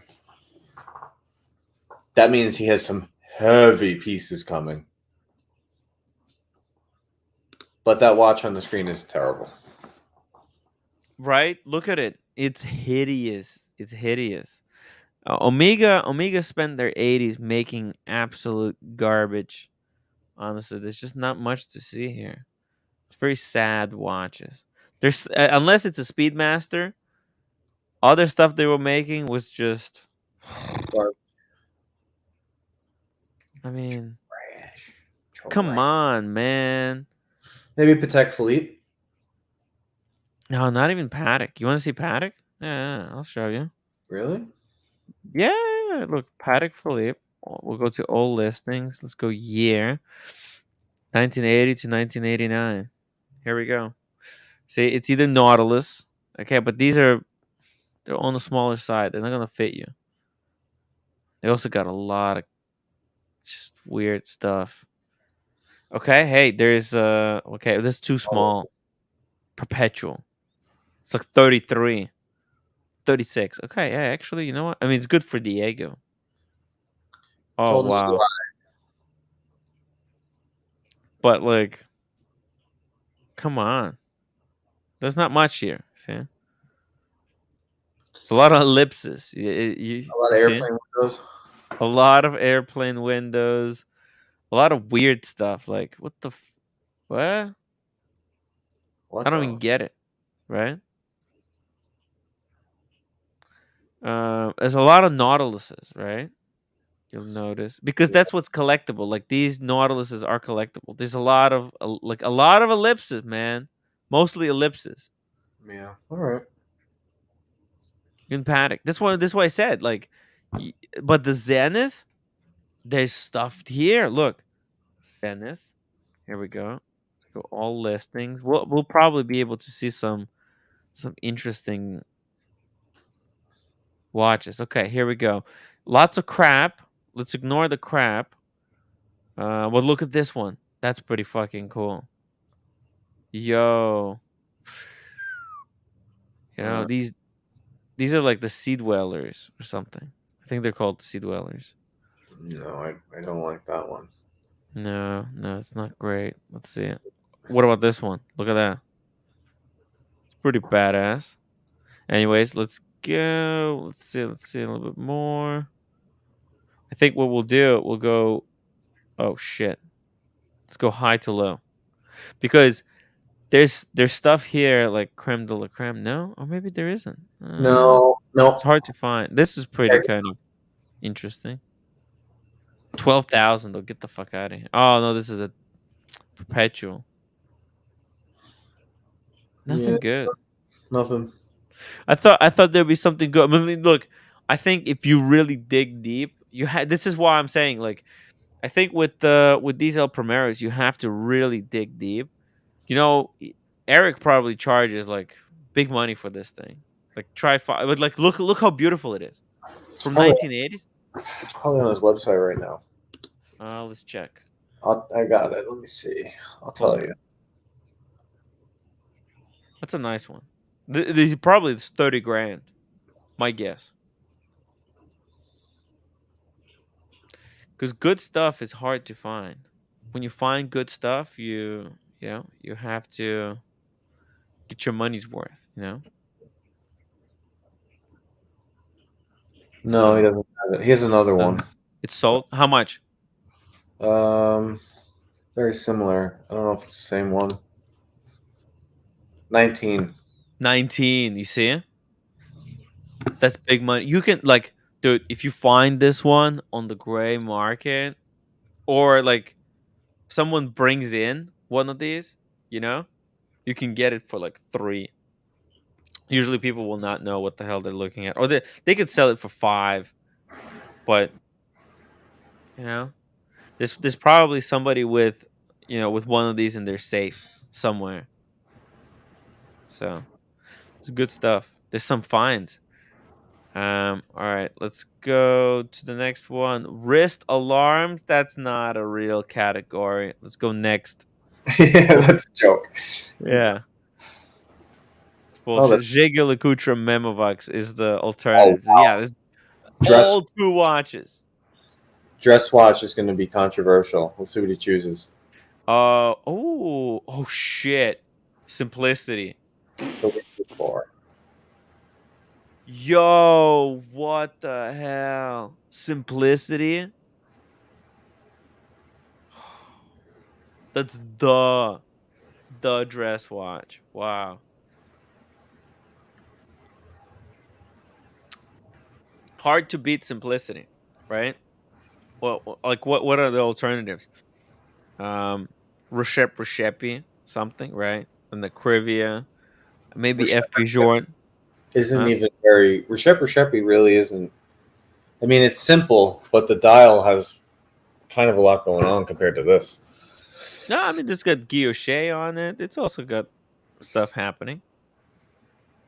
You know, Recepi is just printing. Here, it's applied. But here's the alternatives he had. Patek Philippe Calatrava would be an alternative. Yeah, Makes sense. Calatrava would be the humble way to go about this. This is like fucking Philippe Dufour, man. Handmade stuff. You gotta love it. This is. What would you want to have one of these, Buckley? No, No, doesn't do anything for me. it just does nothing. Yeah. What No. about would you go for 1908 or no? If you gave me one, I'd wear it. I'm not currently interested in buying one. You know, when they come out and I get to see it, maybe that'll Yeah. change. But nothing that I've seen yet makes me want to run out and buy one. You know, I really hope that Rolex really rations the 1908s because I want them to go above retail. I want them to be They're like, hey, huh? They're not gonna make very many. I hope so. I hope they won't. Because I do want them to be kind of because when they go above retail, it's a safe buy. It's kind of like it gives permission to people who don't necessarily want to lose money on one, but they can try it. If they like it, they'll keep it, and if they don't like it, they can sell it and make a couple thousand on it. I don't want it to go too much above retail. Like it should be $1,000 above retail. That's a perfect place for it, right? Like think about it. You'll buy one, you'll wear it, and you're like, not for me. I'll take 1,000. Yeah, I get it. When are they coming out? It's been a long time already. I know. No one has got one. No one has got one. It's crazy stuff. Accessible watches. Look at this. That's a category that I can get behind. Seiko dive watch. One of these SKX, but this is some special one. Rowing Blazers. I don't know what that is. Rowing Blazers. The Seiko dive watch is such an iconic entry level mechanical dive watch. Whether you're a grunt in the US military serving in Vietnam or a hipster today, you can't go wrong with the Seiko dive watch on your wrist. Designing the Rowing Blazers ex Seiko watches has been an absolutely highlight and honor in my life, and occasionally seeing them in the wild is extremely gratifying. Yeah, he has collabed with Seiko to design some limited editions. Yeah. It's pretty cool. So yeah, I mean that's a good pick. Yeah. Very good pick. That's something that we could do. We could hire like a customizer to take 30, let's say take 30 of the Seikos and have them like with custom dials and bezels. I think that's better than doing a limited edition run Yeah. with some micro brand because that's a reliable watch that could be serviced by a watchmaker. Boom, and then the dial and the bezel. That what makes it special. Something like a community watch. If you had 40 grand given to you right Yeah. now, and you had to buy a dress watch, what Yeah. brand are you going to? You know what? Let's look at let's do this like this. Let's go buy a watch. Men's 40,000. 40,000 and under. Could be 15. If you really like it at 15, spend 15. But I'm giving you a coupon for 40 grand gift card. Yeah. What brand are you going to? Let's do it like this. Here we go. I'm gonna 40 grand. Yeah. Okay. Here we go. I'm gonna put some brands on the screen. Right. Rolex is a great brand to go into for No, like 40. I'm talking leather strap. Put Rolex Leather dress watch, leather strap. Wow. Okay. Like real dress watch. Yeah, I get it. Okay. So I need to change it to watch type. Let's go. Oh, men's watch. Dress watches. You don't have a brand in your head? that you would go I mean, with? look, there's Lange, right? There is I like for like to me, I Code 1159 is what I'm like thinking about, but I That's just what you want would pick? You'd pick a no, cold. no, no, no, no. I wouldn't. For 40,000 dress watch. See, my price point is 50,000. It would be the 5196, the Calatrava. Oh, sorry. Wait, what the fuck? 5170. But like that's 50,000. Oh, if we're talking 40,000, okay, then I have to be more creative. Okay, then I have to like Okay, options. I just so want to see. make it 50. Make it 50. No, no, And no. 40,000. 40,000. 40,000. Look what's out there. Look, there's Breguet's. 40,000. Man, Lange seems to be like the brand for 40,000. The Lange one. well, when they depreciate on the secondary, they Yeah. are. But at the store, they're like 50 to 100. Yeah. Do we have to go gray market? Do we go brand Yeah, new? I'm going gray. I think Yeah. I think market price is a better way to evaluate that. Mm-hmm. Look, man, this day dates. Day dates are very strong in this price point. Hey, this is what Sean got. Look at this. How's that for an option? Leather strap, Royal Oak. No. Not AP. Not No? no. I'm talking like Oh, you're talking dress watch. No sports at no all. no sports at all. Leather strap. Wow. Leather Okay. strap. The type of thing that you go to wash your hands, Yeah. you take the wash off. Oh shit. Okay. Hey, oh, fuck. My watch now is 40,000? saying Cala. He's saying Calatrava. Yeah, you're talking like this, like right. Calatrava is very safe buy, very safe. That's like, Yeah. yeah, but like, look, 45 Urban Jurgensen, right? Like this would be a kind of one of like So we're talking about. let's do 50 and under. You can't go not one Yeah, dollar over 50. no Not one dollar dollar. over 50. 50 and Yeah. under. Okay. Look, there's some cool stuff in here. We can get. Okay. Oh shoot! Look at this Vacheron. Vacheron leather strap. You know what I think I would possible. Well, you know what I think is possible at that price point? A corn de vache. No corn de vache. I'm not. I don't really know anything about them. Corn de vache. I don't know how to spell it. Vacheron Constant. I don't know how to spell corn de vache, but like this thing. Boom! Look at that. 40,000. Hmm. That's what I would get. 40,000. Dress watch. What do you think? Yeah, I would agree. I would go with Vacheron, the brand, at 50 and Yeah. under. Yeah, it's just best bang per buck. You really get the most value for your money here. I like Patek, but Patek, you at 50 and under, you can't do anything. And for me, you can't do anything substantial. You have to make it 100 and under, and even Oh, that with Patek sometimes is not enough to cut it. But look, at 50 and under, you can go Vacheron or you can go Lange. Those would be the two picks, I think. if I had to go paddock, there's only one paddock I want.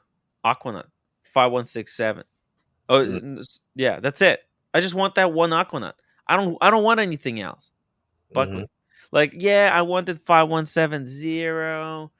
That's a great watch, but like, if I go one of each, just give me Paddock Aquanaut. That will be my diver, right? Then let's go AP. I want 15202. That's like ultimate sports watch. Or 16202. I mean, in ideal world, I would take the 16202. That's the most simple to use. And then from Vacheron, oh man, Vacheron, the 222 rose gold. Oh man, or the platinum perpetual. Oh, sorry, not the or platinum with the salmon dial. Mhm. So cool. Yeah, but it's so expensive, man. It's just this hobby is out of control. It's definitely out of control. How do we even get there? How do you get to this level? The climb. Gotta keep the Yeah, grind. I'd go VC. There's a lot of nice Vacheron dress watches on the gray market for 15 under. Oh my god! Look at this! Look at this thing! 40K, Buckley. I This is the know. the case back on this watch. What was the one I tried on at Vacheron with you? Oh, that was just a patrimony. Yeah. But it had the hand for the day also. Hand for the Remember? day. I think it had a moon phase and yeah, right there. That This one. one? Yeah, and didn't it have a Oh, moon? what, this is um The one on the left, right there. this one? That wasn't it. It was that, wasn't Are you it? sure? Pretty sure. Because I like this one. I really like this one. I like OC it a makes lot. fun of the Thursday because it's like simplified to just Thor, but it's so legible. Yeah, I mean, I tried it on. I really liked it. And then you get to, because it's white metal, you can go any strap color you want. Yeah. That would be a fun. That'd be a fun dress Day-date. watch. This is a day-date or alternative to a Rolex. You can't like if this is against a Rolex, you got to go with the Rolex now. Or this is like a classier way to do it. Black tie. Dude, if I had that watch right there, Mm. because you know how Vacheron has the strap program where they can do any Yes. color. Dude, I would buy a purple strap, a navy strap, a green Ooh. strap, orange. I would be changing that strap out every week. Oh my god! And just this thing. You want? Why don't you go with this thing? No, not Fuck yet. it. That'll be a long time from now. Yeah. Yeah, long time from now. What's the? Do these hold value? Because you could probably pick this up like on No, Moda. they fall to about 30, 35. That's nuts. There's one, but it's price on request. Look at that side shot. Oh, dude. This is a sharp printing, like the dates and everything. It's all sharp printed. By the way, you know there's an imperfection. This is some. You want to see some bullshit? Instagram. Let me show you my profile. Oh shit! Did you see that? Yeah. Negroni, man. Negroni. Let me show you something. Look at the printing. This is my dial, right? There's some kind of a spec, first of all, inside the O for Rolex. Mm-hmm. Okay, some kind of thing going on. And then the way the R, there's a paint kind of bullshit going on here on the R. You see where it's not, I guess when they stamped it, the paint kind of held on or kind of froze in a weird way where there's a weird reflection. Time to sell it. It's some bullshit, right? No, I mean it's already sold. Sorry to whoever bought it from me, but I like look. The 6 is perfect. The 3, as you can see, pretty perfect there. Anyways, it's The Air King never did it for me. You don't like the Air King? Yeah, I mean, I don't not like it, but it never really. It's just an Explorer 1 with more confusing stuff on it. I like the Air King. It's legible. Like at a glance, Buckley, would you have to understand? Like, it's like, look, if you need a watch to tell super accurate time at every single time, like if your life depends on you telling the right time, Yeah, that's when the Air King is actually good. Because when you're looking at it at a glance, you cannot be wrong about what time it is. You know what I mean? Kind of, yeah. Right. So it's kind of cool in that way. Oh, we got a super chat. Super chat from Mickey. Well, it's not showing up. Okay, here we go. There it is. Mickey, I have no problem spending 10 to 15,000 on the watch. Even if I won the Powerball, I would not spend 50,000. There, I said it. Better things for money. Look at that. What do you think? Is it? He's not wrong. I mean, let me be quite honest with you, Timmy. Okay. Most normal people that do really well, right? Yeah. say they make $1 million, whatever, a couple of $100,000 a year, and whatever, doctors, lawyers, they buy like a Rolex Datejust and they're content for life. Yeah. Normal people, Norm. right? You see a guy wearing a two-tone bluesy that's 35 years old, never needed another watch. Yeah. Probably, has a $5 million house, $300,000 boat. Well, I don't know. You've seen Succession, right? I'm Yeah. watching it. The first episode, Tom hands Logan a Patek, Yeah. and he's He's like, like, "Why'd you give me a watch? I have a watch. yeah. I have a watch. America is gonna have a watch. Oh, I don't know what it is. I do. He's gonna have a watch. When is this coming? Uh, within a couple of weeks. I think within, let's say, within 30 days. Within It's a 30 big days. deal. It's gonna be a big deal. Huge. Wow. Huge But deal. I mean, Mickey has a point. That's kind of, if you look in the mirror, Yeah. yeah.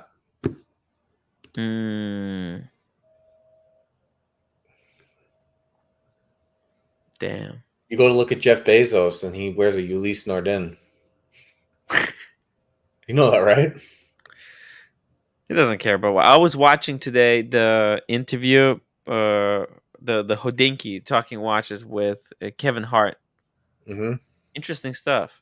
I think I need to go through those, like reacting to Kevin Hart's video and the other one. That would be cool. Serious. It was the worst Hodinky production.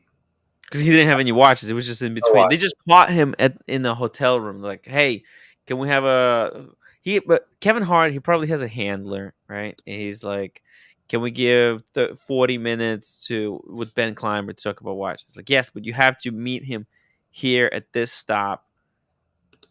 I don't find that interesting, though. Whenever they get one of these like if they had Mark Wahlberg on, I would find that to be the most boring episode of all time, because he just buys everything, can get anything. There's no hunt. There's nothing. Yeah. You know what I think? No, you know what I think Mark Wahlberg is actually doing, Buckley? What? He's basically monetizing his celebrity. He's thinking about, like, that's why he started that bullshit municipal brand, right? He's like, hey, I'm a celebrity. How can I monetize this shit? Okay. And he found a couple of ways, because this is what, like, there's guys who do this thing, like celebrity, like there was a Ram guy, right? Some racetrack guy who collected like 100 watches, and then they were all dumped on Sotheby's, or was it Phillips auction or something, like 100 of his watches. Yeah. So he built up a massive collection, right? Some of those watches had his name. Like, imagine Federer, right? Federer gets all these free watches from Rolex, right? Allegedly, Yeah. they're free. We don't actually know if they're free. In 10 or 15 years, he's gonna put them all on auction. He might. He will, and he's gonna make like 100 mil. And this is what Mark Wahlberg is trying to do. It's like another stream of income for him. Yeah, he doesn't have to do anything extra. It won't have the same. It won't have the same effect. Like, it's just another one of Mark Wahlberg's regular Rolex watches. Like, oh, he's Mark Wahlberg Starbucks. What's that going to fetch? 20,000. I think some people will pay crazy money for his. No, he doesn't have that. He's not. He's in a lot of movies, but he's not someone that has a lot of I don't know. What's the word I'm looking for? He doesn't have that celebrity curb appeal. Like, if it was Arnold Schwarzenegger's GMT from the 70s, okay. Yeah. Sylvester Stallone's original Gold Submariner, okay.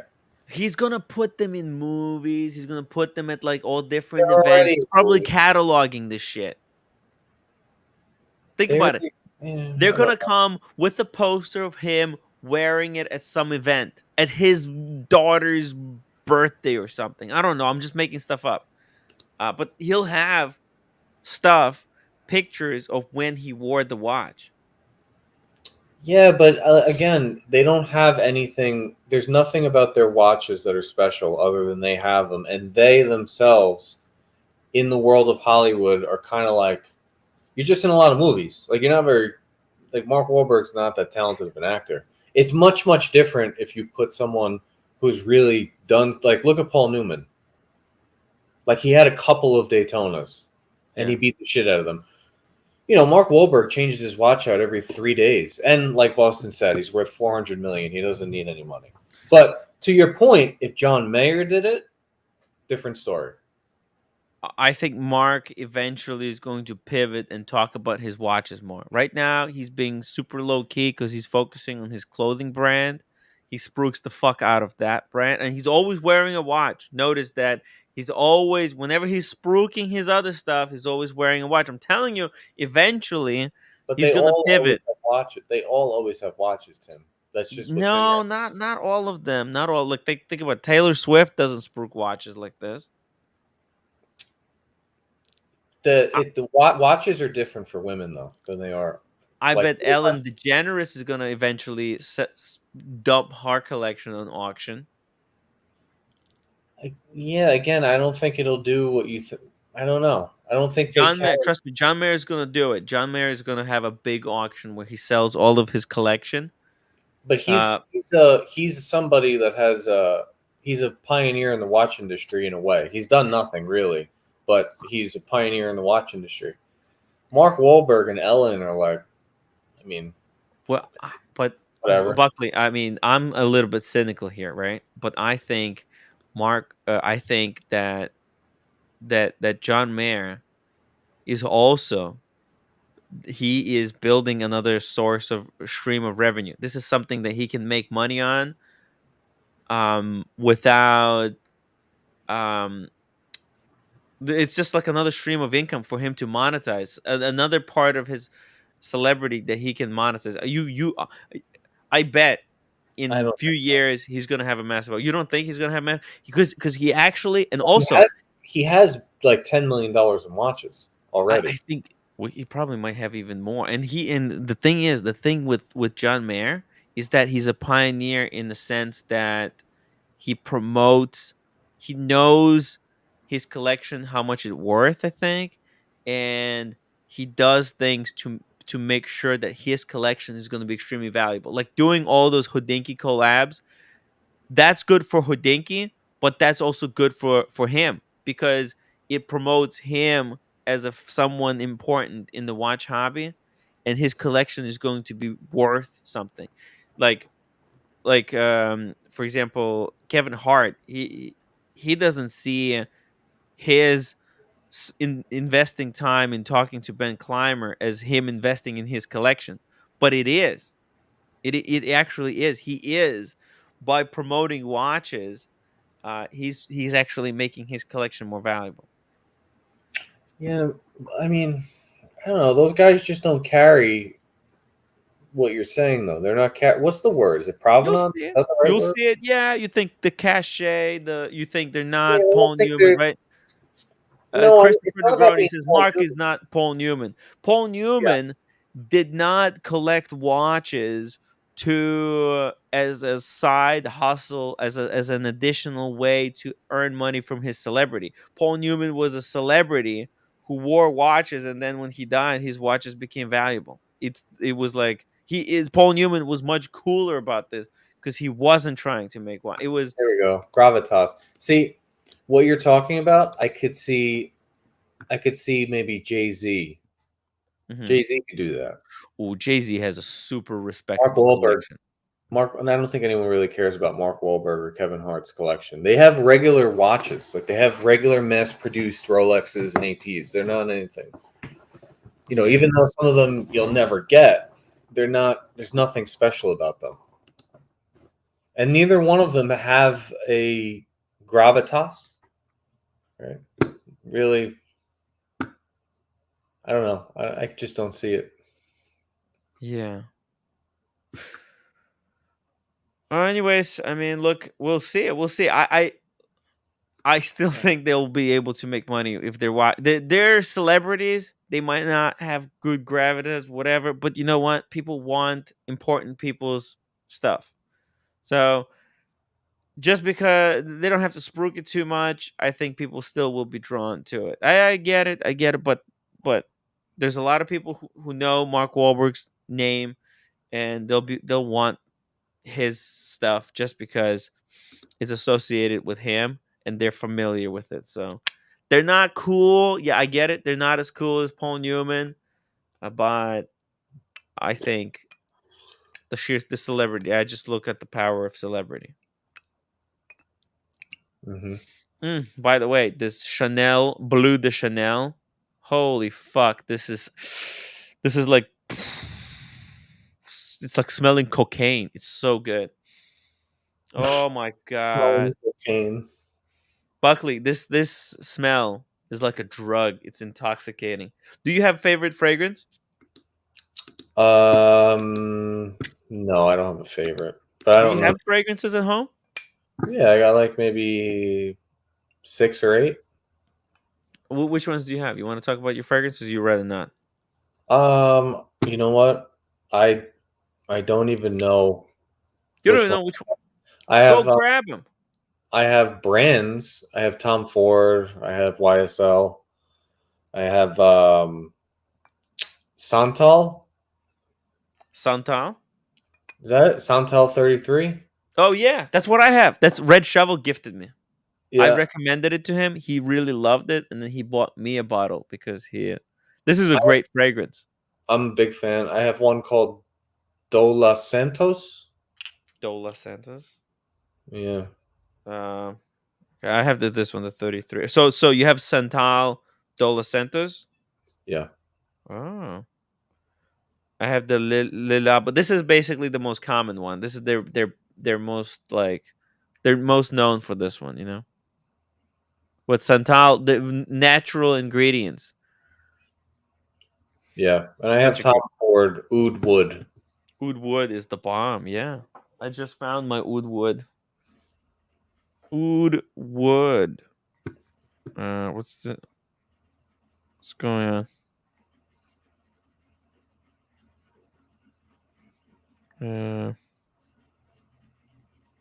Yeah, I feel like yeah. Dirk from Eye Bashers in all black. Oh, black, yeah.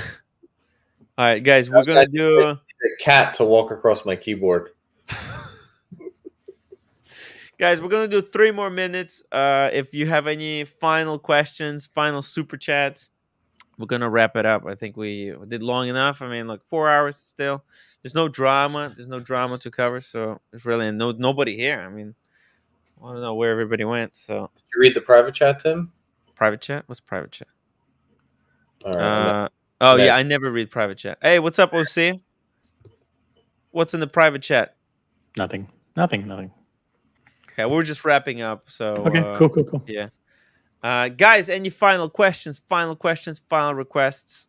Gonna wrap this puppy up. we got a lot of big show tomorrow, and then I don't know what to do Friday. I'm thinking of doing Gonzo? Huh? Gonzo? No, not well, maybe kind of Gonzo, not exactly. I'm gonna drop the link. Anybody wants to join us on the after show, I'm gonna stick around for like another 15, 20 minutes, maybe half hour, maybe an hour. I don't know. We'll have some fun. Hey, final super chat from Dr. Bob's Nightmare, $2. Timmy, say my name. I don't know what your name is. Sorry, Dr. Bob's Nightmare. If I knew your no name, idea. I would say it. But Maybe I really appreciate the super chat. Guys, thank you so much for watching today's show. Make sure to hit that upvote button. Make sure to also go and subscribe to Mr. Smelly.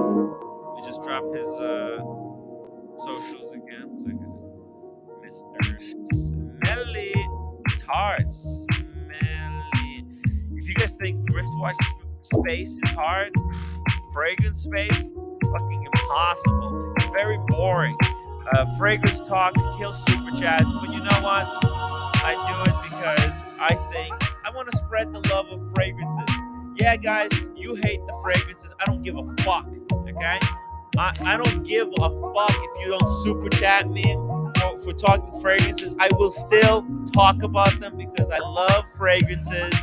I have passion for fragrances and I want to spread more love. So hey, you guys don't like it? Go fuck yourself. I love fucking fragrances, Santal, Hermes, H21, all the shit. Creed, hell yeah, Creed, and Dolce & Gabbana Light Blue. Actually, the Dolce & Gabbana Light Blue, that's the good shit. That's that summer juice. Give me the summer juice. All right, guys, upload. Hey, shout out to my watch channel, $2 to send us on. By the way, I overspent. Mark, look what I did today. Let me show you something. Looking Glass texted me. Whoa. Wait, is there music playing or is it just me? Yeah, Oh, it's playing. music. Okay, I went to Car and something. Fuck, and got myself a roast beef sandwich. It's like a really special sandwich in Brooklyn. Such good stuff. Did you put any like special sauce on it, or like spicy sauce or anything? No. They dip it into like juice in like. Oh, the beans. jus. Yeah. So it's all wet. It's like a wet burger. And the French fries were pretty good as well. It's making me hungry. Yeah, I know. So I'm starving. Anyways, guys, we'll see you tomorrow. All right, end the show.